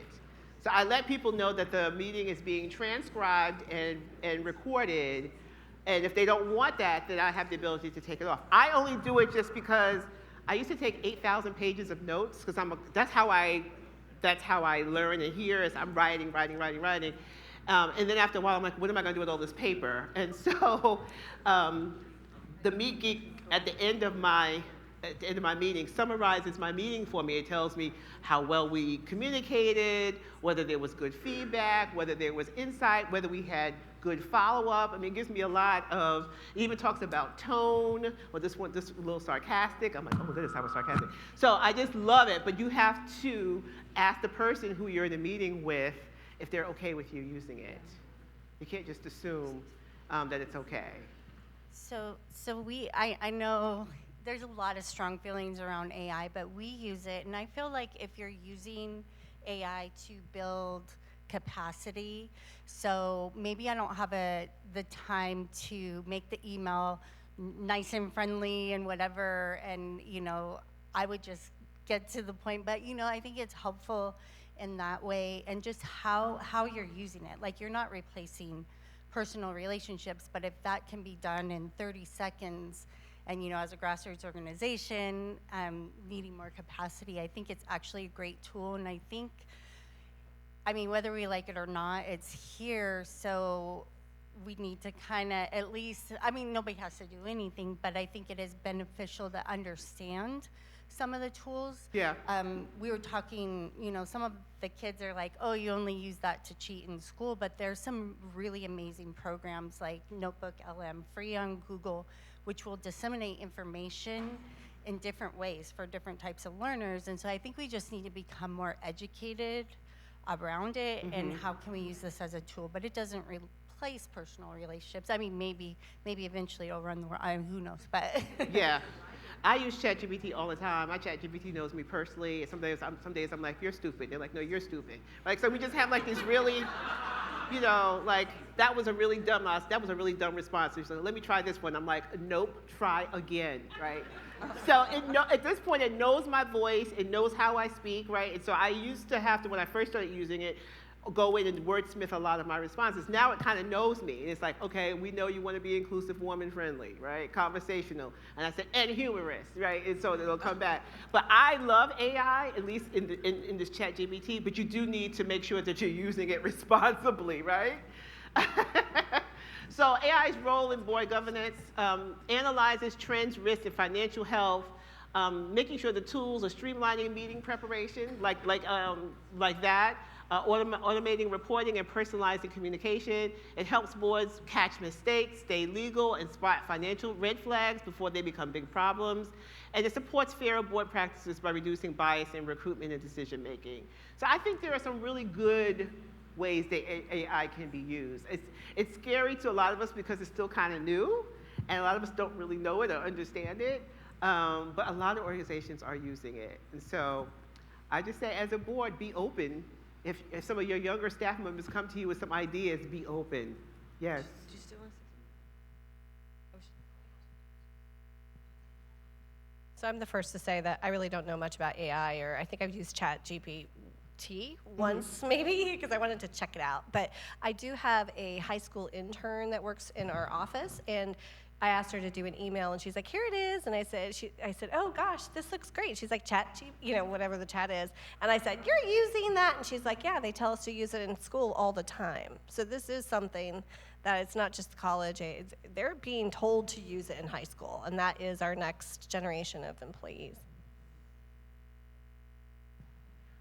I'm aware that there is such a thing as hallucination by AI. AI has generated journals and citations in legal briefs, in research articles that don't exist. I think just like you, I think that it has potential and is used more and more. I don't know, and I'd like to know how I can find out which tools are the best, the most reliable in terms of using AI. I have some friends who are AI geeks, so I can get that information. I don't know it personally, but I can certainly get it for you if you're interested. So I'll give you my business card. And some of these guys, I don't know, they're just like brilliant, but they can give you all the tools, the ones that work best. Great. Absolutely. All right. Yes. Oh. Hi. Hi. There's a few things I want to say. I hope I don't get lost. But one thing is that it's such an amazing tool to engage young people in some ways. I'm not going to be the proponent of everything AI, but some of the things I've been able to do that we're already doing are just absolutely amazing. So like things that we come up with weekly for our juvenile hall classes and stuff, to be able to tailor something that already exists to a certain population or group or dynamic, then I've been able to like shift the language of a personality test, for instance, and engage these kids in a different way where it's using their language. We've also been able to inspire young people to get further into writing, and we've had debates about production and what creative, one creation versus the other. And I think it's an important time for us to have these conversations with our communities we serve, and especially young people. And then beyond that, it's like Natalie had mentioned, we're here. And if these young people don't know how to navigate these tools and resources, then how are they going to keep up with the direction and the speed that we're going? Thank you. Anything else about AI before we move forward? All right, so now we got a fun job here. Where are my fundraisers in the room again? All right, again, group hug afterwards. We're going to talk about fundraising, okay? Yeah. All right, take a deep breath. This is always a point of contention for our board members. They're scared to death to raise money. We're going to talk about why. All right, so these are some trends. I'm not going to go through all these. You'll get this presentation and you can look through these later. I would just say crypto and digital gifts, hybrid fundraising events, donor advised funds, monthly giving, all those things are really, really hot topics in fundraising right now. So just some trends I thought I'd share in fundraising. I believe that there are 3 board types when it comes to fundraising. I believe there's some folks like me who, I'm not scared to ask people for what I want. Like, Ari, was it you I wanted your necklace? Like, if I want it, I'm just gonna say, give that to me right now, Susan. There's some people who are not scared. There's some people who are like, oh my God, I could never ask. I'm not scared of the word no. So there are people like me. You wanna have those kind of people on your board. There are people who will say, you know what? I don't wanna ask people, but I'll connect you with people all day long. Like, I got lots of people in my network. I'll be happy to introduce you to her. And I'll have a dinner at my house and I'll bring these 2. And then next week I'm gonna have a barbecue and I'm gonna ask these 2. And then in my book club, I'm gonna ask those 2, right? There's some people who just say, I don't mind connecting you. We need you, right? And there's some people who say, I'm your cheerleader. I'm going to be on Facebook. I'm going to be on LinkedIn. I'm going to be rah-rah organization all day long. I'm going to be posting pictures of me at the event, right? Saying thank you. And so I think having a combination of these 3 types of people all contribute to fundraising. And everyone doesn't have to be all things. I happen to be probably a combination of all 3. So people love to have me on the board because they know if I'm passionate about your organization, I'm going to ask you for money. But that's not everyone. And we can't make people, it has to be voluntary, and it has to be something people feel comfortable with. So where are my fundraisers in the room who I'll ask all day long? Anybody like me? 2 hands, 1 finger. Okay. Okay. And then where are my connectors in the room? Connectors? Oh, not as many connectors as I thought. Okay. And then where are my ambassadors? Oh, that seems where most people feel comfortable. Okay. So board chairs, I think you need to have a combination of all 3 of these on your board. People who are rah-rah, people who will make that ask for you, and people who will connect other people to your organization. And if you can get a combination of all 3 in one person, good job, good job. The board fundraising committee or the development committee, how many people have a development committee on their board? Do they meet? Do they do anything? Yeah? Yes? Okay, because I used to be the liaison to our development committee, and they were just a poor group of souls. I just could not get them to come. They just were not engaged. And I was like, we just need to shut this committee down, because why are we having these meetings and no one's coming?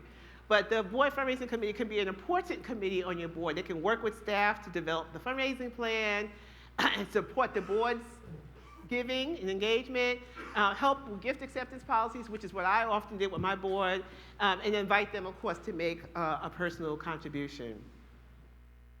So the board has some roles in overseeing fundraising, making sure that fundraising is kept ethical, making sure that we're diversifying our revenue streams, setting clear gift rules, training our fundraisers and giving them the resources that they need, banning commission-based pay, because I hate people who say, well, yeah, you can raise your own salary. And making sure that we're doing all things ethical and following the rules. Anybody else see anything that I didn't put up here about a board's role in fundraising? What else should a board do in fundraising for an organization? Any hands up? Yes.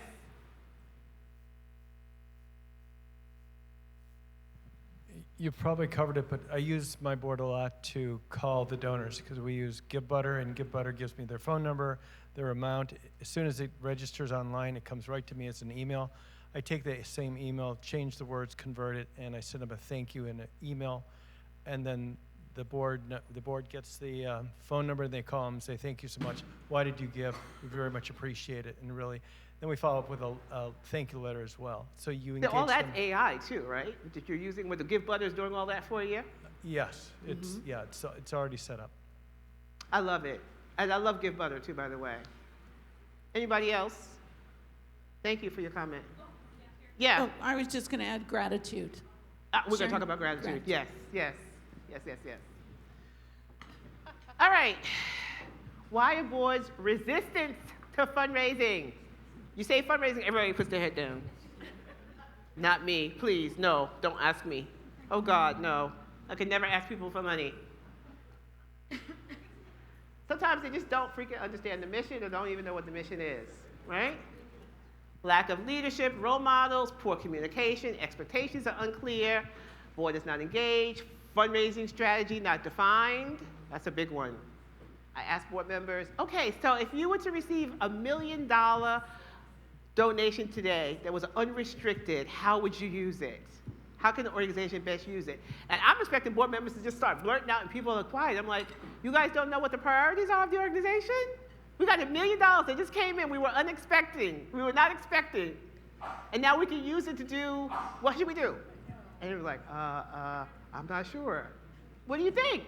If your organization received $1 million donation today, unrestricted, what should they do with it? Hire someone. I love it. What else? What else? What else? I can't hear.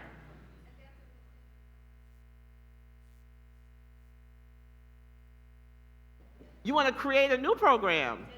Okay. Expand. Okay. I don't know about creating new because sometimes you got to hire staff. And, okay. What else?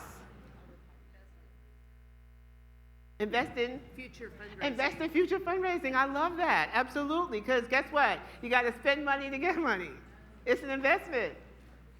And I hate people who say, we don't want to invest in fundraising because, well, that's something we can do without. Hello? What? What do you mean? What else? $1 million donation comes into your organization. What you gonna do with it? Invest it, she said. Ooh, I like that. Create some kind of endowment, maybe. Okay. How many organizations have an endowment? Okay. Reminder that PCF offers this for you.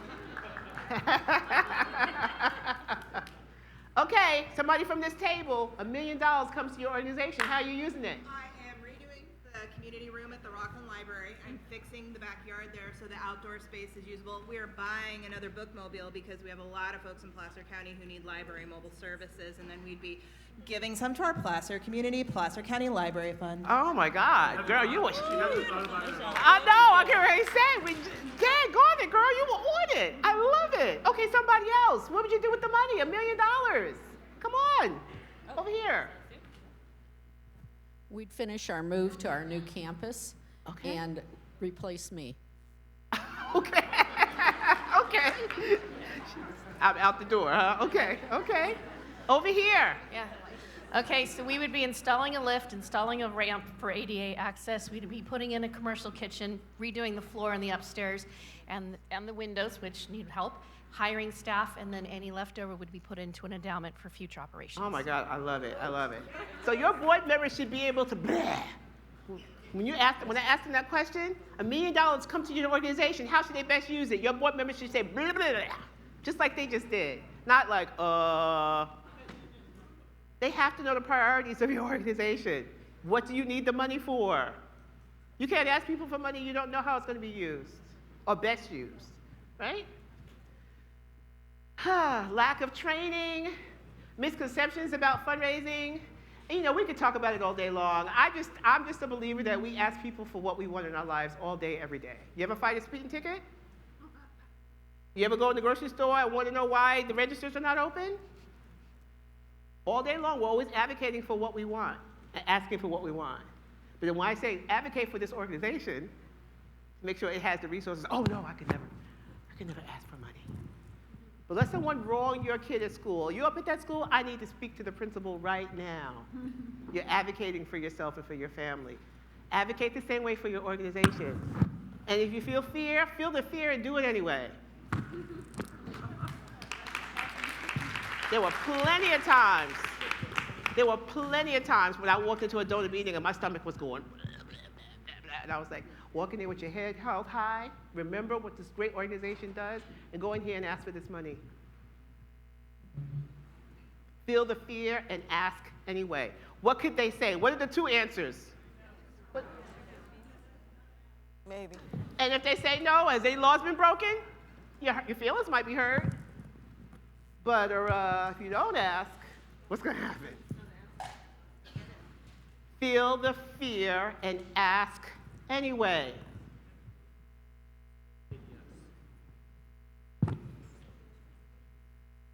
If you care about something, you're going to advocate.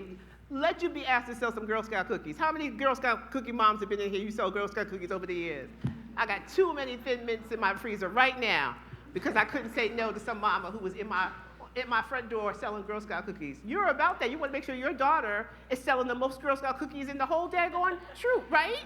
Exactly. It's the same thing. Fundraising is about asking for something that you care deeply about. That was low. And even when you're scared, do it anyway. Take the risk. And you think, oh, I don't want to ask my friends and family because they might think I'm trespassing on them. Whatever. When I walk in the room, my family goes, oh, God, here she comes. Because they know I'm coming in. I'm like, guys, I found this great organization. And then I'm like, I need everybody to cash at me $25 right now. We're going to make a group donation. Or when I go to my book club meeting, the same thing. Before we start talking about the book, let me tell you about this wonderful organization I just found out about. Oh my God, they're helping girls. They're helping Latina girls. Where's Elvira? They're helping Latina girls. Oh my God, we got to make a, come on guys, we can give $200 right now. They can say no, or they can say yes. I don't know about you guys. It's not scary to me. Because they say no, now we'll just start talking about the book and read them. Eat the nachos at the book club meeting. But if they say yes, now we have a donation. Take the fear out of fundraising. Change the language, change your mindset about what it's about. For me, this is God's work. I know a few people mentioned God in here. God put me on this earth for a reason, to do work in his kingdom and to do good. And when I go see him, however long that may be, I want him to say, job well done, sister. So for me, when I go in, I'm thinking, this is pleasing God, what I'm doing. Fundraising is connected to my spirituality and who I am on this earth. So change your mindset about it. Walk in there with your head held up high. You might be shaking a little bit, but that's okay. And you walk right in and you say, hi, how are you? My name is Crystal Cherry. How are you? How are you? I'm good, thank you. Good to see you again. Thank you so much for meeting with me. Listen, you've been involved in our organization for the last 10 years, and you have obviously loved the work that we're doing. I'm so grateful for your contribution. can we talk a little bit more about how we might be able to even further your involvement with our organization? Maybe leaving some kind of legacy donation, a legacy gift? How much are you thinking? She said, how much you thinking? I mean, she could say no, kick rocks, lady, and leave the room. Or she could say, okay, well, let's talk. I don't know. It's not scary to me, but I do understand that everybody is not in the same place about it, and everybody is not as comfortable with it as I am. But if you change your mindset and just think about, why am I asking? Who is this going to help? It makes it easier, even if you're uncomfortable about it. Because we've been uncomfortable lots of times in our lives and we had to do stuff, right?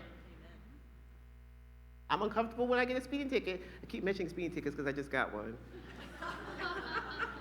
And I went in court and tried to fight it all day long, and I still got it. But we just go through things in life, right? So the best way to be prepared is to practice, right? Have the tools that you need in order for you to do well. So I call this my POP fundraising toolbox, my points of pride. These are the things that you got to have in your toolbox in order for you to do a good job asking for money. You need to know the mission statement, right? The mission of the organization, the case. Why? Who cares about this organization in the first place? Why should we care? And what happens if the organization goes away? Who's going to hurt? Right? That's the case for support. The annual report is in your fundraising toolkit so that you can share with them all the great things that your organization is doing, show them the numbers, show them who gives already. You should know your budget, your fundraising goals. Well, this year we need to raise $3 million to enhance our after-school program. You should be able to speak fluently about that, right? Have compelling stories to tell. This is where the staff comes in. They give you compelling stories about Bob's life before and after. Please, Bob. I keep pulling on poor Bob. Did he leave? Oh, did I run him out? I'm sorry. Sorry, Bob. About how Bob's life has been changed because of the good work of our organization. Make sure your board has those good stories, right? Know that they have the fundraising goal. Make sure they have tips on how to ask, all right? A staff directory and ways to say thank you. Those are all the things that you give your board and say, here's your fundraising toolkit. This is right here. You're equipped. Now, if you need me to come with you on the ask, I'm happy to do that. I remember one time a board member was meeting with an old college roommate who he had not seen in many years. The guy was now retired and had done well. He said, I know this guy has money. I know he would give if I asked him. He said, I don't know how to do it. So I said, well, let's sit down and let's talk about him. So he was tell me what he was like in college. And so we were sitting down and talking about it. And they said, I don't know. So I said, you know what, maybe on the first visit, because you haven't seen him in 20 years, maybe on the first visit you don't ask. What we're just going to do is we're going to get reacquainted. We're going to talk a little bit. He's going to tell you about his great career. He's retired. Ask about his kids, all that kind of stuff. And then when he's asked, well, what have you been up to? I serve on the board of this great organization. And by the way, we're having a golf event next week. Would you like to come? Or can I send you our latest newsletter? Right? And then we are now cultivating a relationship. You bring me in, we're cultivating a relationship with this college roommate. And then maybe in 3, 4, 5 months, now we're at a place where we can ask him for a large donation. But just that cultivation in the beginning, and I was kind of working with him along the way, because he's like, I don't know what to do, I don't know what to say. And he's not a professional fundraiser, so I don't expect him to know. But as the fundraiser, my job was to kind of bring him along. So definitely need the support of your staff. First thing you need to do as a board member is to make your first gift. I said your first gift. Do it at the beginning of the fiscal year so the organization has some cash money. It could be $100, it could be $1,000, it could be $10,000. Give something at the beginning of the fiscal year, because often that's a hard time for a lot of nonprofits, right? Share your organization with the world. Let the folks know in your community, your family, on social media, I'm on the board of this great organization and I love it because, right? If you work in a company that has matching gifts, ask them. I would love to make a $500 donation. Would you match my donation, right? And then, of course, ask others to give, and of course, be their advocate and ambassador. So as a donor, that's what we expect from you. Peer-to-peer fundraising is huge. As I've shared with you, I do it all the time. I tell people, don't buy me one more candle for my birthday. I don't need any more candles. I'm on social media. My birthday is next week. Give to this great animal advocacy organization who I love. And I love them because, please make a donation in my honor, because you want to give for my birthday, of $150 or more to www.dadsgarage.org. And my friends were like, oh God. My sister was like, who am I giving to now? Just get your paycheck, get your credit card.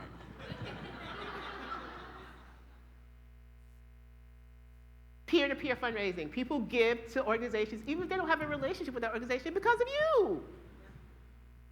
Use it. You love me? You say you love me? Mm-hmm. Show me. Right? I'm just saying, peer-to-peer. Who said something about saying thank you? Thank you should be just like normal in your culture. Gratitude. All the time, to everybody. Who said, where's my blue jewelry lady? Stephanie. Thanking her people, thanking her. Got folks talking about you, Stephanie, how great you are, because you were thanking and appreciating people. See, she remembers that. She'll remember that years ago. She's the one who came up with the title Gratitude Celebration. I love it. With another partner organization. Oh, I'm sorry, we were having our own personal private conversation over here. She said it. I was all into it too. Did you see it? She said that you have a gratitude celebration. Yes, and it was Anne who came up with the, let's call it a gratitude celebration. So we annually have a gratitude celebration with a partner organization, another arts organization. And so there's a little bit of crossover between some of their donors and some of ours, but we actually call it a gratitude celebration. I love it. Normalize thank you in your culture, period. We don't even talk about the board. We're talking about in the culture of your organization. Normalize thank you, right? A culture of generosity and gratitude. Celebrate staff for their dedication and their hustle. Because we hustling, ain't we? Yep. Every day, are we not hustling? Yes. Honor volunteers with genuine appreciation. Acknowledge board members for their time, talent, and treasure. Thank donors often and make it personal.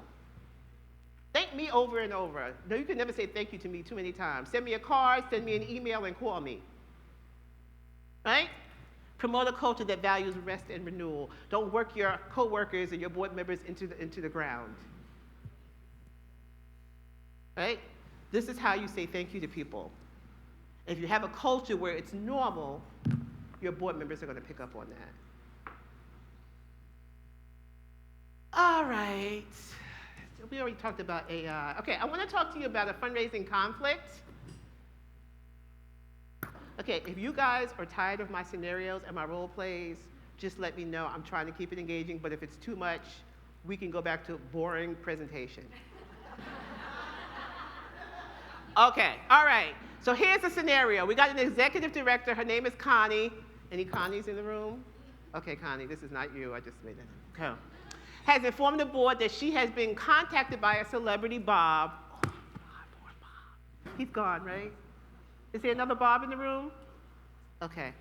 I don't know why I love that name. Okay.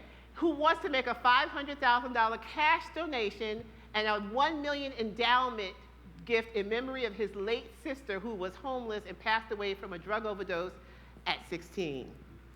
The endowment would support scholarships for homeless youth to attend college. Sounds good so far, right? Okay, Bob's got some history. However, the board is divided over accepting this donation because Bob has a controversial past, including divorce, infidelity, rape allegations, although never formally charged, and failure to pay child support and tax evasion. This Bob is a real character, isn't he? A lot of celebrities, though. We got a lot of celebrities. 2 board members strongly opposed this gift, believing it could tarnish the organization's reputation. 2 others said, we'll accept it, but only if Bob remains anonymous. We don't want his name out there. And then the rest of the board is comfortable accepting the donation publicly, arguing that the mission should come first. Connie, the executive director, of course, she wants the gift, emphasizing its transformative impact on programs and services. The board must come to a decision on whether to accept, decline, or place conditions on this gift. Another hard one, you guys. Who said something about dumb money earlier? Somebody said something about dumb money? So what do you think here on this one? This is a hard one. He wants to give a $500,000 donation to your organization and a $1 million gift and endowment to honor his sister who was homeless and died of a drug overdose. He has good intentions. Give you a little cruddy, but he has good intentions. Okay. So here's some things for us to think about.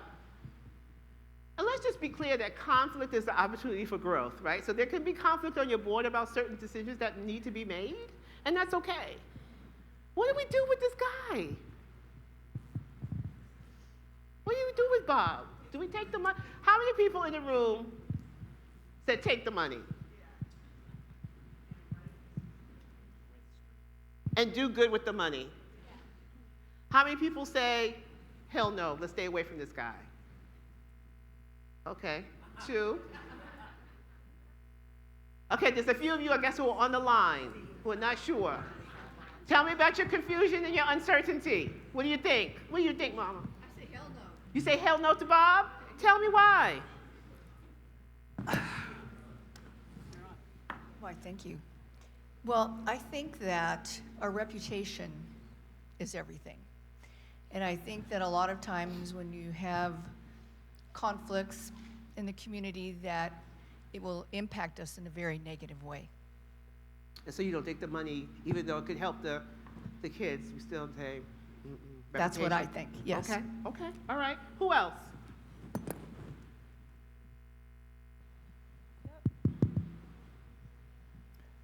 I think that if you were a women's shelter, you might want to reconsider that. But especially if it's in his sister's name or, you know, as the fund, that it's no harm done, happy to take money to make things better. But it depends on what your organization is, I suppose. Oh, so it depends on the mission whether we should accept this money. Okay, that's a different take. Okay, over here. So let's assume that Bob's name is Harvey Epstein. Uh-oh. Uh-oh. Right.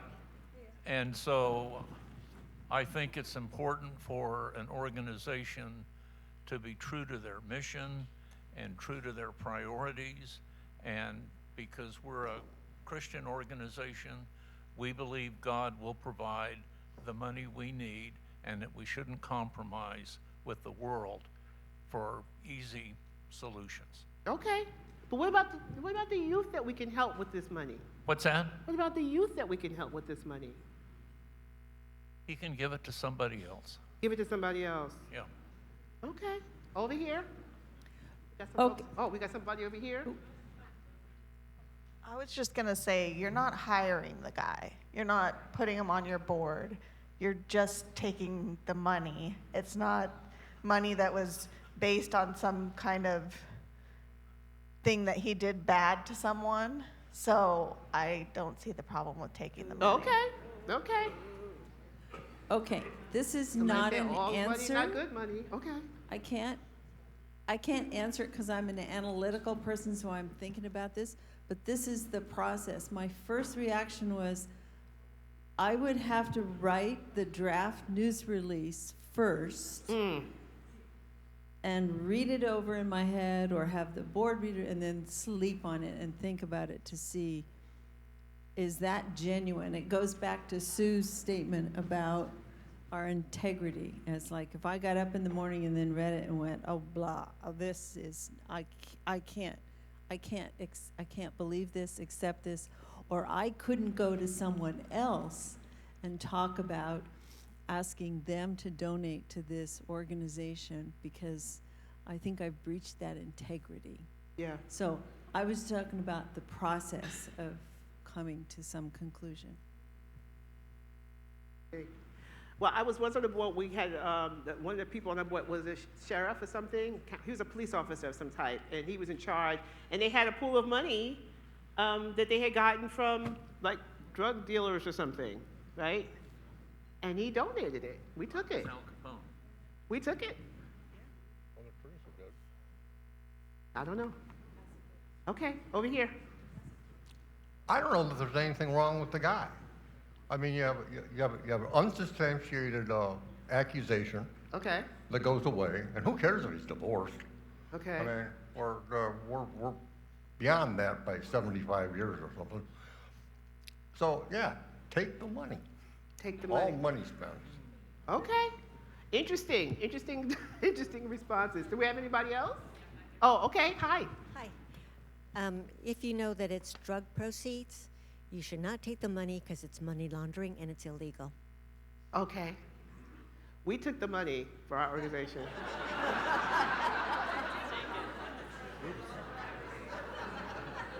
Does this celebrity need his name in lights? I mean, is it going to reflect on your organization over here? Say that again. Is this celebrity needing the notoriety? I mean, is it going to be announced publicly that you're? I mean, does it matter if we can keep him anonymous? Does that change for you guys if we keep him anonymous? Because I don't think we do not research any of our donors. And that was going to be my next question. How do we know where any of the money that we get from our donors comes from? We don't know their backgrounds. We don't know if they were racist. We don't know if they killed or raped somebody when they were 20. We don't know anything. We don't do a whole background search with somebody who says, I'm going to give you $50,000. How do we know? And where do we draw the line and say, oh, we're not going to accept money from companies if they don't divest in? I'm just saying, where do we draw the line? Yeah. Small nonprofit in Ventura running a tutoring program as well as a lot of other programs in the community, received a check for $2,000 from Los Borrachos. Now, if you don't know Spanish, you don't know that means the drunkards. The drunkards? The drunkards. Oh. That was a motorcycle gang in the part of town where the program was operating. Okay. So the board had to make a decision, do we accept this? And the story behind the money was that one of the members of the motorcycle gang's granddaughter was tutored in the Project Understanding program, learned how to read and write, went on to graduate from high school and college, and he was very thankful and convinced the gang to give $2,000 to the organization. Yeah. We decided to accept it. Good, good. That's a small amount, but would it have mattered if it was more money? Sorry? Would it have mattered or made a difference if it was, more money? Don't know. Well, okay. Because it was controversial for you all. You all had to think about it, right? Yeah. One other comment. We worked with Millard Fuller, the founder of Habitat for Humanity, when the Ventura chapter of Habitat was formed. And one of the discussions in a fundraising seminar that he led was the question, do you ever take tainted money? Mm-hmm. And his answer was, if there are no strings attached to it, there tain't enough of it.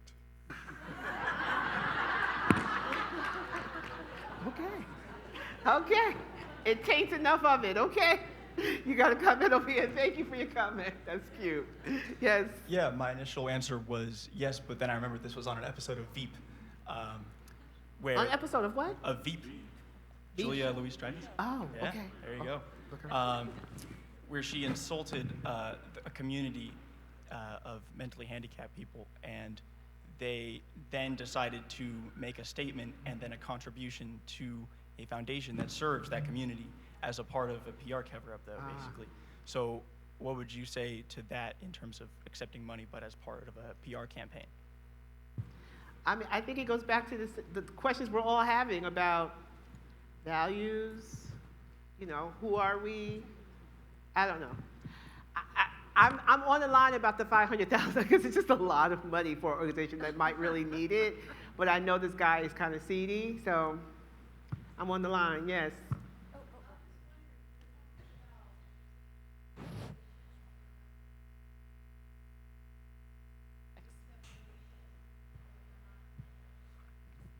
We'll accept donations from people who are not have controversial public images. Like, can you kind of set that expectation? Yeah, that goes in your donor acceptance policies, and I got the board when I was doing that for my organization. I got the board involved in creating those policies.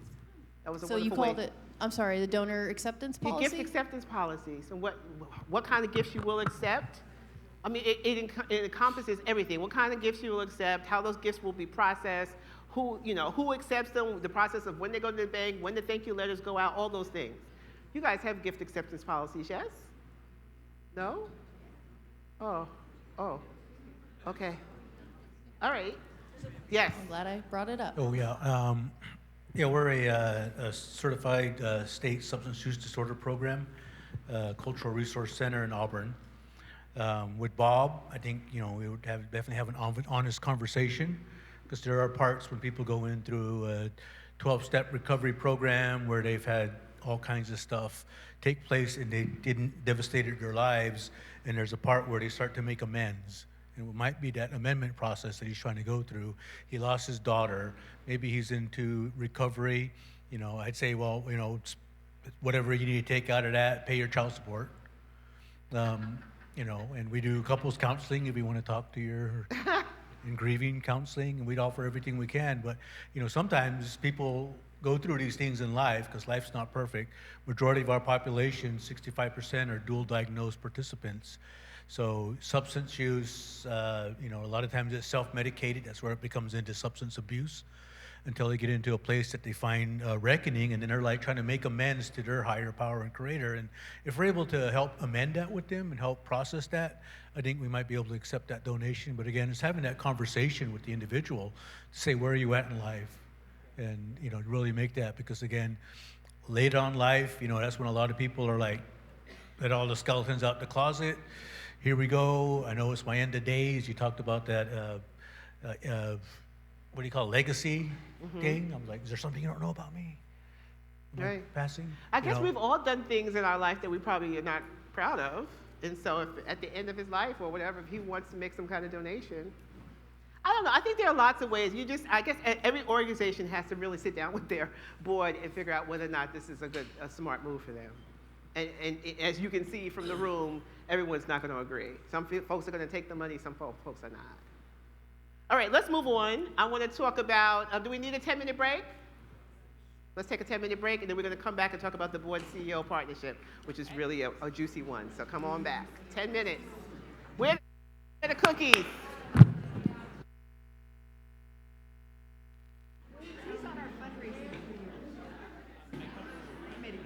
All right, everyone. Thank you for sticking around. We know this is a lot of information and a long day. Placer Community Foundation wanted to take a moment to acknowledge the passing of Don Kleinfelder, the longtime executive director of Child Advocates. Yeah, I think a round of applause is a great idea, Rocky. I love that. I think that's really nice. Many of you in the room knew and worked with Don. He was just a true leader in every sense, genuine, compassionate, and unwavering in his dedication to the community and child advocates of Placer County. For years, he served as the co-chair of the Placer Collaborative Network, attended these leadership summits, and worked alongside us and countless others to make a lasting impact in Placer County. His contributions were immeasurable, and his presence will be profoundly missed. Our condolences go out to his family and the entire child advocates of Placer County Network. So wanted to acknowledge that, everyone. So keep Don in your thoughts, and thank you for taking a moment to do that with us.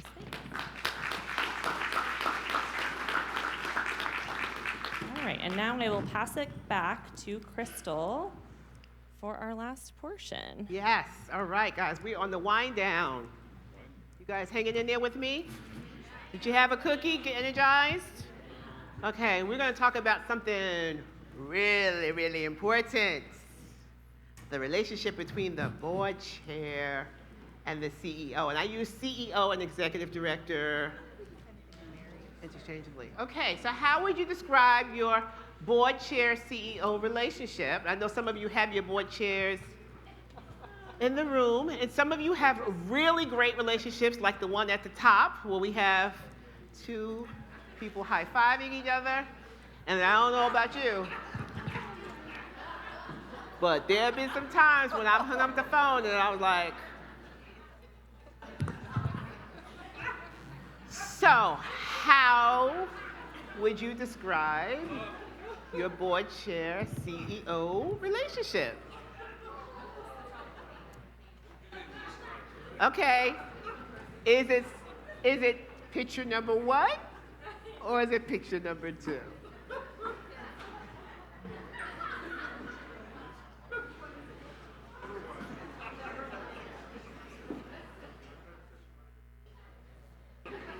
Okay, so I realize some of you have your board chairs in the room, And if you can't speak up, come talk to me later. We'll talk. I don't want to put anybody on the spot. But if you're here and your board chair or your not CEO is not in the room and you want to talk about it, how would you describe? Did you have your hand? How would you describe the relationship? What'd you say? Oh, we got over here first? Okay, I'll be right back. Okay. Hi. Hi, I didn't tell you who I was before. I'm Sally Sue with Gold Country Wildlife Rescue. And since I'm both, I can attest it's both pictures. It just depends how I wake up that morning. Really? Yeah. Okay. Yeah. Okay. We had a sister over here.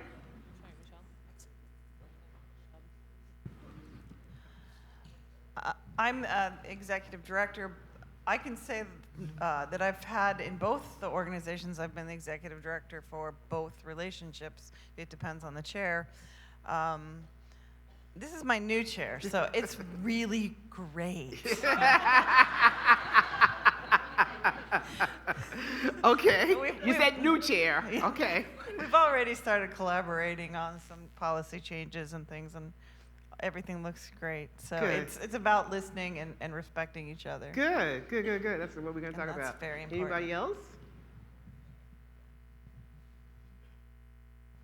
Thank you. My name is Linda LeBoux, and I'm the ED of Sightword Busters. And we have an incredible president of our board, and he has collaborated from day one and will always call and say, it's time for us to get together and talk about what you would like to see on the agenda. And Oh, wow. it is just amazing. Even your voice changed when you were saying that. Well, at one time, like Sally Sue, I was both the president and the CEO. So it's a pleasure having a president. But he comes to us with a lot of experience, and he's passionate about the program, and he makes sure that everybody talks at the board meeting, and he's just A+. Steve Young, by the way. Let All me right, give for him, Steve call him Young. out. Thank you.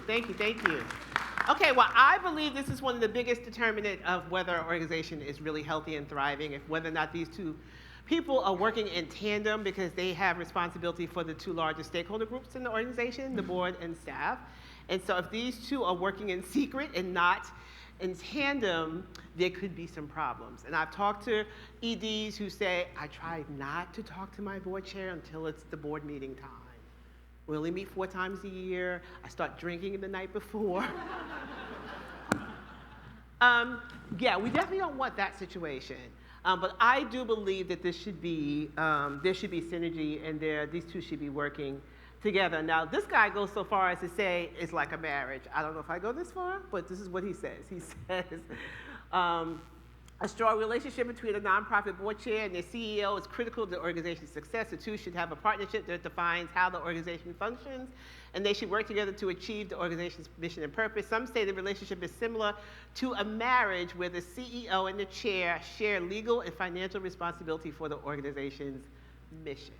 Now, I've not read this book, Better Together, How Top Nonprofit CEOs and Board Chairs Get Happy, Fall in Love, and Change the World. I just thought the title was interesting, so if anyone gets it and reads it, please let me know.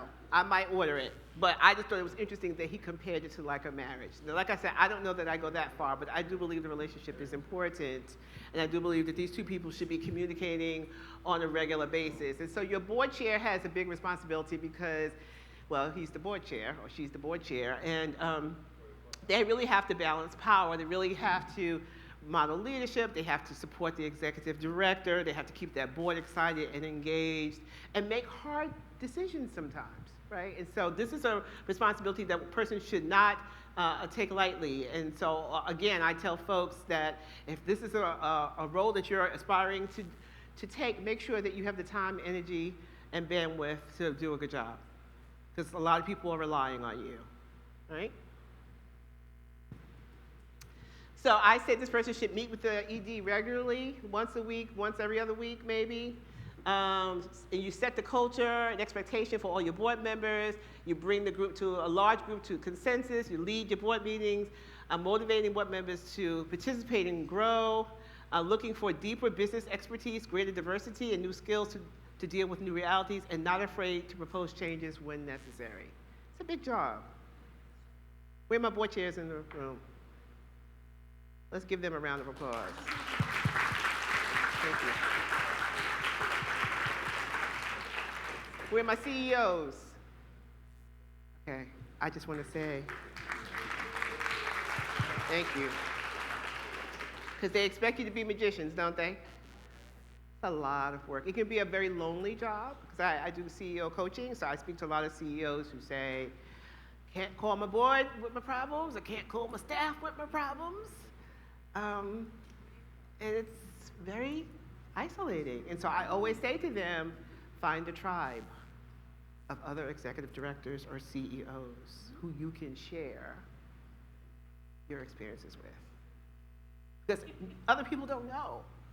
And that's what I tell my board. Have you ever shadowed your CEO on a daily basis and see from the morning to the night what different things? They come in the morning, they're meeting with the marketing committee. And then by lunchtime, they're meeting with the foundation. And then in the afternoon, they're meeting with the business team. And then you got to meet with a donor. It's a lot. There are emails in between. You got to manage up. You got to manage down. You got to worry about fundraising. You got to worry about the board. You got to make sure your programs are. It's a lot.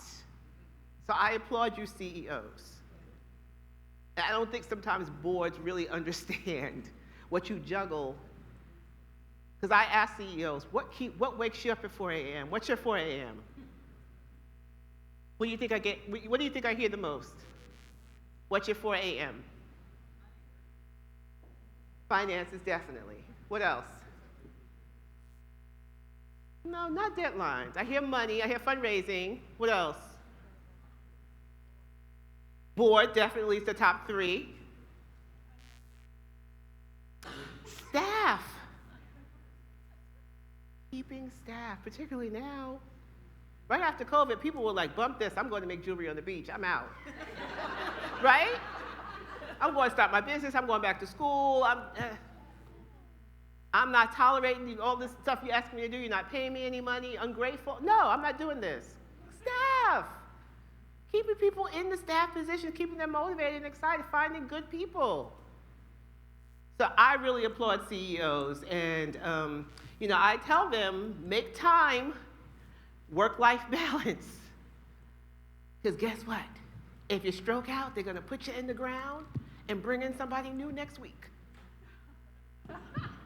So make sure that you stand up and advocate for yourself. And when you've had it, you tell your board, I need a break. I've been doing this work for 16 years. I need to take a sabbatical. And if your board cares about you and you've been doing a good job, they'll let you take one. Because you want your CEO to come back and be their best. And if they're tired and fatigued and burnt out, either they're gonna leave or your organization is going to sink, right? So the CEO uses that strategic plan, or I hope they are, because that's really what they should be measuring your performance on, is that what's in the goals in that strategic plan, keeping the board focused on long-term goals and mission, making sure you're providing regular updates and reports about how you're doing against the goals in the strategic plan, right? Sending the board materials way before the meeting, managing up to get to know the board, managing down to know the staff, and then sometimes serving as the ex officio member of the board, a lot. So this is a relationship built on trust, mutual respect for each other, right? They must agree on priorities, they hold one another accountable, they share information about program updates, right? They mediate discord, and they need to know how to bend when the road turns. Because we could all be thinking we're going this way, and then we know that it will hit the fan, and then we're going this way. And we need a board chair and a CEO who can bend when the road bends, particularly now. Our staff are watching us, our donors are watching us, our funders are watching us. And how these two operate and how they roll will dictate whether our funders stay with us, our staff stays with us, and our donors stay with us. So strong, silent leadership in these times in particular is so important. Oh, sorry, I hope I didn't spin on somebody. My son says, Mom! So the CEO can do some things to aid in governance, to make sure the board is doing what they're supposed to be doing.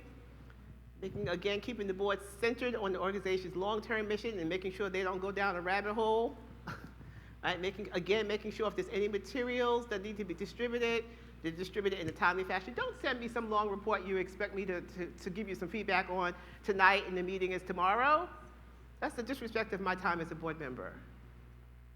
So I expect you to send stuff out in a timely fashion so that I have ample time to review the budget or review whatever you want me to see so that I can come back and give good feedback, right? And then the chair then can do the same thing and reciprocate and help to support the CEO. Ask questions about the job and the challenge. Sounds like some of you have really good relationships. What challenges are you having, right? How can I be most helpful to you during these times, right? Making sure you provide constructive, don't wait until the performance evaluation to lay some whammy on your CEO. Constructive feedback throughout the year to help them get better. Pay them a competitive salary. Make sure they get a performance evaluation. I've talked to too many CEOs that says, I haven't had a performance evaluation in 5 years. What? What do you mean? You deserve a performance evaluation every year. And if you've done a good job, you should ask for a raise, even if the organization is struggling. A little something. And then prioritize rest. Either that or you're going to lose your CEO. If you don't give them a chance to walk away for a minute and recharge, and there's a way to do that. You don't just say, okay, you go on a sabbatical, go bye. You have to, of course, prepare the staff. You have to prepare your funders. You make sure you bring someone in who can do the job in the interim. But give that person a minute. It's a lot. So I really love talking about this because I really do believe that these two people can make or break the organization and make or break the experience the staff have with the organization. If you have two leaders who suck at the top, God, that's horrible, right? Anybody been in a position you love your job, but your manager or supervisor or somebody, you're like, God, when are they leaving? They micromanage me one more time, right? So I just wanted to share that there's some roles and responsibilities of the board chair, and I said board chair instead of board president. I'm using them interchangeably. Board chair, the CEO, and both, right? So we know the board president, he hires the evaluates the executive director, approves the budget, making sure that there's a high-functioning board, weighing in and green stamping that strategic plan, and making sure there's resources available. The CEO is hiring and supervising staff, managing and monitoring the budget, is kind of the face of the organization out in the public, right? Executing the strategic plan and executes fundraising. And then together, they work on board composition, they work on fiscal stewardship, they work on, of course, mission impact and growth, using that strategic plan as a roadmap and reviewing fundraising strategies and effectiveness. So there's some things that the board chair does, there's some things that the CEO does, and then there's some things where they overlap and they do together. And there are probably some things I didn't mention. Anything that I didn't have up here?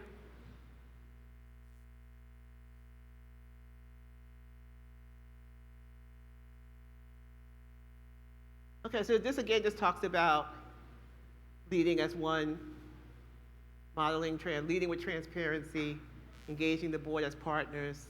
Again, you'll get this. Okay, here's another. You guys up for another scenario? Yeah? Okay. All right, here's a quickie. After a series of budget reviews and during a pullback, the nonprofit CEO and board chair Jordan realized that they must make some cuts. The data is clear. A beloved arts-based after-school program serving 40 kids in the community is draining resources that could sustain core programming for 300 families. They agreed to sunset the program with empathy after exploring all funding alternatives. They draft together a message to engage affected families and prepare board and staff to respond with compassion and consistency. And then Jordan, she leads the board's support strategy while Isha works closely with the staff and community partners to ensure a graceful exit and a potential transition of support. They host a virtual town hall meeting side by side to model transparency, vulnerability, and shared leadership. So a lot of times, two leaders, they have to make tough decisions and they have to share that with the people when they know they're going to be impacted. How they work together to make that happen is going to impact how people receive it, how your funders receive it, and whether they still have confidence in you. Because you start cutting programs and letting staff go, everybody goes, okay, wait a minute, what's happening with that organization? But if you come out and you address it, you work together and you address it head on in a tactful way, in a way that shows respect and consideration, it could work. Anybody had a situation where you and your board chair or you and your CEO had to make a tough decision to share it with staff or share it with funders? Anybody? Let's pray that doesn't happen soon with all that's going on. Yes. Do you have your hand up? Yes. You did this, and how did it land? How did it go?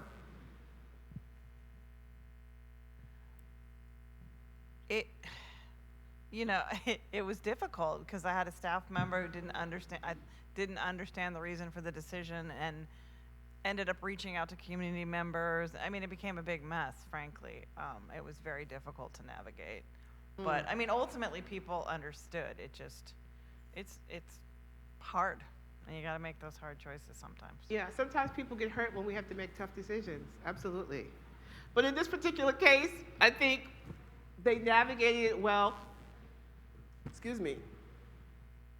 What could have gone wrong if they hadn't done it? Did you and your CEO work collaboratively? Are you the CEO or are you the board chair? Did you and your board chair work collaboratively on how you were going to relay this information to your community?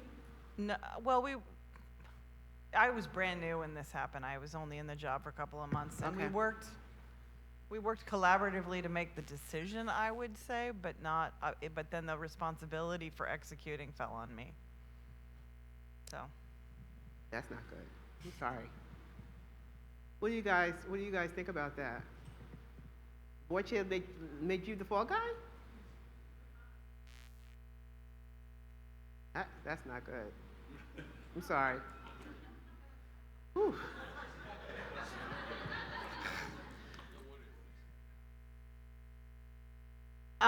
The question was going to be, what could have gone wrong if the CEO and board were not aligned? But I can see we have the answer right here, right?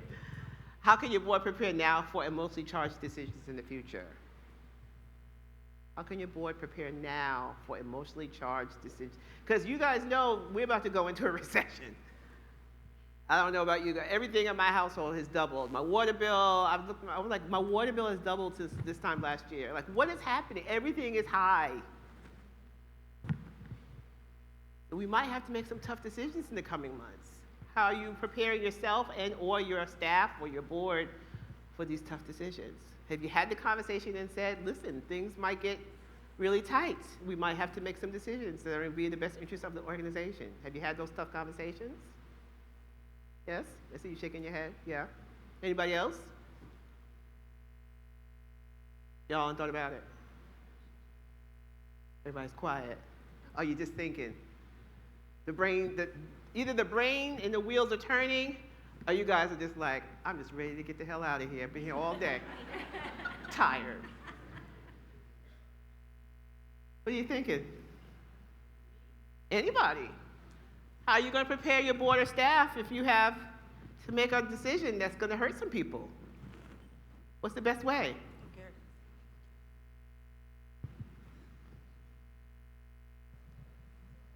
So recently with the Medi-Cal transition called Cal-AIM, which was codified by Prop 1, we basically lost about $600,000 of funding, and we had to quickly pivot, and we did not have any direction from the state. So we went through a very rough time. In the 10 years I've been at Lighthouse, we've never lost money, except for last year we lost about $250,000. Oh, wow. And thankfully, in the first 9 years, we were able to put some reserves away, and we're fine financially, but we had to look at productivity. We engaged all the directors at a very high level and said, okay, let's do this together, let's talk, let's sit down, and we came up with some ideas, and we began to implement the plan, and then we realized that in certain areas we failed to implement the plan, and we're pivoting again with staff to address the shortfalls, and it may come down to reducing staff. But when you lose $600,000 in 1 year overnight, and you know it's coming, but you don't know how much, and you don't know what it's going to look like after, and that's what we recently went through.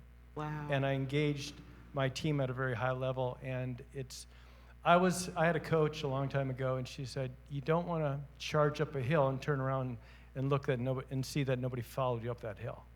So I always go to my team and I say, this is what we're looking at. What can we do together? And then we strategized and came up with a plan, and we're still in the process of implementing that plan. I love it. Thank you. That's great. That's a You're great welcome. example. And of course, I keep the board informed. There's a comment over there.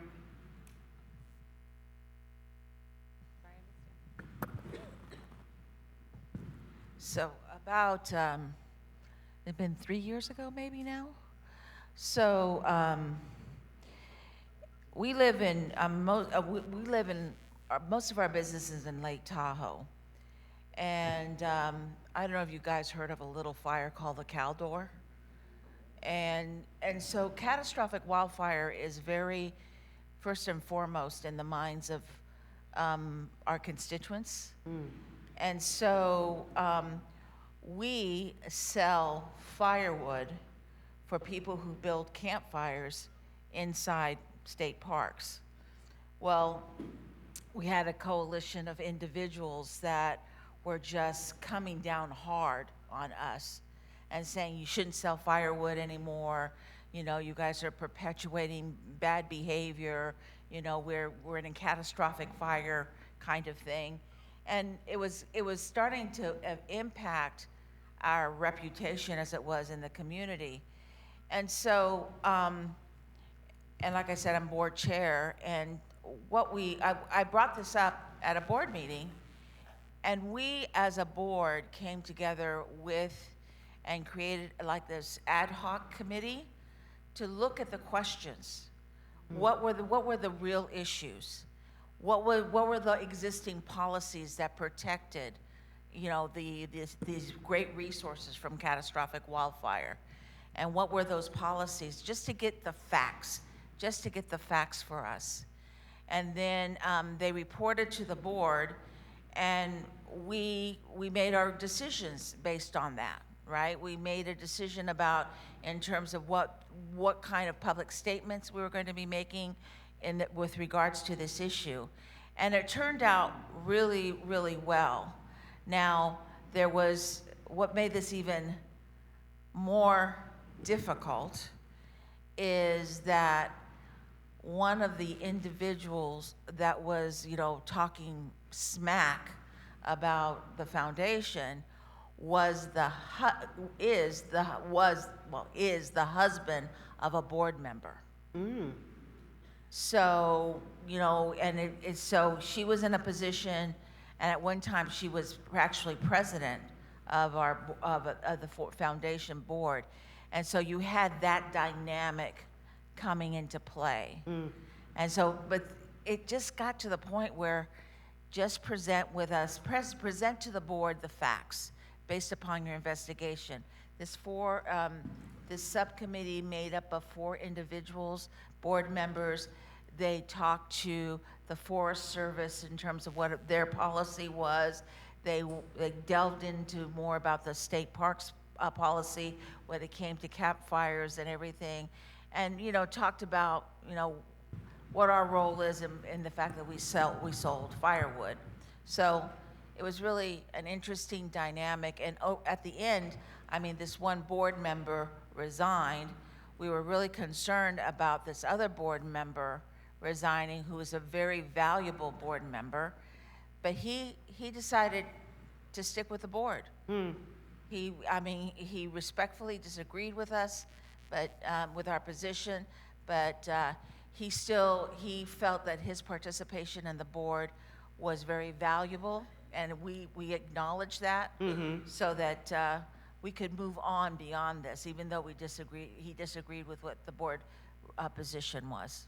But what I like about what you said is that you share data, you know, and I think getting the data and the information so that you can share with people and show them why you might have to make some tough decisions. I think people will understand that you are merely just looking to see what's going to be the best way to go, what's the best way to protect the organization. And sometimes people will get hurt. And that's really unfortunate, but it's just the reality of the work that we're doing. So I appreciate you all's considering that. I'm sorry if I hit you.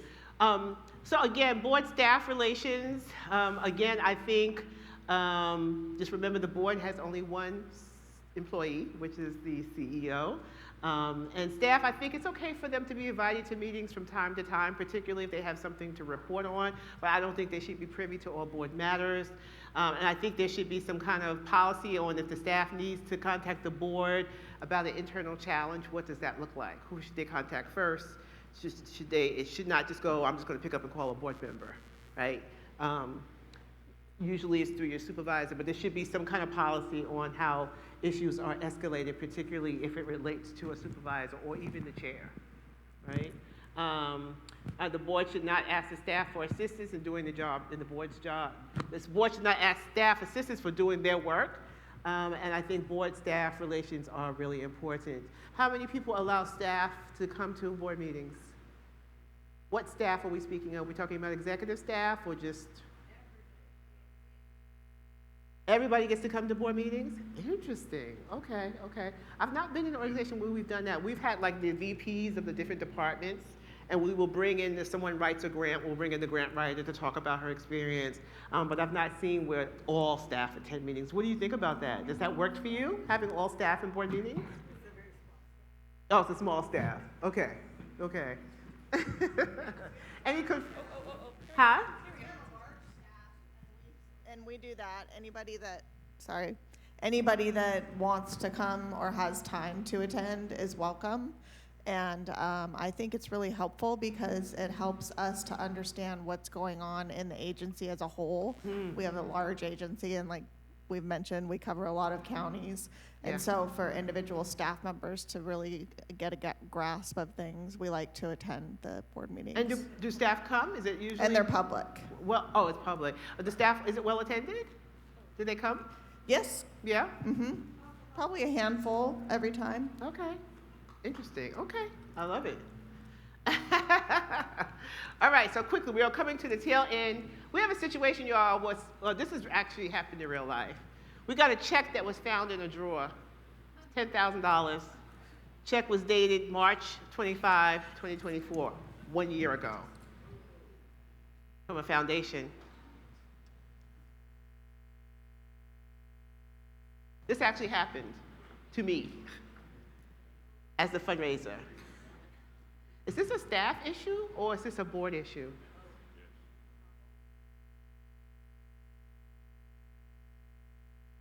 Should the board be made apprised of this situation? It's a $10,000 check, it's a first-time donor, the check is a year old.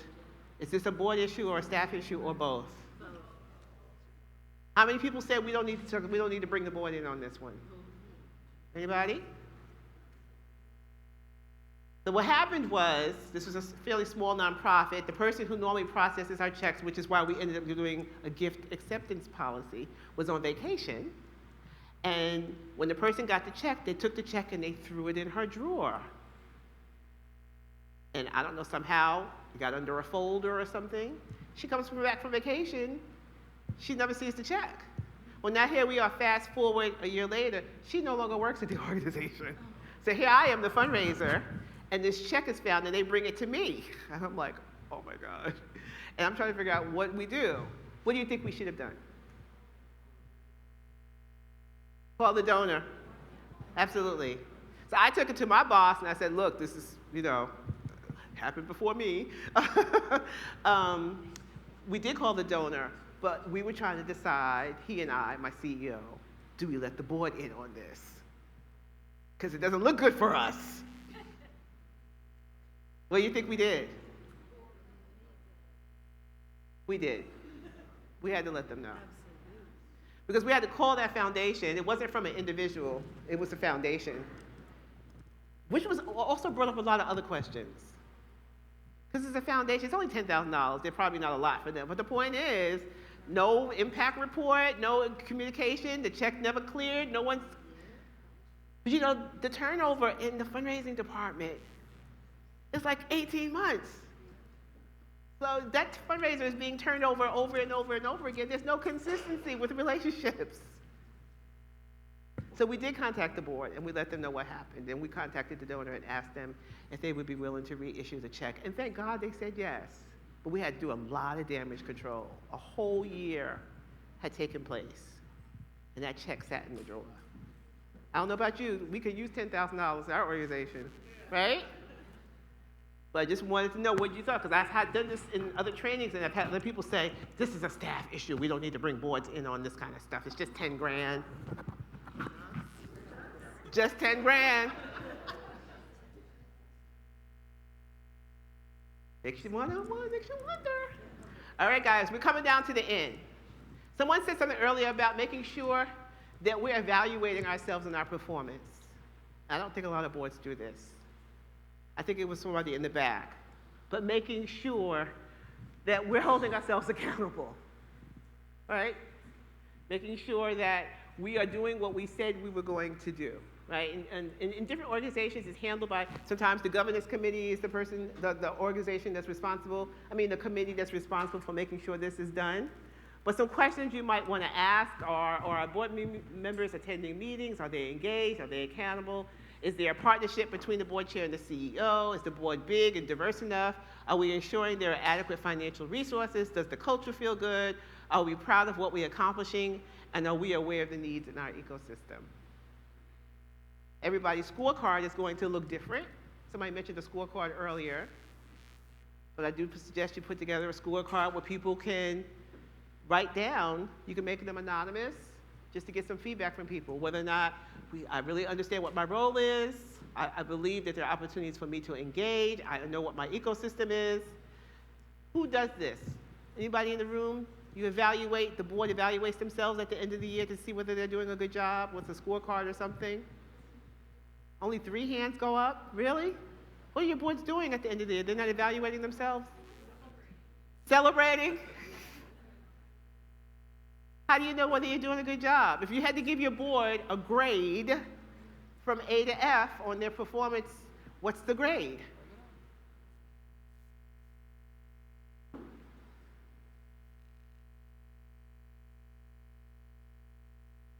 Are they doing a good job? Hi.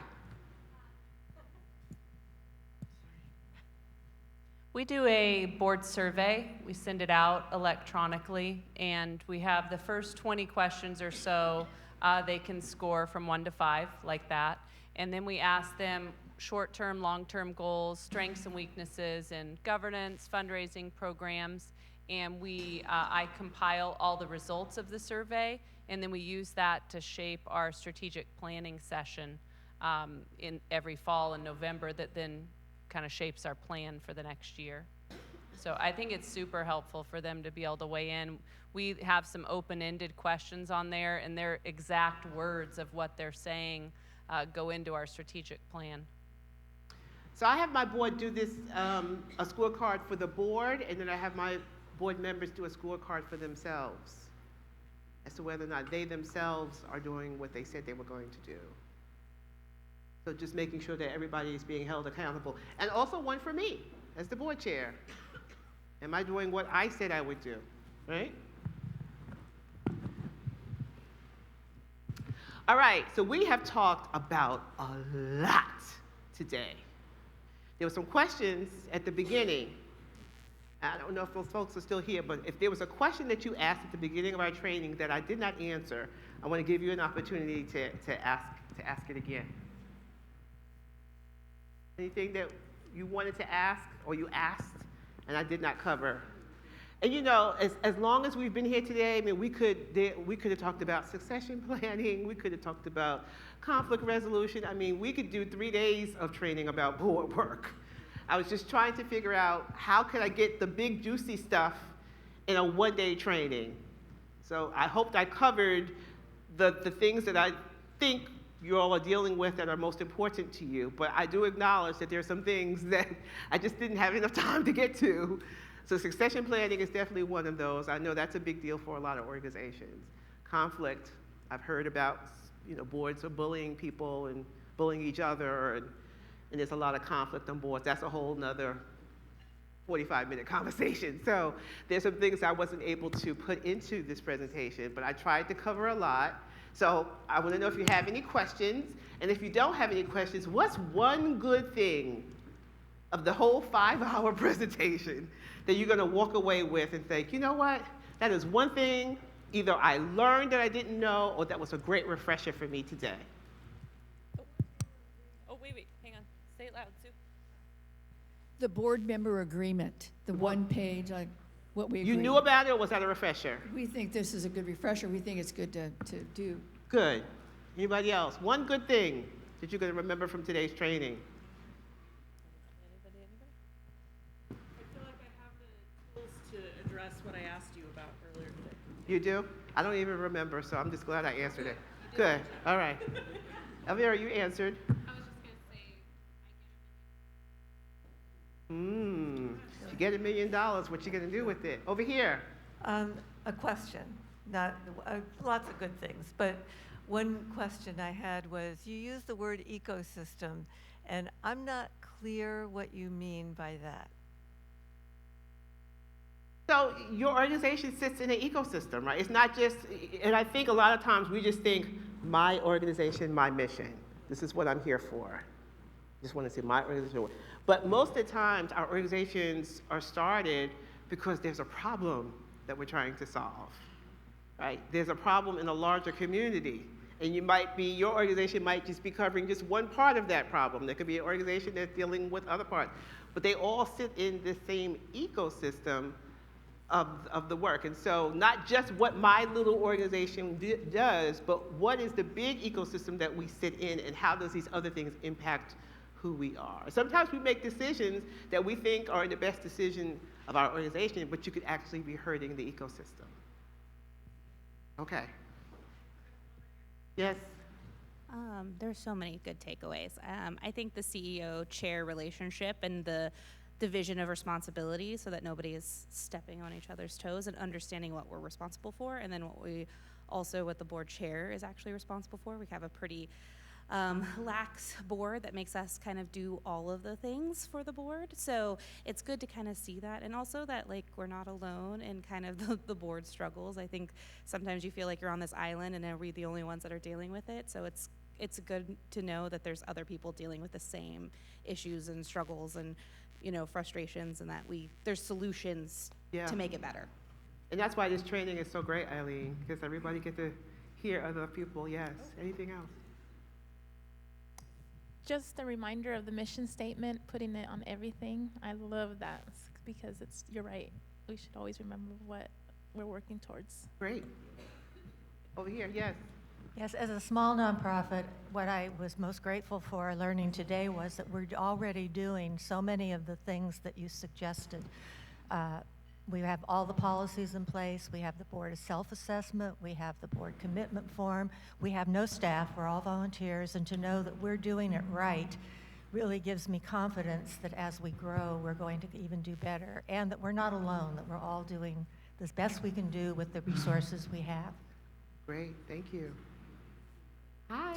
Hi, and I wanted to show my appreciation for the ideas of how do we get better onboard new members and make them feel like they're a part of a team and they understand what they're doing and why they're there. And then also board engagement.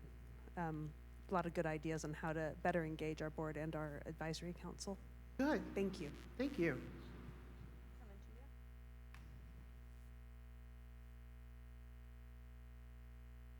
I appreciated the fact that you talked about advisory board and the fact that diversity could be within that particular board. And the other thing that really struck me was when you said, how do you prepare for emotionally charged decisions in the future? That's one, that to have to face that and to have to realize that maybe we better look at that. That's a hard one. That's a hard one. But it makes sense. Thank you. You're welcome. Thank you. Hi, Susan. I can't have your necklace? But I really appreciated how you... Just a minute. Oh, just a minute. I really appreciated how you facilitated and held the deeper conversation that we had about diversity and equity and inclusion. I think it's an important conversation for all of us to be having a lot, and it was held nicely by you. Thank you. I appreciate that. That's often a hard conversation to have. Well, thank you all. I so appreciate your attention. Do we have one more? Oh. Oh, hi. I think one thing is the comment you made about the board and having the meetings and having being a space for safe and brave conversation. So be able to speak on things, to be able to, present your information in a place that's not where you would feel harmed or discriminated or ashamed of. Because a lot of times I think for some board members, if they aren't able to have their voice, they may not want to continue to come back. Absolutely. And to have that brave conversation to say, we welcome everybody's opinion, because that's what we need to do as a community. So I like that little comment you said about safe and brave space. Thank you. Thank you. Thank you. Thank you. All right. Well, I thank you all.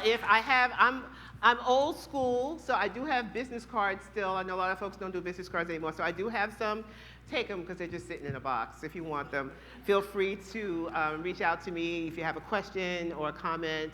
I'm also on LinkedIn. I'm very active on LinkedIn, so please check me out on LinkedIn. But some things now that your grandma knows, because remember, this is not your grandma's nonprofit board. She knows that you all are the mission in motion, right? You all are making it happen, right? You're not just on the board. You're a storyteller, a connector, and a champion. That you show up and you speak up. Participation matters, prepping for meetings, right? Fundraising equals relationships. We talked about that, right? Inclusion is everyone's job. And that this should feel good. Board service, I call it board love. So thank you for letting me share some board love today. I appreciate it. I have a list of some of the other trainings that I do. Like I said, there's so much I could have talked about. I just couldn't figure out, Eileen, how to get it all in there. So I tried to talk about, but there are some other trainings I do, Fired Up Board Fundraising, through a DEI lens, financial stewardship for boards, the Happy, Healthy, and Inclusive Board, making room for them, changing the racial composition of your board, moving from discord to harmony, that's a good one on conflict resolution, using empathy and compassion to lead, oh Sheila, right? Liberating your board with decolonizing strategies for joyful board service, and passing the baton. That's one's on succession planning. So lots of services and trainings that I offer. If you want a card, feel free to come up, or if you want to just say hi to me on LinkedIn, I love doing that. But thank you all so for having me and for putting up with all my shenanigans today. I love doing this work. So thank you so much for having me.